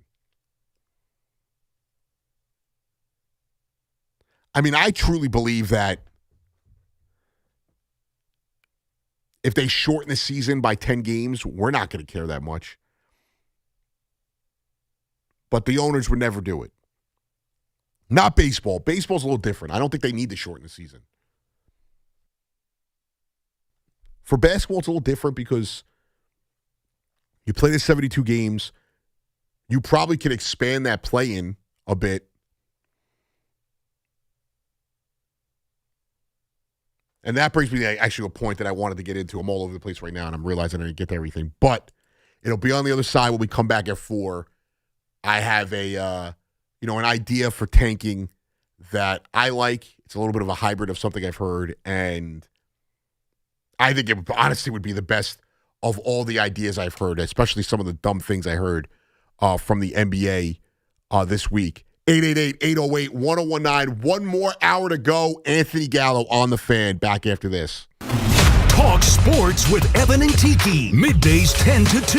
WFAN. WFAN FM. WFAN FM HD1 New York. An Odyssey sports station. My name is Whitney Allen, and I'm a widow. My husband, Ryan, died. We never thought we'd ever have to use life insurance, but the unexpected happened. With Ethos, signing up was fast and 100% online. You can get a quote in seconds, apply in minutes, and get same-day coverage. No medical exams, and you can get up to $3 million worth of coverage. I'm grateful we were prepared. Get your free quote at ethos.com/radio. That's ethos.com/radio. Paid spokesperson. Time spent on application may vary. Online health questions required. Let's take a moment to breathe. Deep inhale. Extend your spine. Remain focused on what you're doing. If safe to do so, exhale slowly, leaning to one side. Inhale back to center. If safe to do so, exhale slowly to the opposite side. Find mental health resources at loveyourmindtoday.org. This message is brought to you by the Huntsman Mental Health Institute and the Ad Council. Just hearing the word IRS can make people break out in a cold sweat. No one wants to deal with the IRS, and now you don't have to. The good news is Legal Tax Defense has been successfully negotiating with the IRS for more than 15 years. It doesn't matter how much you owe, whether it's $5,000 or $5 million. You deserve the best in the business on your side, and that is Legal Tax Defense. Even if you're working with someone else and just want a second opinion, there is no cost or obligation to call. They can prevent levies, liens, wage garnishments, even file back tax returns. And the best news about Legal Tax Defense is they won't take your case unless they know they will reduce or eliminate your tax debt. Call Legal Tax Defense right now for a free no-risk consultation. 800-323-8922. 800-323-8922. You have nothing to lose but everything to gain. 800-323-8922. With over 90 years of combined legal experience representing the law enforcement community, Decolator Cohen and DePrisco LLP continues to strive to educate police officers of their civil rights to sue in line-of-duty accident cases. The 2026 Police Officers' Right to Sue newsletter can be viewed on policeofficersrighttosue.com and provides successful results in varying line-of-duty accident cases. These results include damages recovered from RMP accidents involving the City of New York and civilian motorists, station house defects, ricochet injuries from the range, private premises slip and falls, sidewalk slip and falls, construction defects, snow and ice cases, and injuries emanating from defective RMPs. In any LOD accident, it is important for the officer to take photographs of any defects, injuries, or damage. It is also essential to draft the line-of-duty report and detail the cause of the accident in the paperwork. Remember, there's a 90-day time limitation to file a claim against a municipality. If any law enforcement member has a question regarding a potential lawsuit, contact Decolator Cohen and DePrisco LLP at policeofficersrighttosue.com or call 1-800-901-1529. If you or a loved one has been a victim of nursing home abuse, call the law offices of Kelly and Grossman at 1-800-ELDERLY. If you believe that you or someone you love has experienced bed sores, falls, fractures, or other abuse or health problems as a result of inattention while being cared for in a nursing home or residential facility, call 1-800-ELDERLY. Kelly and Grossman are experienced trial attorneys who are assisted by a legal team including medical experts experienced in nursing home neglect and abuse. The Kelly Grossman team helped others win an $18.75 million verdict in Brooklyn, $3.75 million in compensatory damages, and $15 million punitive damages against nursing homes, and they want to help you do the same. Call 1-800-ELDERLY today. 1-800-ELDERLY. 1-800-353-3759 or at 800-elderly.com. Call us directly. 1-800-ELDERLY. Everybody knows Town Fair Tire is New England's largest name brand discount tire dealer, beating all the local competitors with our guaranteed lowest prices. And now, with over 120 stores throughout New England, we beat all the competition, including the warehouse clubs, the online sites, and the local dealers. Yes, we beat them all with the absolute guaranteed lowest price on name brand tires. Nobody beats Town Fair Tire. Nobody.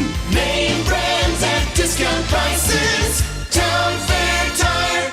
Just hearing the word IRS can make people break out in a cold sweat. No one wants to deal with the IRS, and now you don't have to. The good news is Legal Tax Defense has been successfully negotiating with the IRS for more than 15 years. It doesn't matter how much you owe, whether it's $5,000 or $5 million. You deserve the best in the business on your side, and that is Legal Tax Defense. Even if you're working with someone else and just want a second opinion, there is no cost or obligation to call. They can prevent prevent levies, liens, wage garnishments, even file back tax returns. And the best news about Legal Tax Defense is they won't take your case unless they know they will reduce or eliminate your tax debt. Call Legal Tax Defense right now for a free no-risk consultation. 800-323-8922. 800-323-8922. You have nothing to lose but everything to gain. 800-323-8922. Get connected with WFAN to talk about your favorite teams. The Fan on the Odyssey, iHeart, and TuneIn apps.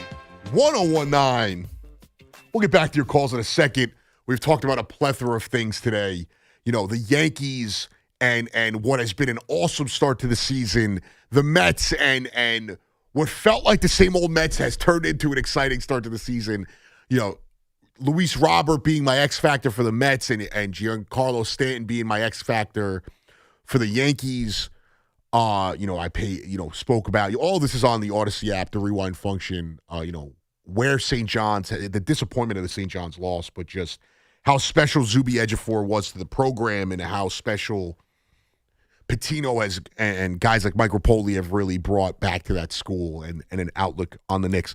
Before I get back to the calls and we get back to all of that, I do have what I think is the perfect Chef IQ, Mets fan focus, the fan focus.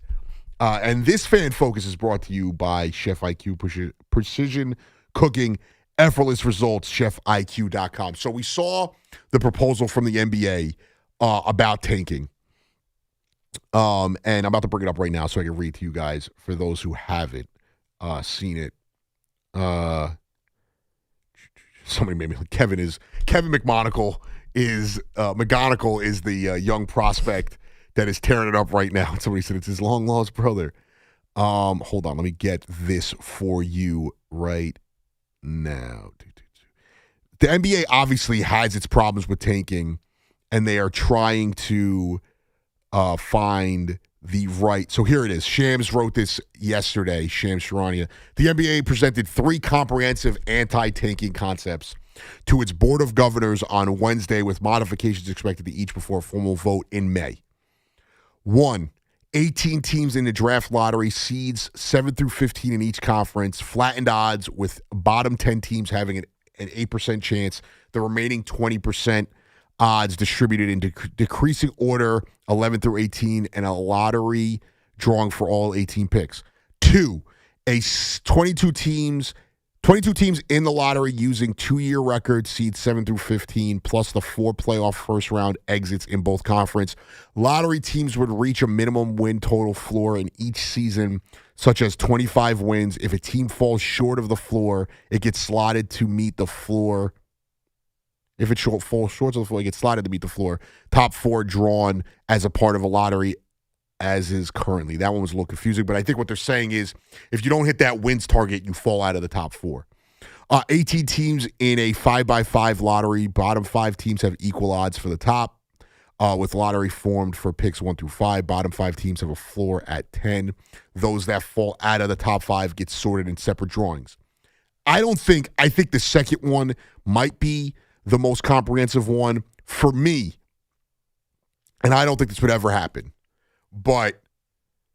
And I did get this idea, and you're going to laugh at me.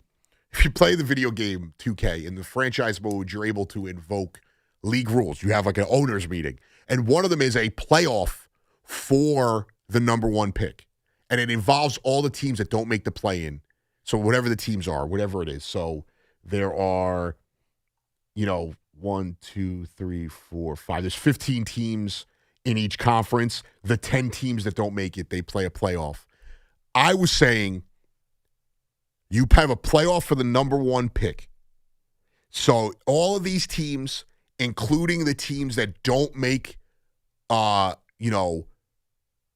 play the play-in, after the play-in and the first round, all the teams that are eliminated, 7 through 10 and below that are in this playoff.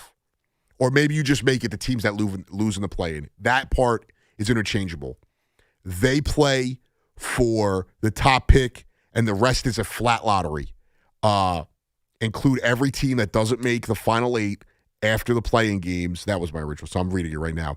and the teams have to register players March 1st. So if someone's not healthy and they're going to tank, that guy cannot be used in this playoff. If you're the Jazz and Lauri Markkanen and Jaren Jackson aren't around on March 1st, whether they're actually injured and they're available on March 5th, sorry, they can't play.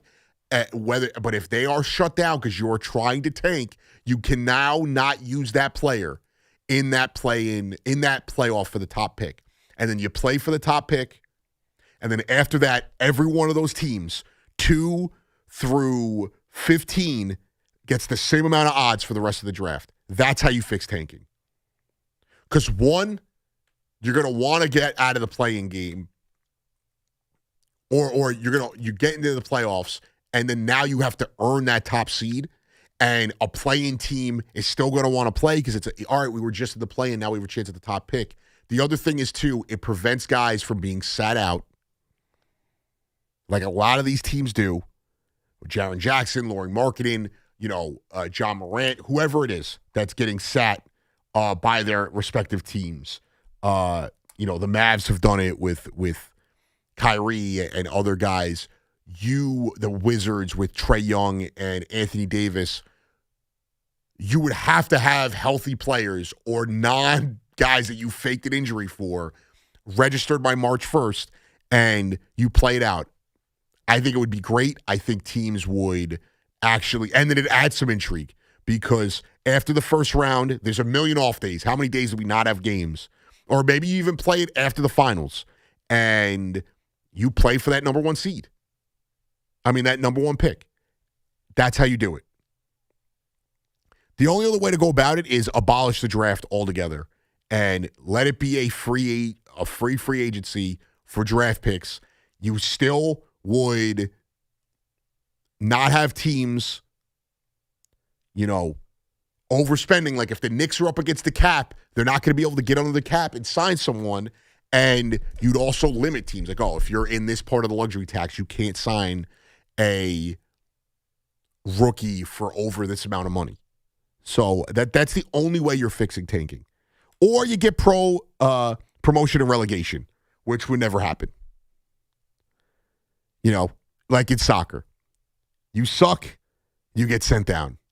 And the, Westchester Knicks get called up. It's never going to happen. But it's the only way you're preventing tanking.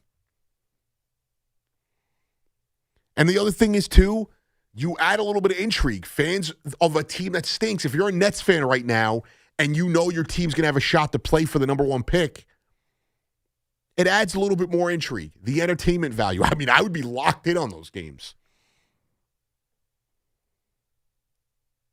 Or yet you give the teams a bye that are in the play-in. So, the teams that get eliminated from the play-in, they get slotted in. I don't even know how you would do the numbers, but they get a bye to like the semifinals. So when that's done, now they have an even better shot at making the tournament. At making the number 1 pick. Sorry. I'm still in St. John's mode. I really think that, and I know I'm blowing my own horn here, but, you take the teams, every team that didn't make the playoffs top 8, so the 2 teams that lose in the play-in from each conference and everyone else that wasn't in it. You slot them in because you could start it the same day that you start the play-in. All right, these teams will play these games, and then when the play-in teams are done, they are now slotted in on a bye, whatever it is, a round or 2 up. And they have a better chance to get the number 1 pick. Because I would rather, instead of giving teams, Mark Cuban with his dopey, it's better to sell fans hope. They don't actually want to compete every year. Talk to a Knicks fan that didn't watch their team play a single playoff game for a decade. Talk to Kings fans. You want to see your team play in a heightened competitive situations. This gives you a chance to do that every year, and it gives you a chance to actually, if you're a play-in team, if you are the Charlotte Hornets or the Miami Heat or the Orlando Magic or the Trailblazers, the Clippers, the Suns, the Trailblazers, you could go out there and potentially upgrade your team and become not just a play-in team, but a team next year that actually has a new level of hope because you just got the number 1 pick because you earned it. And then there's the factor of having the guys registered by March 1st. So real quick, to wrap this up. You take all of the teams that are not in so you play the play-in game, all of the teams that are not in the top 8, the final 8. So you didn't win the play-in game, you're not in. You now have all of those teams playing for the number 1 overall pick. And whoever wins it gets the number 1 overall pick. The rest of it is a flat lottery. There's no weighted lottery for the bad teams. It's a flat lottery. If there's 100% and there's 14 teams, whatever that number adds up to, that's how much of a chance you have at getting the number 2, 3, 4, 5, whatever it is, pick. Maybe you have it slotted where if you're a bottom, 10 team, you can't fall below whatever it is, 12. And then you go from there. Your players have to be healthy and eligible to play March 1st. So if you think you're going to sit someone in the tank, you're not doing it. Lauri Markkanen, Jaren Jackson, they can't just be shut down for phantom injuries. And you give those teams that lose those play-in games, you give them a bye. Because you know what? You're still rewarding them for what they did during the season. 888-808-1019. And that fan focus was brought to you by Chef IQ Precision Cooking. Effortless results. ChefIQ.com. Darnell in Staten Island. What's going on, Darnell? Hey, how you doing? I'm good. How are you doing? I'm doing well. I'm liking your solutions to tanking, but my question is this. So I get what you're saying and all that, but how do you think the players are going to take that? Because essentially the players are playing for the guy who is essentially going to replace them next year. So how much motivation do you think the players are going to have to actually win the game? So when I presented this, I actually said this to Evan, and he goes, well, why would they do it? Well, it's like right now, think about it this way. If you are Lauri Markkanen and Jaren Jackson, or you are, let's look at somebody if you are the Suns and you're Devin Booker and you don't make the playoffs because you lost in the play-in, you don't think those guys that are going to be there next year are going to be extra motivated? Because if you're not going to be with a team the next year, you're probably not the most talented player or a franchise-altering player, because how many guys actually hit free agency nowadays? Most of them are traded before they ever get to that point. So there are going to be guys who are not going to care. That's fair. But also, to answer your point too, don't you think these guys would also find added value in, all right, there is this moment where we are going to be playing a highly competitive game because it is going to be for a number 1 pick, that maybe it's like, all right, I have a chance to show somebody that in a game that actually means something, that I can, ball out, I'll play well, and now a contender may want to come around and give me a contract as a role player. Because there's no perfect solution to this. Like, that's the biggest question, Darnell, is everyone who I present this to, my buddies, all of it, that's the biggest thing everyone says to me. Like, what about the guy who's going to get like a league minimum the next year, or is going to be a, mid-level exception for a contender the next year? Why would he care? Well, I'm like, he's not going to care because he's not, but there's going to be a bunch of guys on that roster that may be playing for second contracts that want to stick around in the league. They may be a guy who is a part of that team and doesn't want to tank again next year. Yeah, that's true. That's true for those lower level guys. But if I'm a top level guy on that team, I'm saying screw this. I'm not playing for the guy who's going to be the man next year. But let me ask you this though: give me an example of a player. It doesn't have to be accurate, but just give me an example of a player that you think would not want to be. Right. Well, all right. Well, let's use your Devin Booker example. Devin Booker, if he's used to being the man on that team, if I'm Devin Booker, and he's like, well, hold on, the number 1 pick next year, he's going to be the man now? Screw this. Well, okay, so it's not a bad example. My thing is, though, I'm assuming the top players, let's say last year, or let's say Anthony Davis never got traded. Or actually, no, scrap that. Let's just say Kyrie Irving's healthy and Cooper Flag and Kyrie Irving are now playing in this number one pick thing, don't you think they would be motivated to add talent to their team? Because they're not getting it via a trade. They're not getting it via free agency because of where they're at and the situation they're in. You don't think they'd be a little bit more motivated? Like, this might be my best chance at winning a ring? Yeah, that's true. But the difference is a person like Kyrie Irving, he's a solidified superstar in this league. And so he has the pedigree and he has the, I guess the... He's also a little bit of a mentor type, so I don't think he would be as offended by somebody. So I get what you're saying. Right. So give maybe Charlotte, for example. Charlotte is a team on the rise, but they have young superstars who haven't been in the league that long. And so a person out of college who's probably not too much older than what they are now, they're probably looking at this thing like, well, hold on, I'm not playing hard for a guy who's going to be the man on his team next year when I'm barely the man on my own team this year. Listen, it is a valid point. It is the one thing, literally, like Evan said it to me when I said it to him the other day. Like my buddies, when we talk about it, they're like, yeah, like why would these guys, why would they want to play when they are, if they are that kind of person? I also think that a lot of guys, maybe LaMelo Ball is somebody who doesn't want to, he wants to be the man, and he really isn't the man on his team anymore. Like I would say it's probably Brandon Miller more than anything. But it's a good point. And it's an imperfect solution, but I do think it is it's a great call, Darnell. I do think it's the best solution we have because the stuff they're saying doesn't make sense to me. Why are your threshold is to win 25 games. You're still not really solving tanking. I think the NBA's biggest problem is guys not being able to suit up or guys taking games off. I do think that's the biggest problem.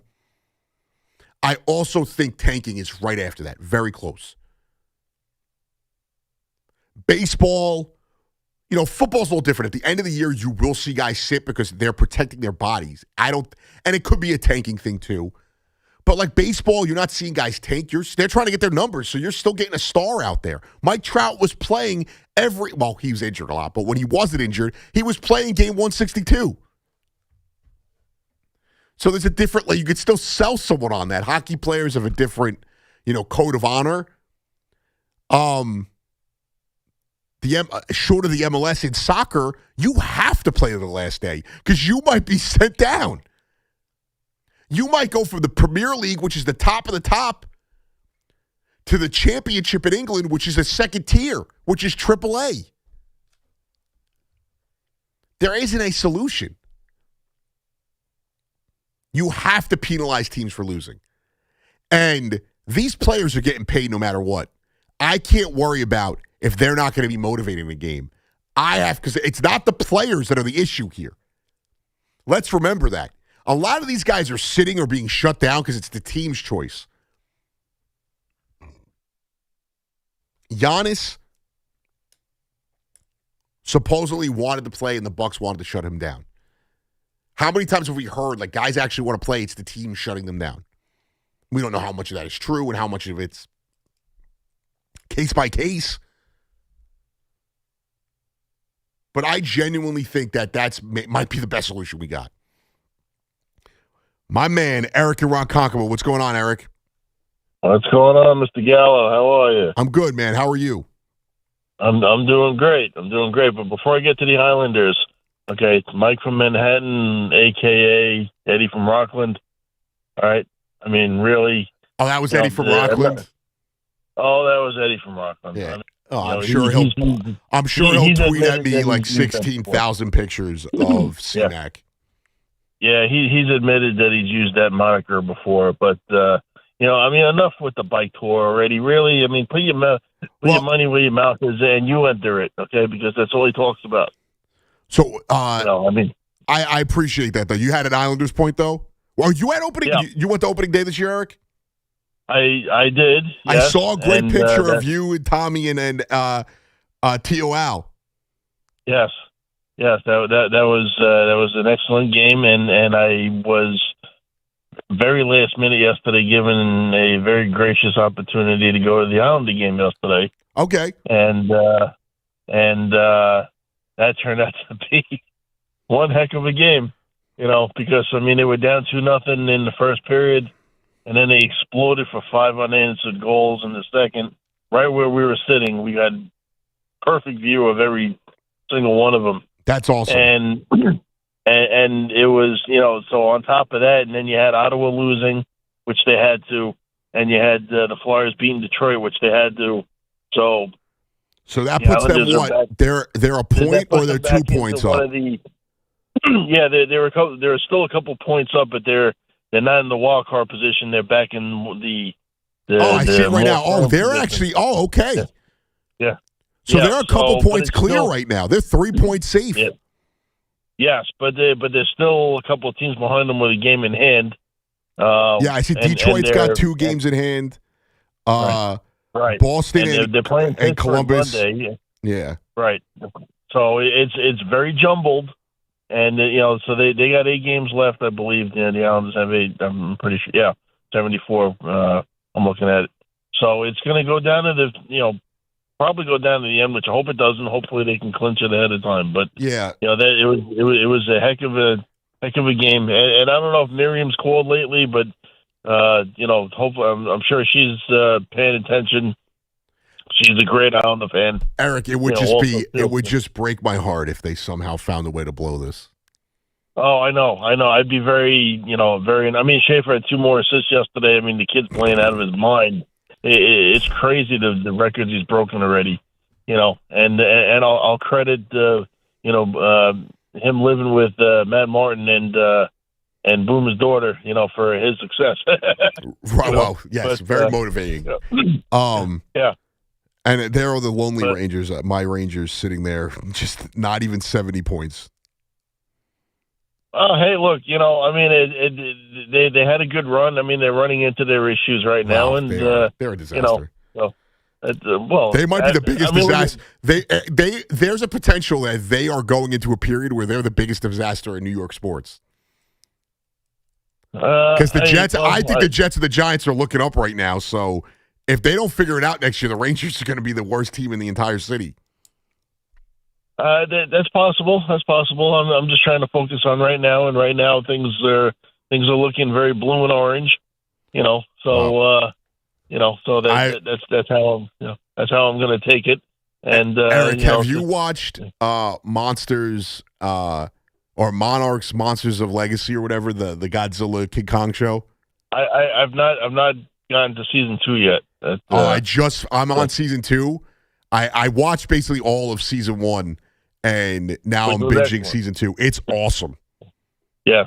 Very good show. Oh yeah, no, I'm on top of that, and I got a lot of stuff on the docket between that. Daredevil season 2 just came out, so I got to watch that. And there's a lot of stuff I'm catching up on, and between that and the sports and everything, it's keeping me busy. We're back in the swing of things. Eric, it was good hearing from you, dude. Have a good one. I will talk to you in a bit. Pay attention to the Islanders. Okay, I appreciate you, Eric. The great Eric and Ronkonkoma. We got one more segment to go. We will get back to your calls. I see you guys on hold. We'll continue the conversation. If you have some thoughts about the tanking thing, we can figure this out. Well, let's work it out together, and then I will present it to, I was going to say Rob Manfred, to Adam Silver, and we'll figure this thing out. Anthony Gallo on the Fan, back after this. It's Monday Night Baseball on WFAN.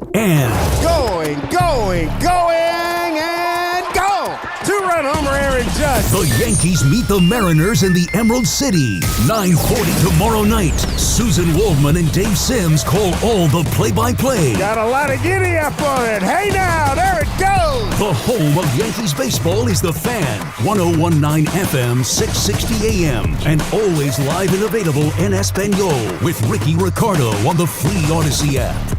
With over 90 years of combined legal experience representing the law enforcement community, Decolator Cohen & DePrisco, LLP, continues to strive to educate police officers of their civil rights to sue in line-of-duty accident cases. The 2026 Police Officers' Right to Sue newsletter can be viewed on policeofficersrighttosue.com and provides successful results in varying line-of-duty accident cases. These results include damages recovered from RMP accidents involving the City of New York and civilian motorists, station house defects, ricochet injuries from the range, private premises slip and falls, manholes, sidewalk slip and falls, construction defects, snow and ice cases, and injuries emanating from defective RMPs. In any LOD accident, it is important for the officer to take photographs of any defects, injuries, or damage. It is also essential to draft the line of duty report and detail the cause of the accident in the paperwork. Remember, there's a 90-day time limitation to file a claim against a municipality. If any law enforcement member has a question regarding a potential lawsuit, contact Decolator Cohen and DePrisco LLP at policeofficersrighttosue.com or call 1-800-901-1529.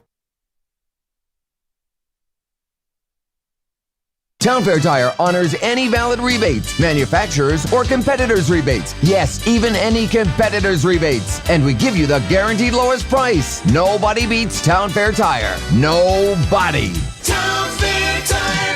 Just hearing the word IRS can make people break out in a cold sweat. No one wants to deal with the IRS, and now you don't have to. The good news is Legal Tax Defense has been successfully negotiating with the IRS for more than 15 years. It doesn't matter how much you owe, whether it's $5,000 or $5 million. You deserve the best in the business on your side, and that is Legal Tax Defense. Even if you're working with someone else and just want a second opinion, there is no cost or obligation to call. They can prevent levies, liens, wage garnishments, even file back tax returns. And the best news about Legal Tax Defense is they won't take your case unless they know they will reduce or eliminate your tax debt. Call Legal Tax Defense right now for a free no-risk consultation. 800-323-8922. 800-323-8922. You have nothing to lose but everything to gain. 800-323-8922. Imagine a gentleman's club with over 200 gorgeous exotic dancers every week. Hey, big boy. From the people who make fantasies come true, Gallagher's 2000 in Long Island City is the place to be. Gallagher's 2000, a gentleman's club for today, gentlemen. Gallagher's 2000 features 2 floors, 3 stages, discounted drinks, VIP, champagne rooms, and dinner specials every night. Gallagher's 2000 offers complimentary lunch Thursdays and Fridays with any drink purchase. Come on down, big boy. Gallagher's 2000 is New York's largest upscale gentleman's club, and Gallagher's 2000's bachelor parties will blow you away. For their bachelor party specials, call 718-361-1348. Gallagher's 2000 is located at 4319 37th Street in Long Island City, Queens, just a half a block north of Queens Boulevard. Call 718-361-1348.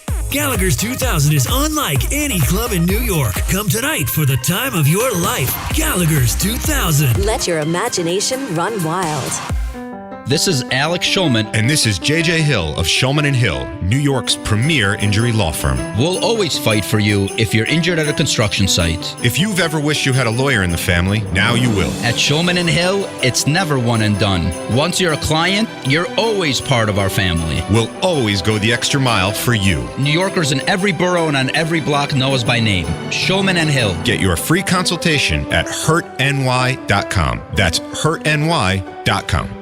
If you or a loved one has been a victim of nursing home abuse, call the law offices of Kelly and Grossman at 1-800-ELDERLY. If you believe that you or someone you love has experienced bed sores, falls, fractures, or other abuse or health problems as a result of inattention while being cared for in a nursing home or residential facility, call 1-800-ELDERLY. Kelly and Grossman are experienced trial attorneys who are assisted by a legal team including medical experts experienced in nursing home neglect and abuse. The Kelly Grossman team helped others win an $18.75 million verdict in Brooklyn, $3.75 million in compensatory damages, and $15 million punitive damages against nursing homes, and they want to help you do the same. Call 1-800-ELDERLY today. 1-800-ELDERLY. 1-800-353-3759 or at 800-elderly.com. Call us directly. 1-800-ELDERLY.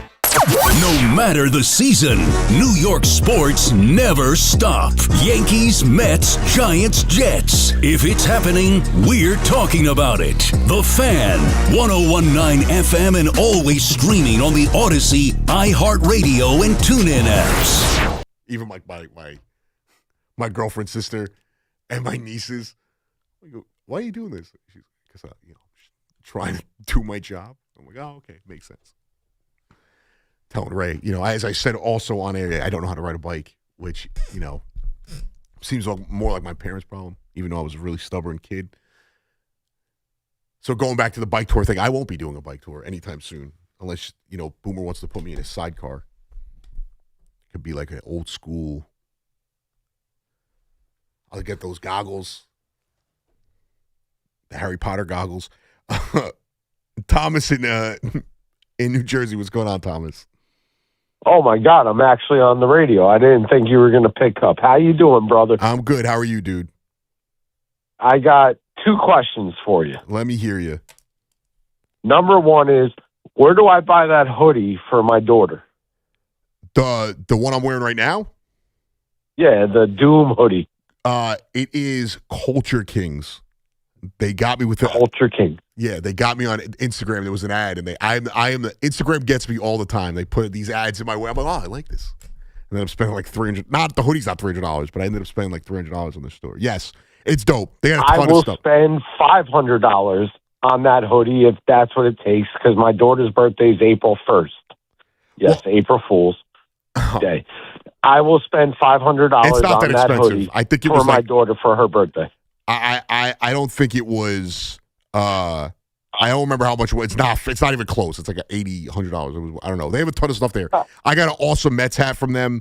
I got a cool Anaheim Ducks hat. They have a lot of dope stuff. Well, that hoodie right there, the second I saw that, I said, I have to get that for my daughter because her favorite Marvel character is Doom. So it is, that's who it is. It's inspired by MF Doom, the rapper, but it is on the back. It's got, a giant, it's got the Fantastic Four panel with Doom on it. So it's very cool. Check it out. They got great stuff. I'm buying that for her. All right. Well, anyway, now we're going to get into sports. Awesome. So I am the worst sports fan ever. I'm a Raiders fan, so there we go. Everybody's going to laugh at me. I'm a Chicago Bulls fan. Continue laughing. Well.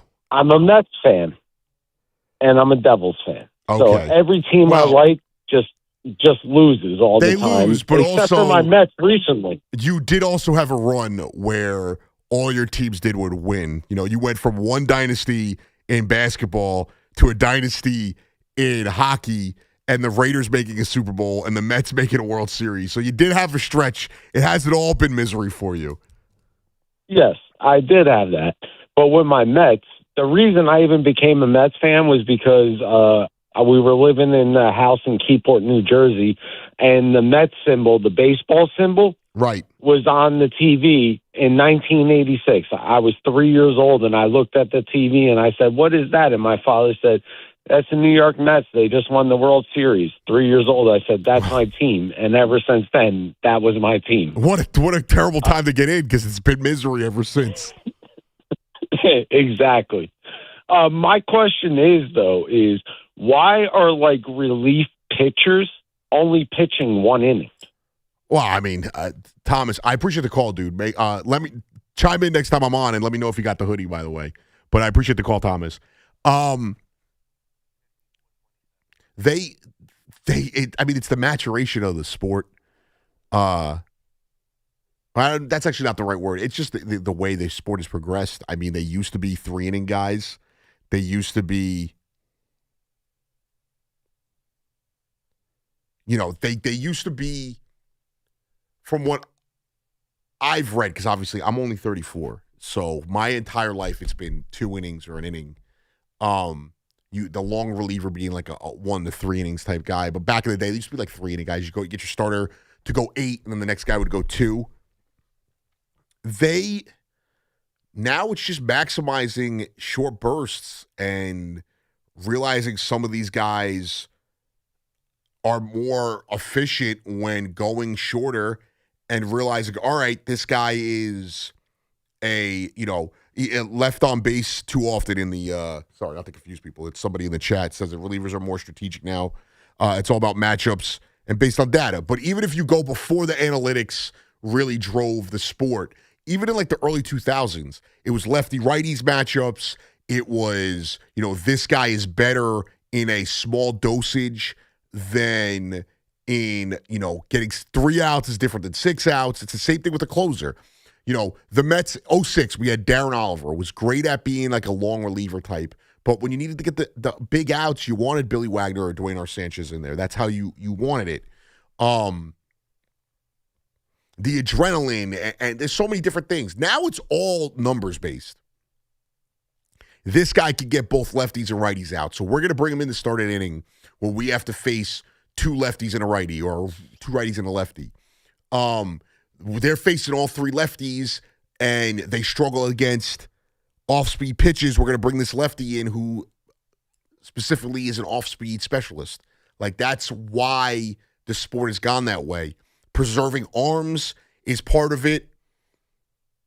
They have to have more pitchers as well, due to guys not going as long. The closer being a more prominent, defined role.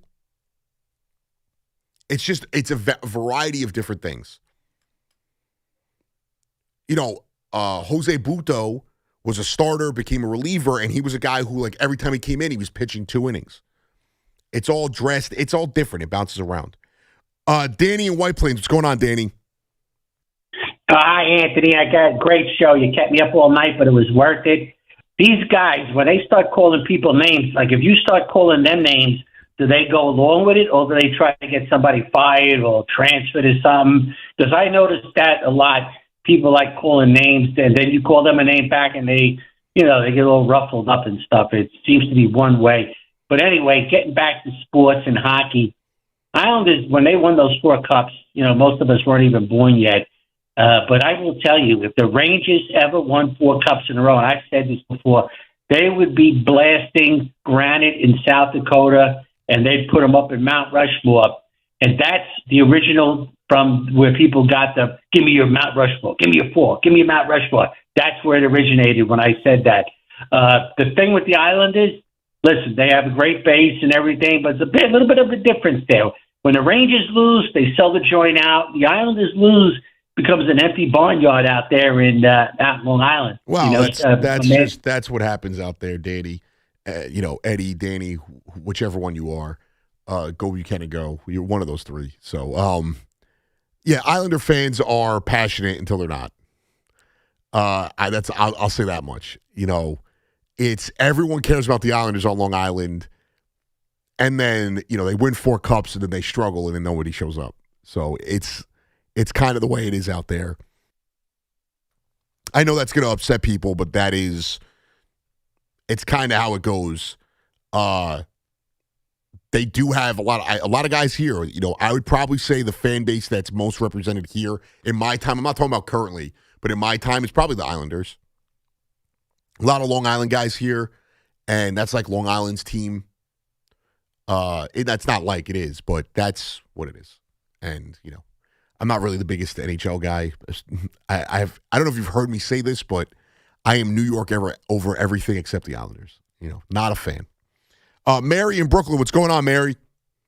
Hi, how are you? I'm good. How are you? Good. So what you were saying before about ABS, I just wanted to say I think ABS is awesome so far. I think they've done a good job with it. Yeah, definitely saved. Like a lot of people are like getting it right, like turning over strikes to balls like 0.2, 0.1 of an inch. I just want to say, I literally think players have signed in our contract that they cannot make any facial expression if they have gotten it right, wrong, or whatever. Because as a Yankee fan, I would love to see today. I think it was Ohtani that challenged a call. He got it wrong. Or maybe it was a strike and then it was a ball and then they turned it into a strike. I would love to see Ohtani's face, like his disappointment. Like no offense to him and all, but I love to see his disappointment that he got that it was turned into a strike. I honestly think the only time I ever saw any like facial expression from a player was tonight. And like Patrick Bailey got a call right or something, and that was and he like put up his hand. Like that was the only thing I ever saw from a player.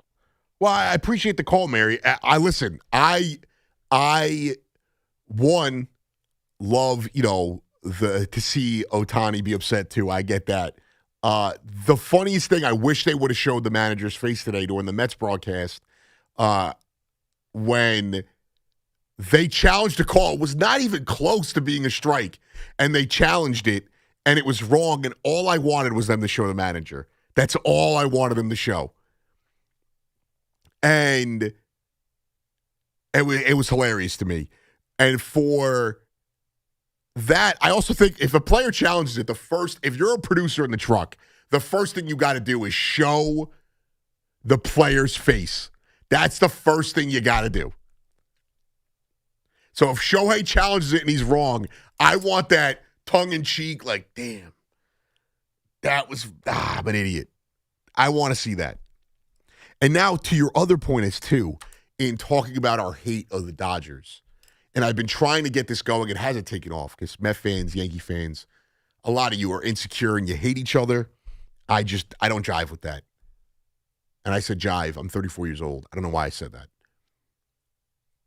We need to unify as a city, as a great state, as the baseball mecca of this country, where baseball is king. We need to unify Mets, Yankee fans in our hate of the Los Angeles Dodgers. We need to come together and realize we are rooting against them every night, playing the Yankees, playing the Mets, playing a non-Yankee or Met team, as long as it's not the Phillies or the Braves or the Red Sox or the Blue Jays. We are rooting against them every night as a city, together as one. Put aside our differences. And, they are consistently in the news now. Everyone loves the Dodgers. At first it was, 3 years ago was they spend all this money they can't win. Now it's like, look at how amazing they are. I love that the owner was smug, but also kick rocks, dude. We need teams to be good. We can't just win all the time. We need to unify and stop this LAification of baseball. They've ruined the trumpets. They turned an awesome deli coffee into a sugary, poisonous Starbucks disaster. They Starbucksed the trumpets.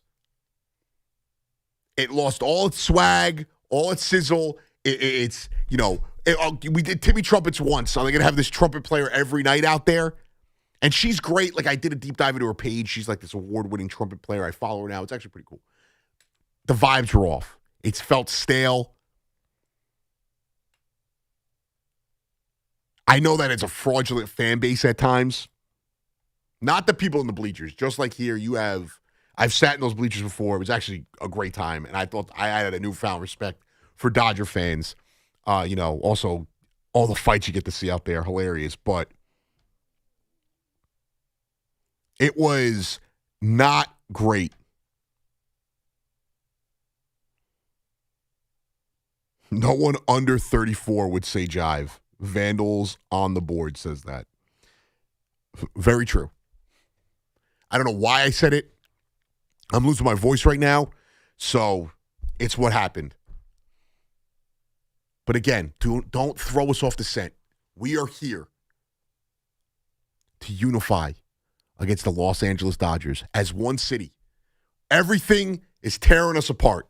The Mets and the Yankees, Jets and Giants, bike lane dorks and non-bike lane dorks, everything tearing us apart. Who the mayor is, everything. We could unify. Just like we unify behind the Knicks, we could unify behind our hate of the Los Angeles Dodgers. We come out together and show solidarity. Evan, C-Mac, they're going to tie an orange and, navy blue bandanas together. They're going to hold them up.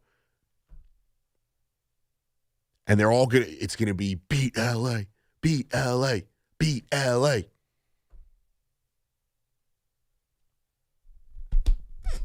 And I do need some, as other people, I do need some coffee right now. I need a lozenge and I need coffee. I need my bed and maybe a bacon, egg, and cheese. All of those can happen in one spot, to be fair.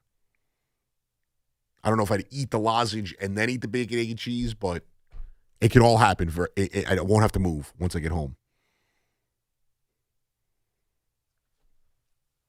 It's been a great show. We've covered a whole bunch of different topics today. But the one thing we could say is great start to the baseball season. There is a lot of positives. The Mets get it done today. We'll both be 3-0 undefeated going into, I think the Mets head to the West Coast, if I'm correct, next, or they get the Cardinals, then they head to San Francisco. And then back home against the Diamondbacks and the A's. And then they go back out to play those disgusting low-life Dodgers.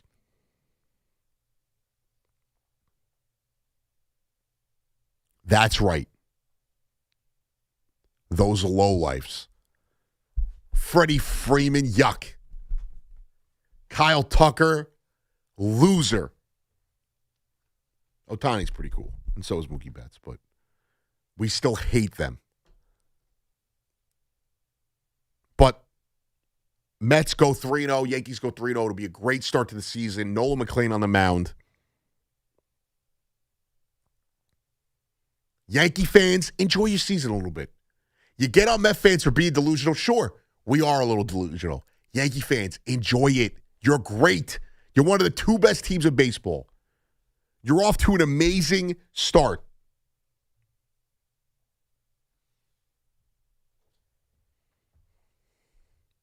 Yes, eBay seller says, if there's a Subway Series, Gallo will say hell to the unification. Yeah, we will, because the mission will be accomplished.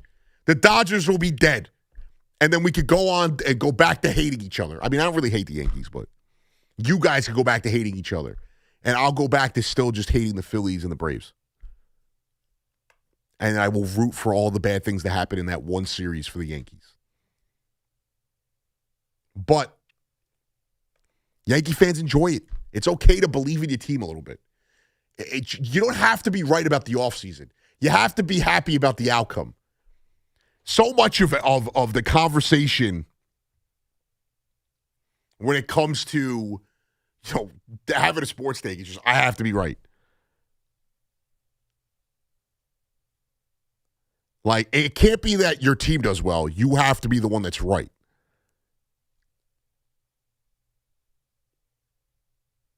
I hope I can look back and I save every show I do. You never know what you might need. I hope I look back at my overreactions. We call them an overreaction if it was, to Alonso and Diaz being gone. And we're laughing like, ha, can you see how silly this was? I don't want to be right about that. Shout out to Ray Jarvis for guiding this ship tonight and Connor Green for the mini guiding earlier. If you missed any of the show, hit the Odyssey app rewind function. I'll be back soon. If not, catch me wearing a ski mask during the Carton Show with Chris McMonagle.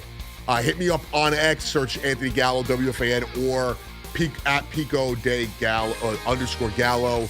Pico de Gallo 24 on IG. My YouTube page as well. I'm trying to start to get stuff going there. Anthony Gallo on The Fan. Until next time. Sports Radio 101.9 FM. WFAN, New York. It's Boomer and Gio. Mornings on The Fan. 101.9 FM. We have 5 new guys in the lineup. 5 new guys had RBIs. It's a great way to get started. Benj gets his home run because you like Benj, I like Benj. Everybody loves Benj. We all love Benj. Get Boomer and Gio on demand. Available on Apple, Spotify, wherever you get your podcast, and the free Odyssey app. My name is Whitney Allen, and I'm a widow. My husband, Ryan, died. We never thought we'd ever have to use life insurance, but the unexpected happened. With Ethos, signing up was fast and 100% online. You can get a quote in seconds, apply in minutes, and get same-day coverage. No medical exams, and you can get up to $3 million worth of coverage. I'm grateful we were prepared. Get your free quote at ethos.com/radio. That's ethos.com/radio. Paid spokesperson. Time spent on application may vary. Online health questions required. Let's take a moment to breathe. Deep inhale.